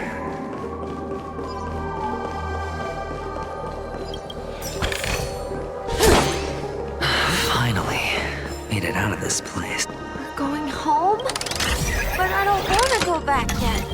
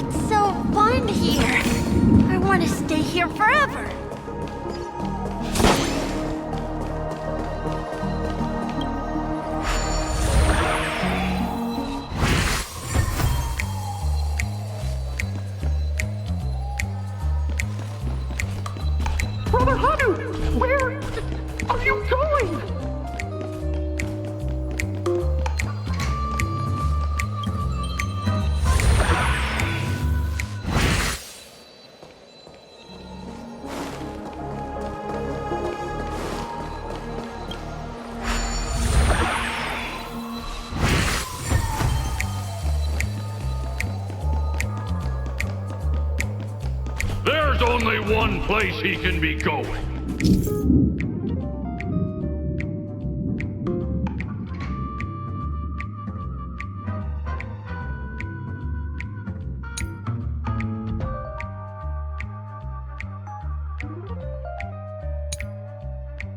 Whether it's in the past, present, or future.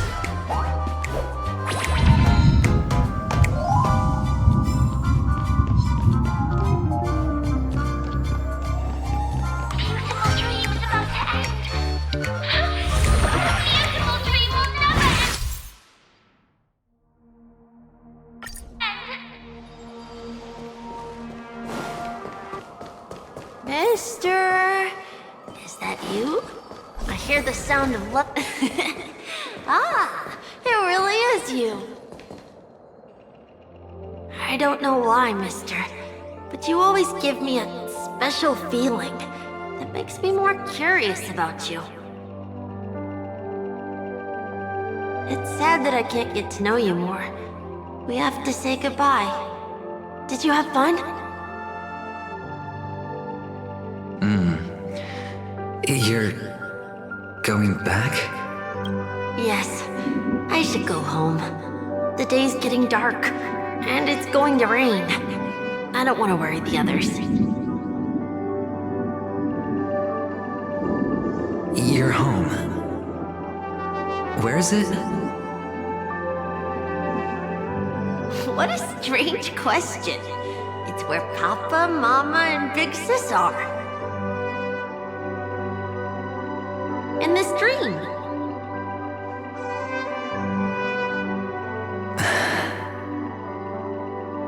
This amusement park. This beautiful dream. They really are peaceful. But, mister, why don't you like it? Because they're not here. Where are they then?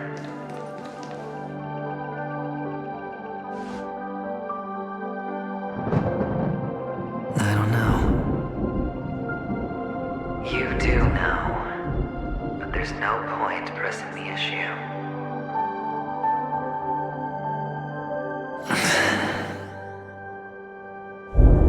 Admit it. You're tired.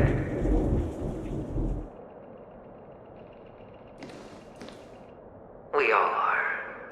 Which is why we chose to stay here. Me and him.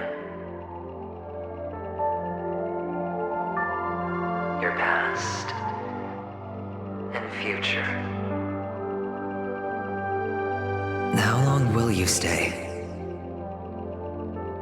Forever. We'll be with you forever in this dream. This is the greatest honor that we can offer to those who hurtle towards death.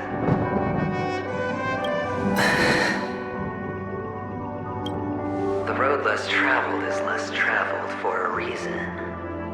But you've never gone in any other direction.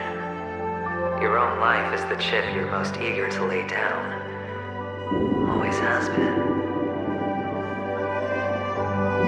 You don't care who the real murderer is, and the Watchmaker's so-called legacy couldn't be more boring. What you want, what you need, is to be the smooth operator, the solid gold deal maker who doesn't waste a drop of sweat, even when he's up to his neck in danger, deep inside family territory. You want to be... You'll be the closing act, the final sacrifice. I can do it. And it will be flawless. Of course you can. Your luck will help you at the right time. A Stellaron and an Emanator. It's that simple now.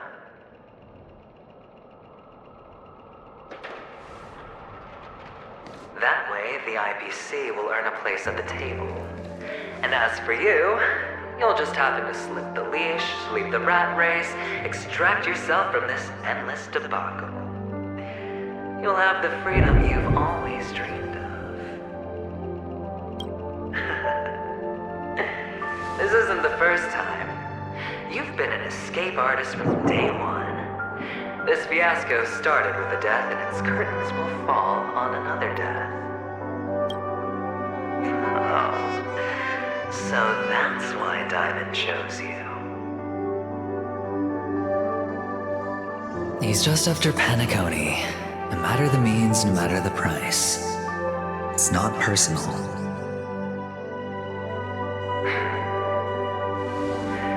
It's hard, isn't it?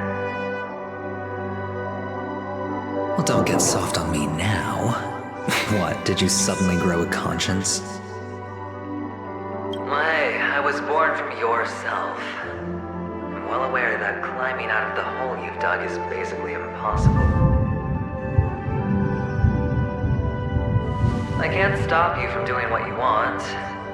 We can't change where you want to go. Well, what's done can't be undone. All we can do is play the cards we're dealt and rake in as much time as possible. Yes. Alas, people won't make all the right choices in their lifetime, though luck always seems like it's on your side.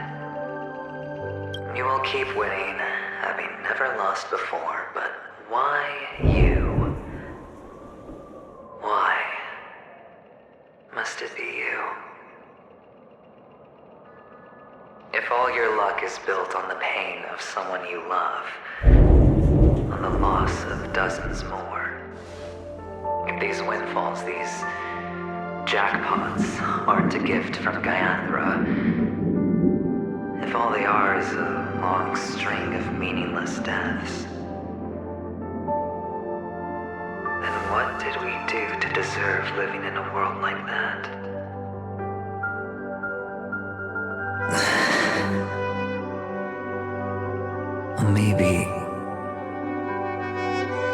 Maybe when I get to where I'm going and look back, I'll know what the trip was all about.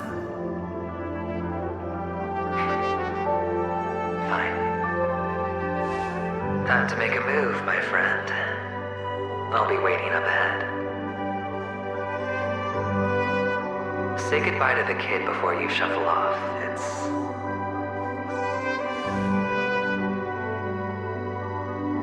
It's best to die without regrets.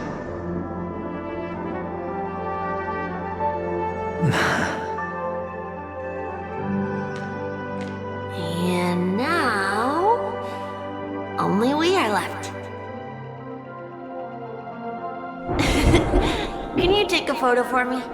I want a memento. Sure.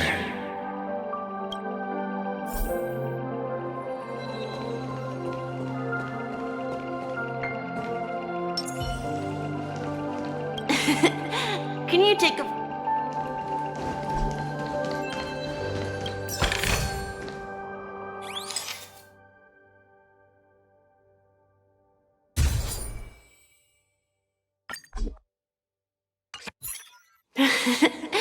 How nice.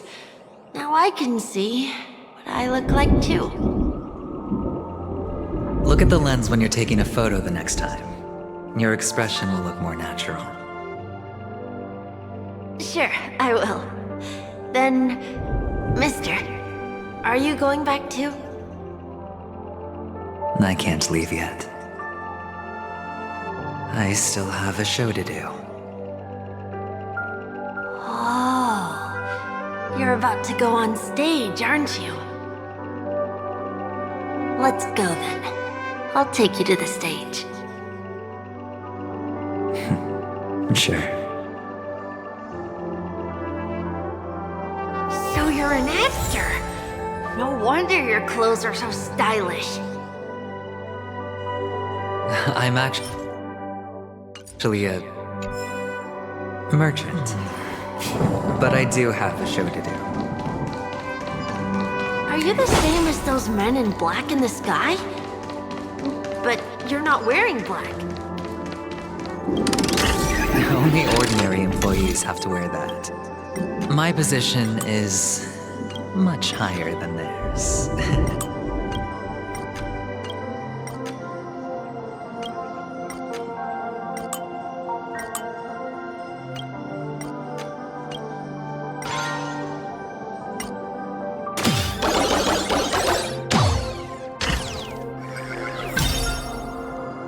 Awesome!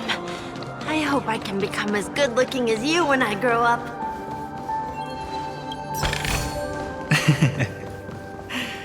Of course you can. You'll be better and stronger than me.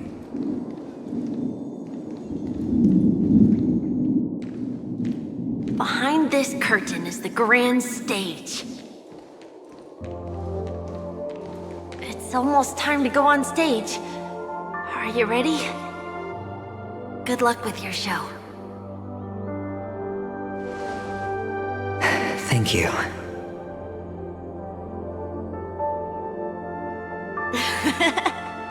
You still seem pretty nervous. Let's put our palms together. If you receive Gaiathra's blessing, you'll feel more relaxed. Putting our palms together is a simple ritual. By putting our palms together and reciting the prayer to Mama Funga, she will bless us. If you're not familiar, I can guide you. It's all right. I know how to do it.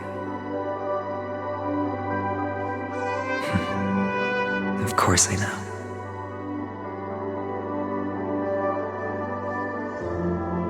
This is where we go our own way, Kakavasha. The catechins are coming.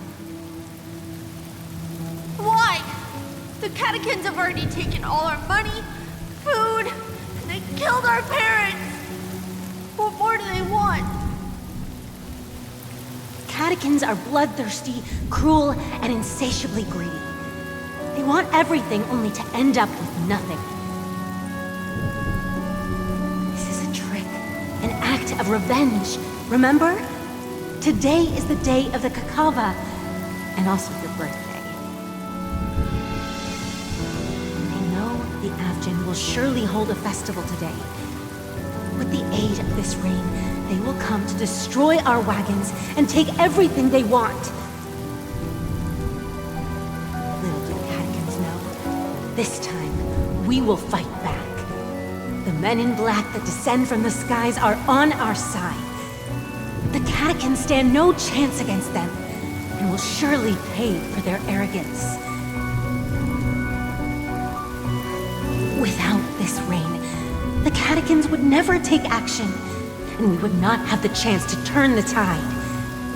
This is a gift from Gaiathra, and you are Kakavasha, whose good fortune will bless your sister with success.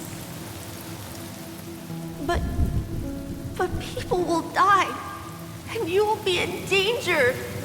How is that good fortune? Why are you all doing this? The Avgin always return their blood debts. Gaiathra calls for me, while Papa and Mama are waiting for me. I must answer the call. But she will bless you with good fortune and help you survive. As long as you are alive, the blood of the Avgin will never run dry. So run, Kakavasha. Do not be afraid. And do not look back. Go to the other side of the mountain. The rain will accompany you, and the rain will bless you. As for us, we will reunite in Kakava's next aurora. May the goddess Gaiathra close her eyes 3 times. Keep your blood eternally pulsing. Let your journey be forever peaceful, and your schemes forever concealed. Farewell, Kakavasha.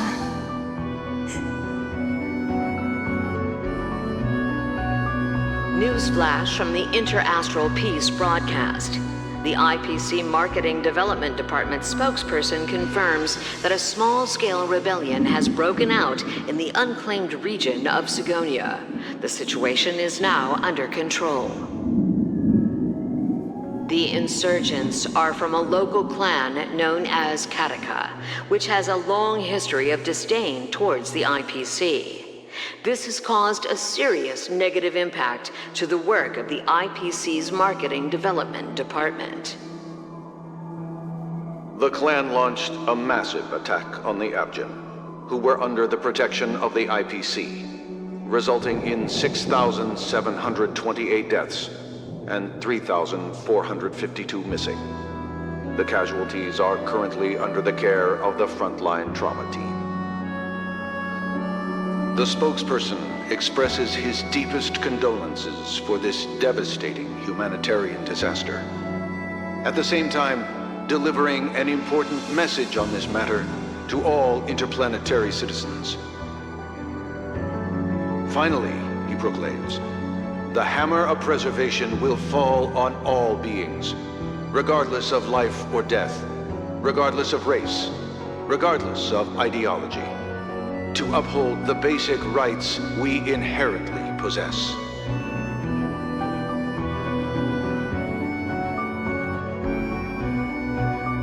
Kakavasha?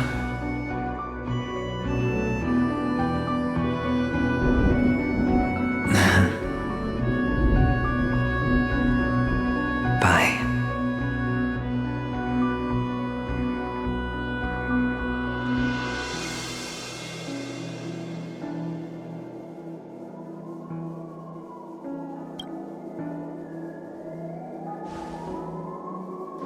Okay. All the actors are in place. It's time for the show to begin.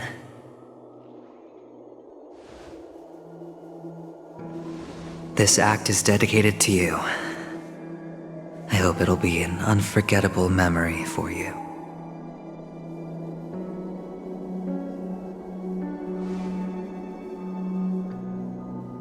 Kakavasha.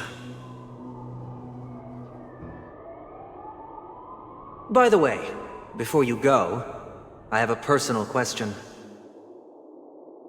Do you truly want to destroy the world with your own hands? Let's assume, just assuming now, that every time I roll the dice, there's a possibility of achieving this particular outcome. Then I would be quite happy to make that wager.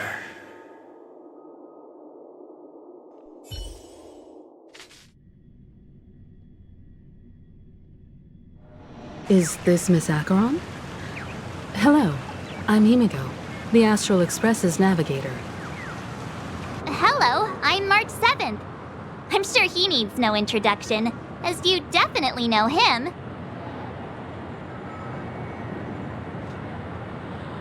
Hello?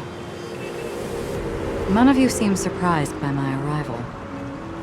Since Welt has decided to travel with you, it means that he trusts you. And we trust his judgment. I envy your close friendships. Miss Acheron here doesn't present a danger, and she's of no threat to the Astral Express. Aventurine's prior accusation was based on nothing more than his own subjectivity. Which is why, before we continue working together, he has a duty to explain himself. You want to create a situation where all three parties are present? There must be some deeper meaning behind Aventurine's actions. I suspect he's been aware of Penacony's secret from the beginning and has been continuously strategizing to unveil it. In that sense, the Astral Express's role in his plans would be imperative. In the worst-case scenario, he may use us to do something unexpected. Assuming things do escalate to that stage, having an extra ally is a good insurance policy. Penacony has numerous factions, and the state of affairs is significantly more intricate than that of Belobog and the Xianzhou.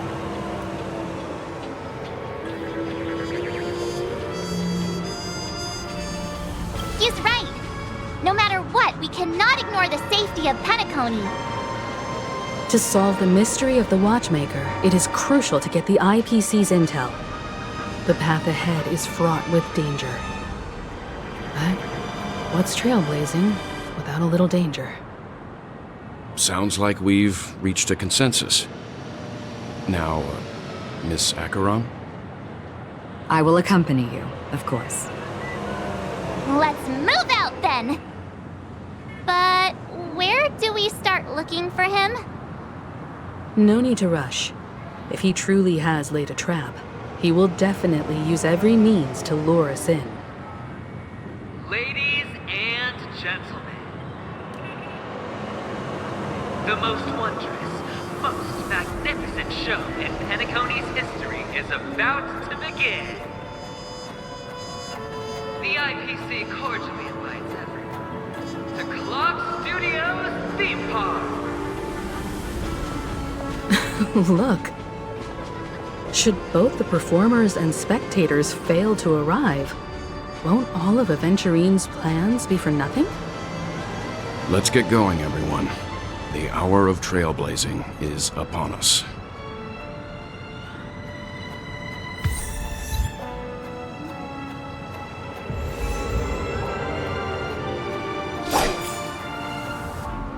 I have a bad feeling that something big's gonna go down. Are you ready? Let's waste no time. Mr. Yang.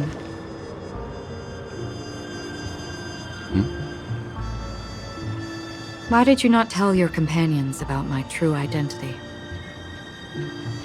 It's just like you said, an inability rather than an unwillingness. Plus, it's a long story, not something that can be summed up in a few words. But I chose to believe you, and my trust in you stems more from my own personal judgment. I also believe that if it were their choice to make, they would make the same one. Thank you. I'm grateful. To reciprocate. In the upcoming confrontation, if the odds aren't in the Astral Express's favor, I will stand with you, if my meager strength is required.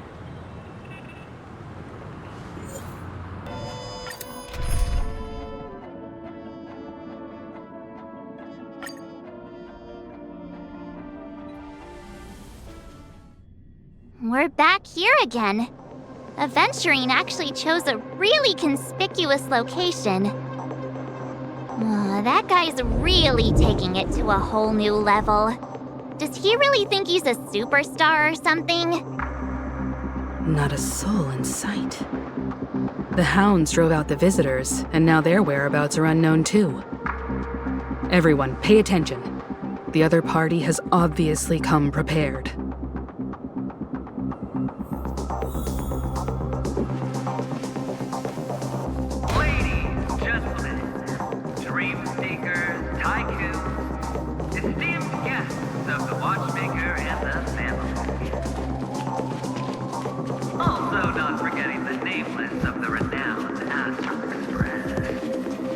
Astral Express, you're late. And this, unsought guest. We've kept your appointment, Mr. Aventurine. It is customary to show yourself as well. Oh, I will, naturally. But before that, I've got to introduce our guest of honor. Everyone, give it up for Mr. Stellaron!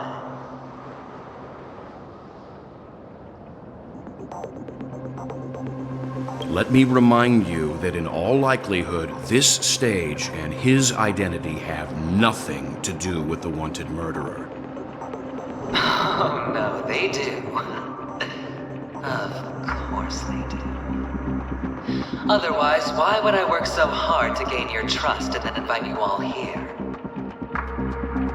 Because he's the only one who saw all 3 homicides. He is the key to proving that the family's death that does not exist in Dream's promise is nothing but a sham! 3 homicides? That's right, madam. The 3rd one is about to happen right now, right here, in Clock Studios theme park. A truly grand death. You, and you. All of you are going to die, and it's all because of you, Mr. Stellaron. You will become the personification of death.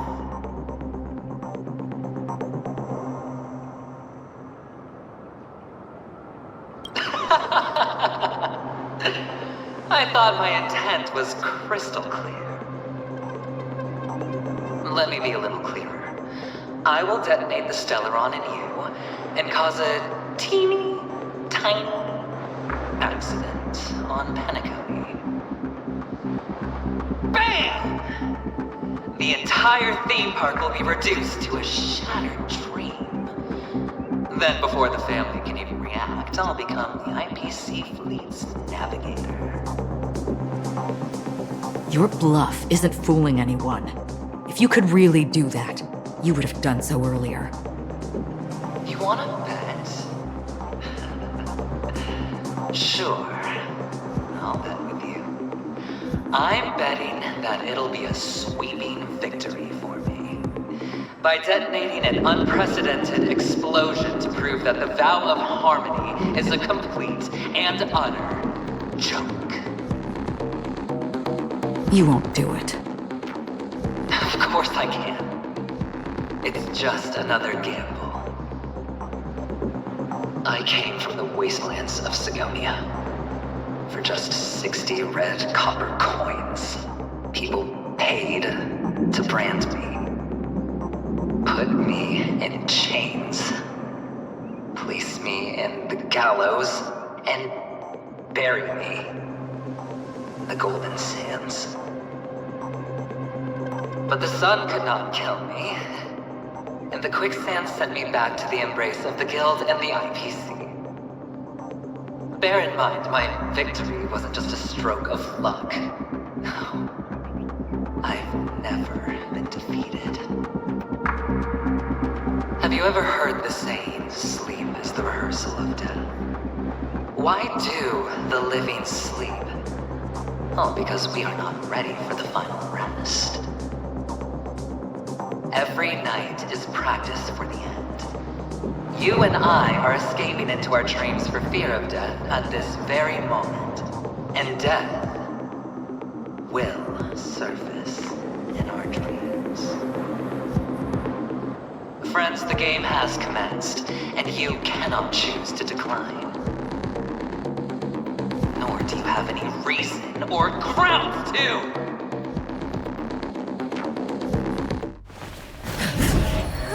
The dice are cast. Ladies and gentlemen, ready to unveil your cards? The architect's flawed stone.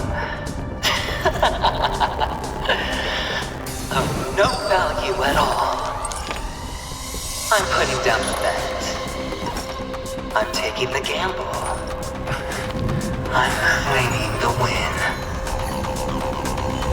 I'll invade spin the wheel, a daring gamble, walking the brink of death for rebirth. Oh, for the Ember Lord! All right, Let's see who has the last laugh. Let the game begin!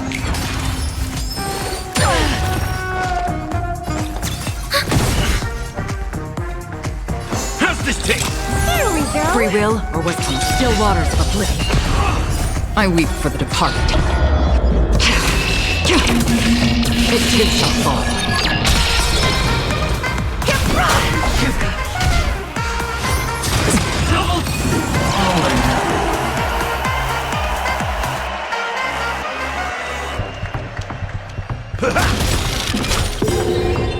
Nice like a good, my friends. Indulge yourselves! Nice like a good, my friends. Indulge yourselves!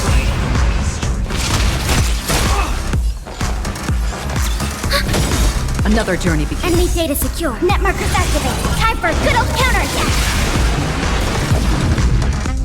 Destined for oblivion. A feast and Happy New Year! Confidence. Prepare for some. Time to mix things up. Commencing support. Ready for another? I weep for the departed. It too shall fall. On the still waters of oblivion. Don't throw the camera!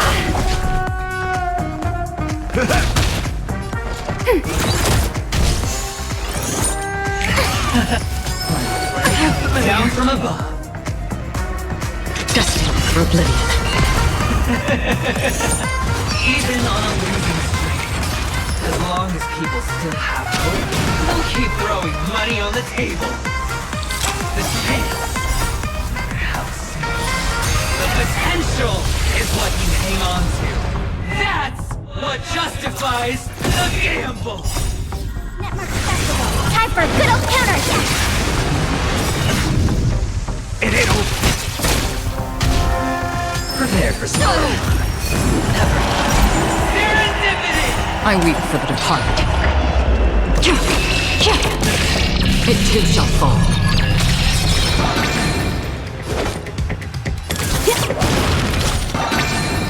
Another journey begins. On the still waters of oblivion. Commencing support. Ready for another? Time to mix things up. Here we go. It's all or nothing! Enemy data secure. Net markers activated. Time for a good old counterattack. Happy New Year! I weep for the departed. It too shall fall. Double down! Enemy targets detected. Destined for oblivion.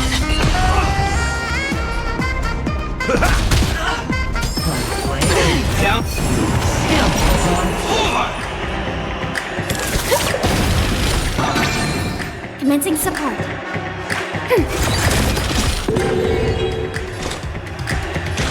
Still waters of oblivion. Step up, let's see ya. Nice like a good, my friends. Indulge yourselves! How's this taste? Don't worry, it's just a scrape. It's all or nothing! Nice like a good brew, my friends.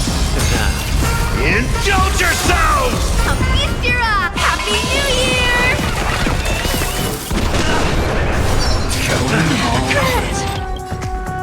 It ain't over.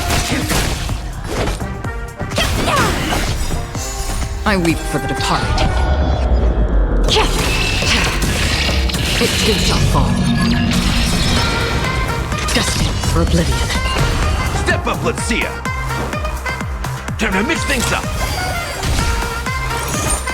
Prepare for some. I'm here.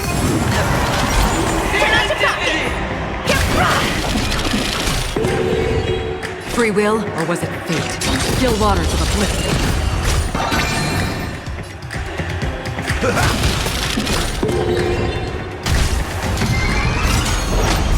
It's all or nothing! I weep for the departed. It too shall fall. Everybody's like that, down to the last player. So why can't I be happy too? Why can't I feel that free?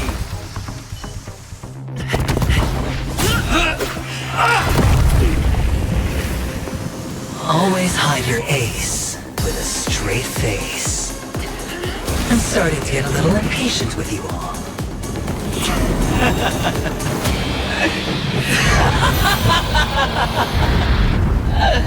Friends, to fully relish this, I'm betting every last shit.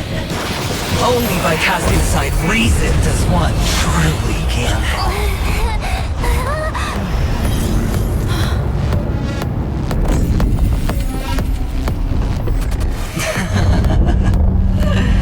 Emanator, I know you'll match my wager, right? You're leaving?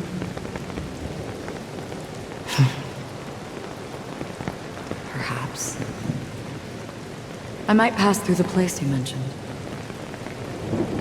Penacony. What do you hope to find within a dream? I'm not looking for anything. They aren't in a dream.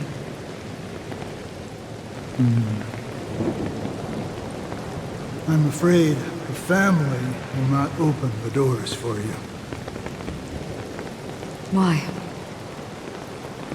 Because the path you walk is not accepted by the Harmony.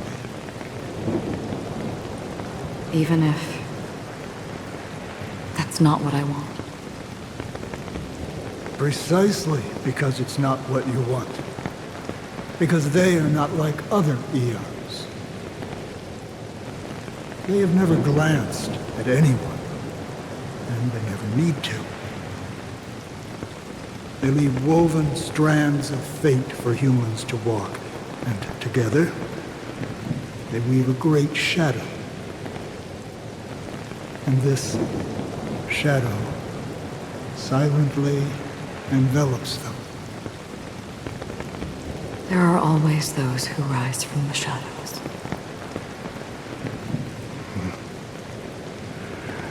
They mostly become a part of the shadow.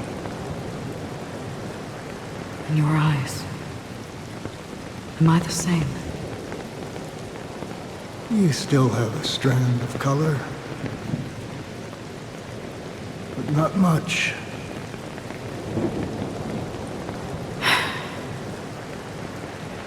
That is enough.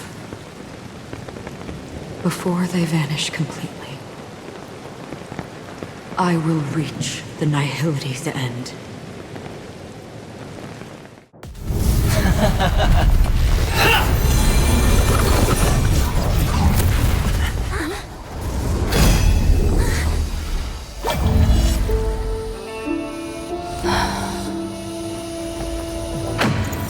I wish to mourn the departed, weeping like rain, to swell the crossing stream.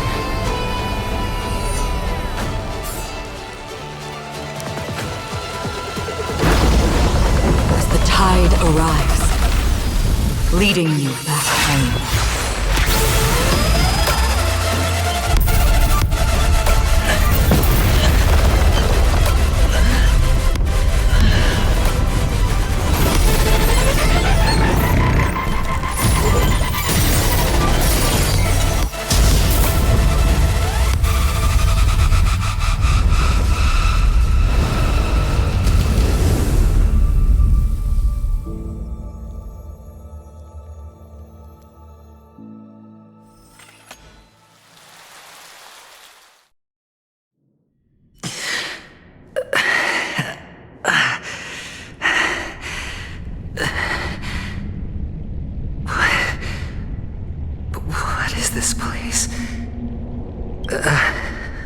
A gigantic black hole. And see? Have I succeeded?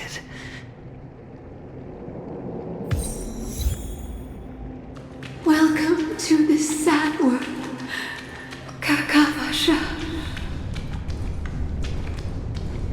Your good luck is the most precious wealth we, all Avgin, have. You came out alive after 2 days. It proves that you are the real deal.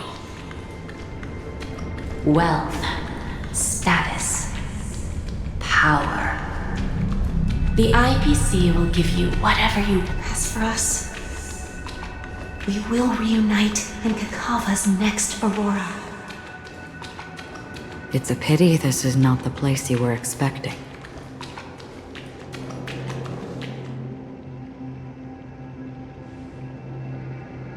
Melody. Is it? Perhaps to you, I am just an emanator who's hiding her identity. But the sleeping and shapeless never glance at anyone. They have no face, no form, and even less of a will to speak. The nihility envelops everyone equally. Only some who have gone under their shadow can go farther, tainting themselves with more nihility. That's all. That's all. My friend, you really leave me at a loss for words. So, is this my final destination? The land of the dead? This is all but a fleeting dream. One of the thousands of manifestations of IX.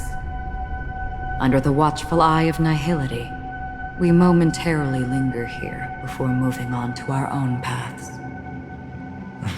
It seems that my death has already been determined. Even if you wish for it, I can't promise you anything. Now that you've accomplished your goal, I think you can be a little more forthcoming. What do you mean? Your performance at the theme park was wonderful and grandiose. A simple yet practical technique that fooled almost everyone. No one would have ever thought that you would have gone to such lengths, even staking your life just to prove a fact that had seemingly been disproved long ago. Real death does not exist in Penacony's dreamscape. Why would I do this? Because this is the only way you can uncover a secret that is even more unspeakable than the serial murders. To use this dream death to get there. To that promised land people constantly seek in this grand gathering. Penacony. The legacy of the Watchmaker. The true land of exile. How did you find out? I never imagined that something I learned about unexpectedly would become the key to connecting everything. It's our Stellaron friend's identity, isn't it?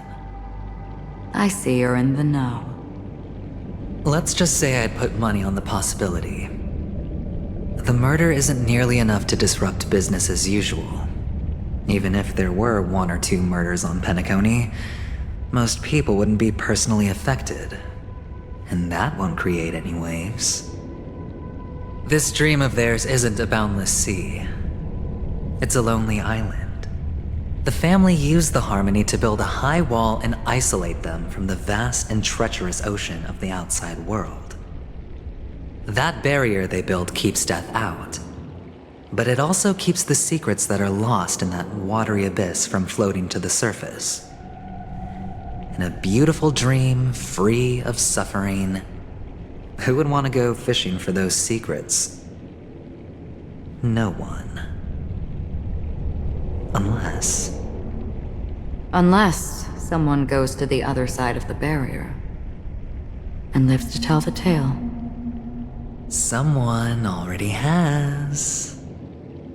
I got the idea early on, chewing on that masked fool's little hint. If a mute isn't someone who cannot make a sound, then it has to be someone who cannot speak.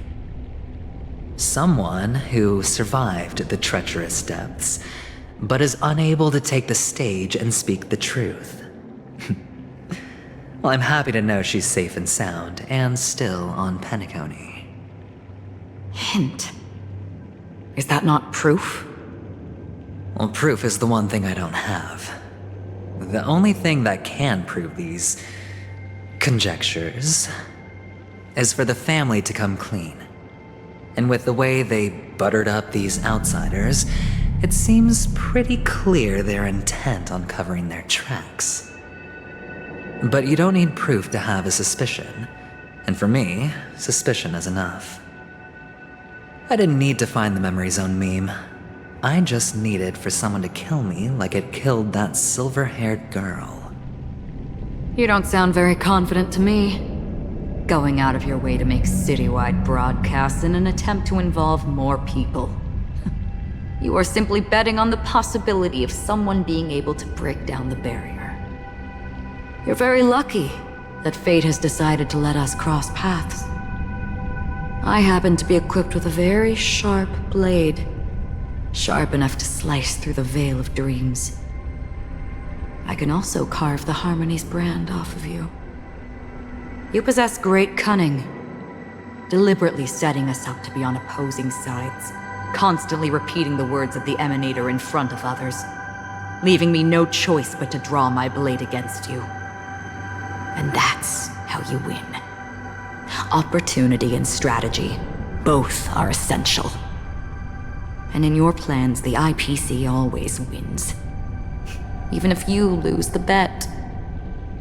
To the family, the life of an ambassador is still invaluable. That's a huge gamble, isn't it? But allow me to point out a mistake. The IPC's success is not guaranteed. I, unfortunately, have no contingencies for such an important matter. Detonating a Stellaron. I can't do it. The Aventurine stone is too broken to even safeguard my escape from the stage. If, at the end of the day, you did not unsheath your blade, I would have lost the bet. It is pointless to discuss what-ifs. You have won. Your prize is an entry ticket into that deep sea. And after this, whether you can return from the abyss is another gamble of yours. Have you never wavered? Wavered? Of course I have. But I can only bank on my own good fortune. Because other than that, I have nothing. Wake up from this dream and go to where you should be. Your gamble is not over yet.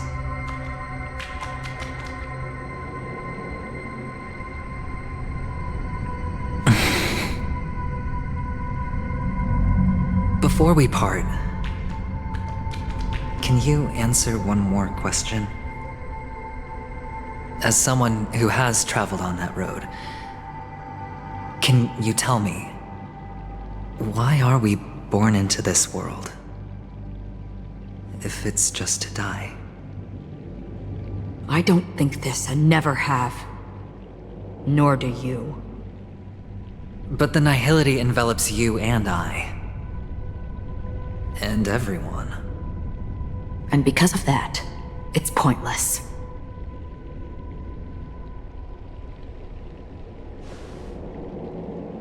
But it is still there. If the dice of fate are always weighted, then that is our destiny. Why, then, do we struggle against it? My answer might not be able to resolve your confusion, because it has been with you throughout your journey and is already a part of your life. But you said, sleep is the rehearsal of death. So why does life sleep? Because we are not ready to welcome death. So you can definitely understand why we want to be prepared.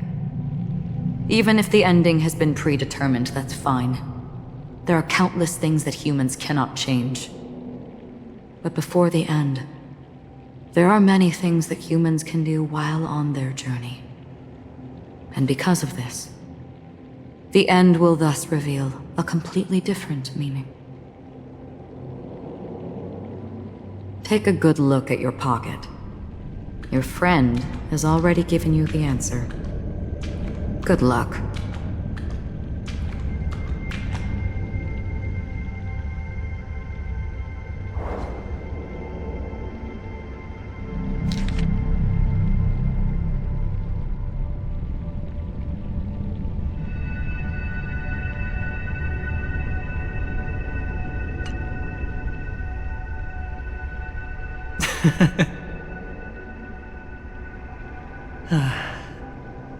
Then I shall get going.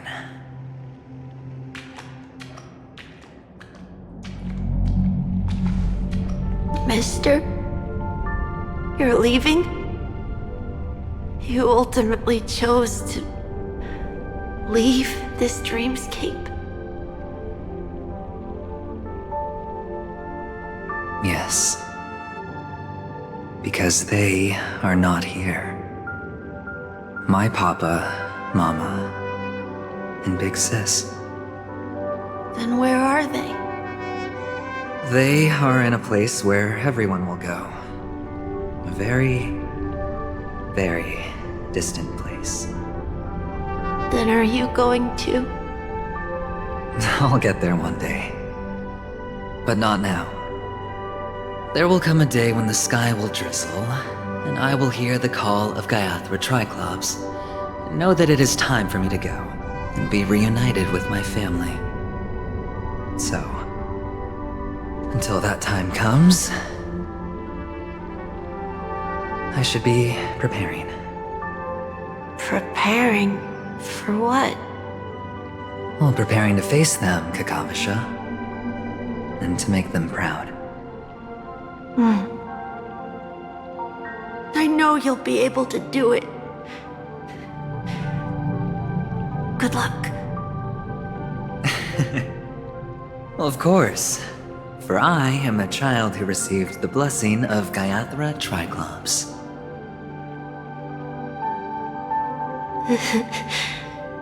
But you still seem nervous. Well, I seem that way because I am nervous.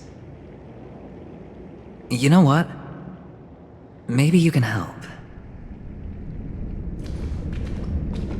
What do you say? One last time? Put our palms together?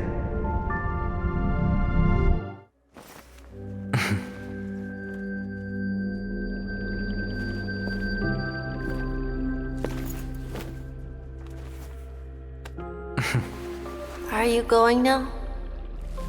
Yes.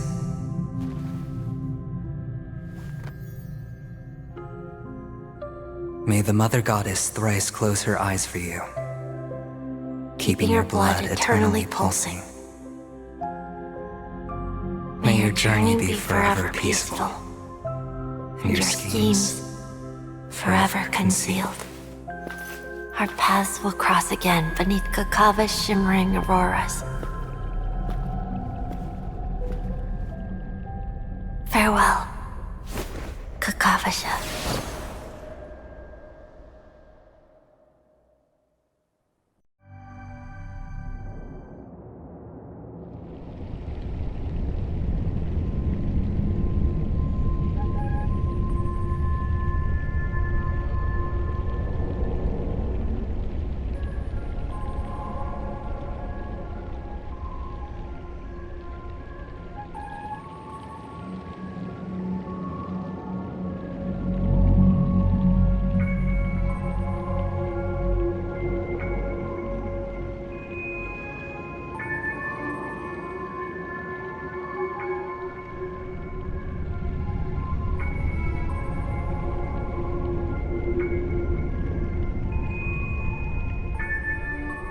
The light of the Aventurine stone has disappeared. represents one outcome. He kept his promise and got what he wanted. As planned, your cornerstone has been successfully sent to the family's territory. Then, let's fulfill our duty and start harvesting.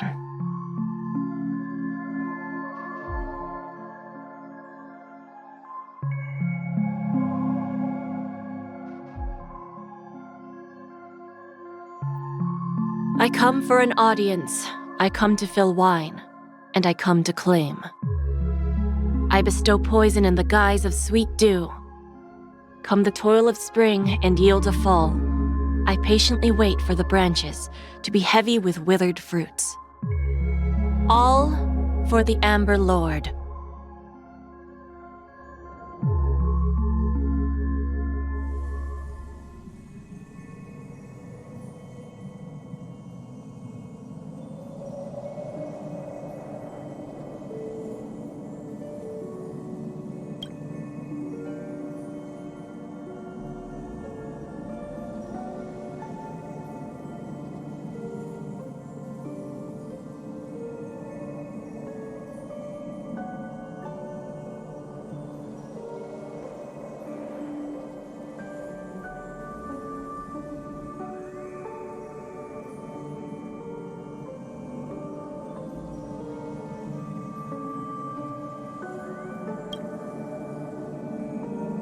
You're awake.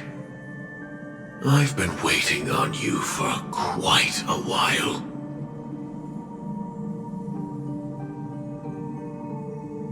I didn't do anything but wait for you to wake up. You've met me before. I'm Sam, a Stellaron hunter. I originally planned on showing up earlier to reveal some truths to you. But I encountered more roadblocks than expected. 11 times I've tried, but ended in failure. Before I knew it, this world and I became too intertwined, and it became too difficult to escape the constraints of the script. Elio is right. In this land of the dreams, you and I will reap unforgettable gains. I don't know people's hearts as well as he and Kafka do. Nor do I have a specialty like Silverwolf and Blade. Most of the things that I'm good at only apply to villains who need no mercy. So, there is only one method that I use. This is to show you.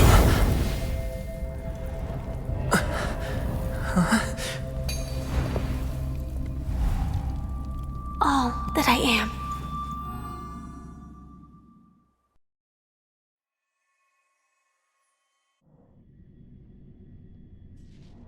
Labyrinth-like corridors and halls? Traps everywhere? The owner of this mansion must be a bit paranoid. You are so funny, Mr. Security Officer. I hope that sense of humor of yours has helped you find the serial killer. Just expressing a personal opinion. Why? Did I hit a nerve? Mr. Gallagher, my patience is wearing thin. Neglecting duties will only make me more suspicious that you and the real serial killer are connected.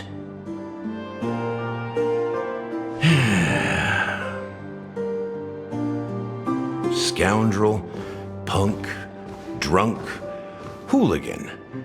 I have heard this trash talk all too often.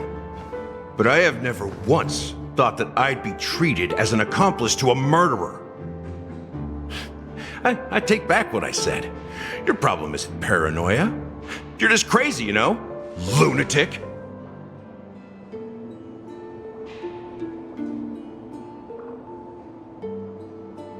You The family? You broke my spine and pulled out my fangs, and now you want to accuse me of murder?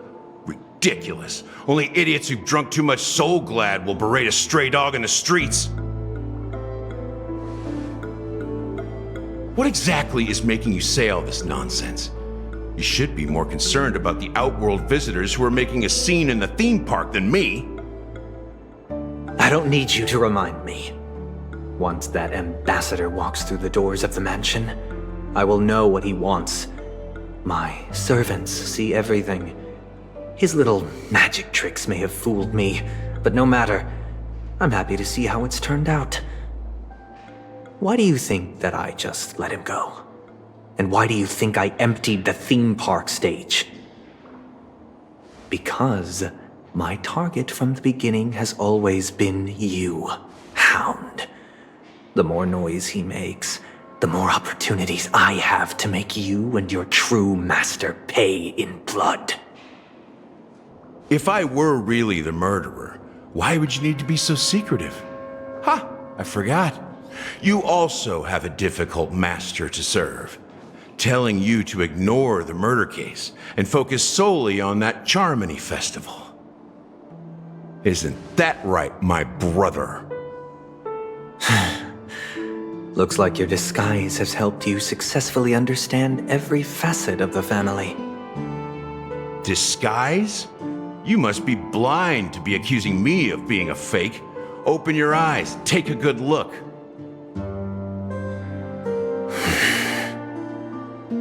Indeed, every part of you is real. The brown hair, soft and curly like Benny's. The orange eyes, which make me miss the gaze of Sir Whitaker. That odd scar, the mark of Wolsey. And the gray vest, tie, hound emblem, bottle, the bartending, and your role as a security officer. These are all true traits. From all 52 loyal family members. When they are gathered, countless tiny truths are woven together into a lie. You collected a small piece of each of them and claimed them for yourself. Then you invented this facade, a complete Gallagher. Tell me I'm wrong.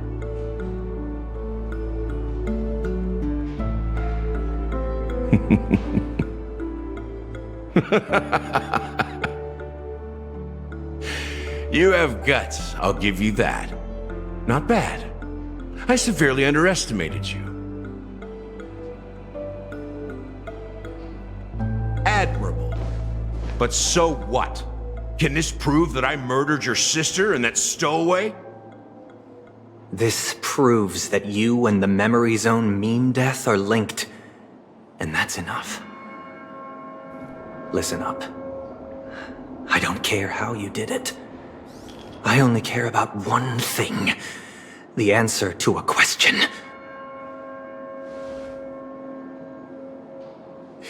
You devil. You wretched, despicable dog. Why did you kill her?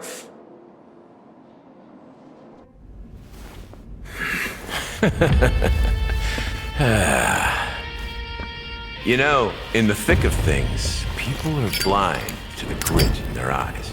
Yet they can always feel it scratch. Want the answer? I'll give it to you. The whole thing is just fate playing a cruel joke on us.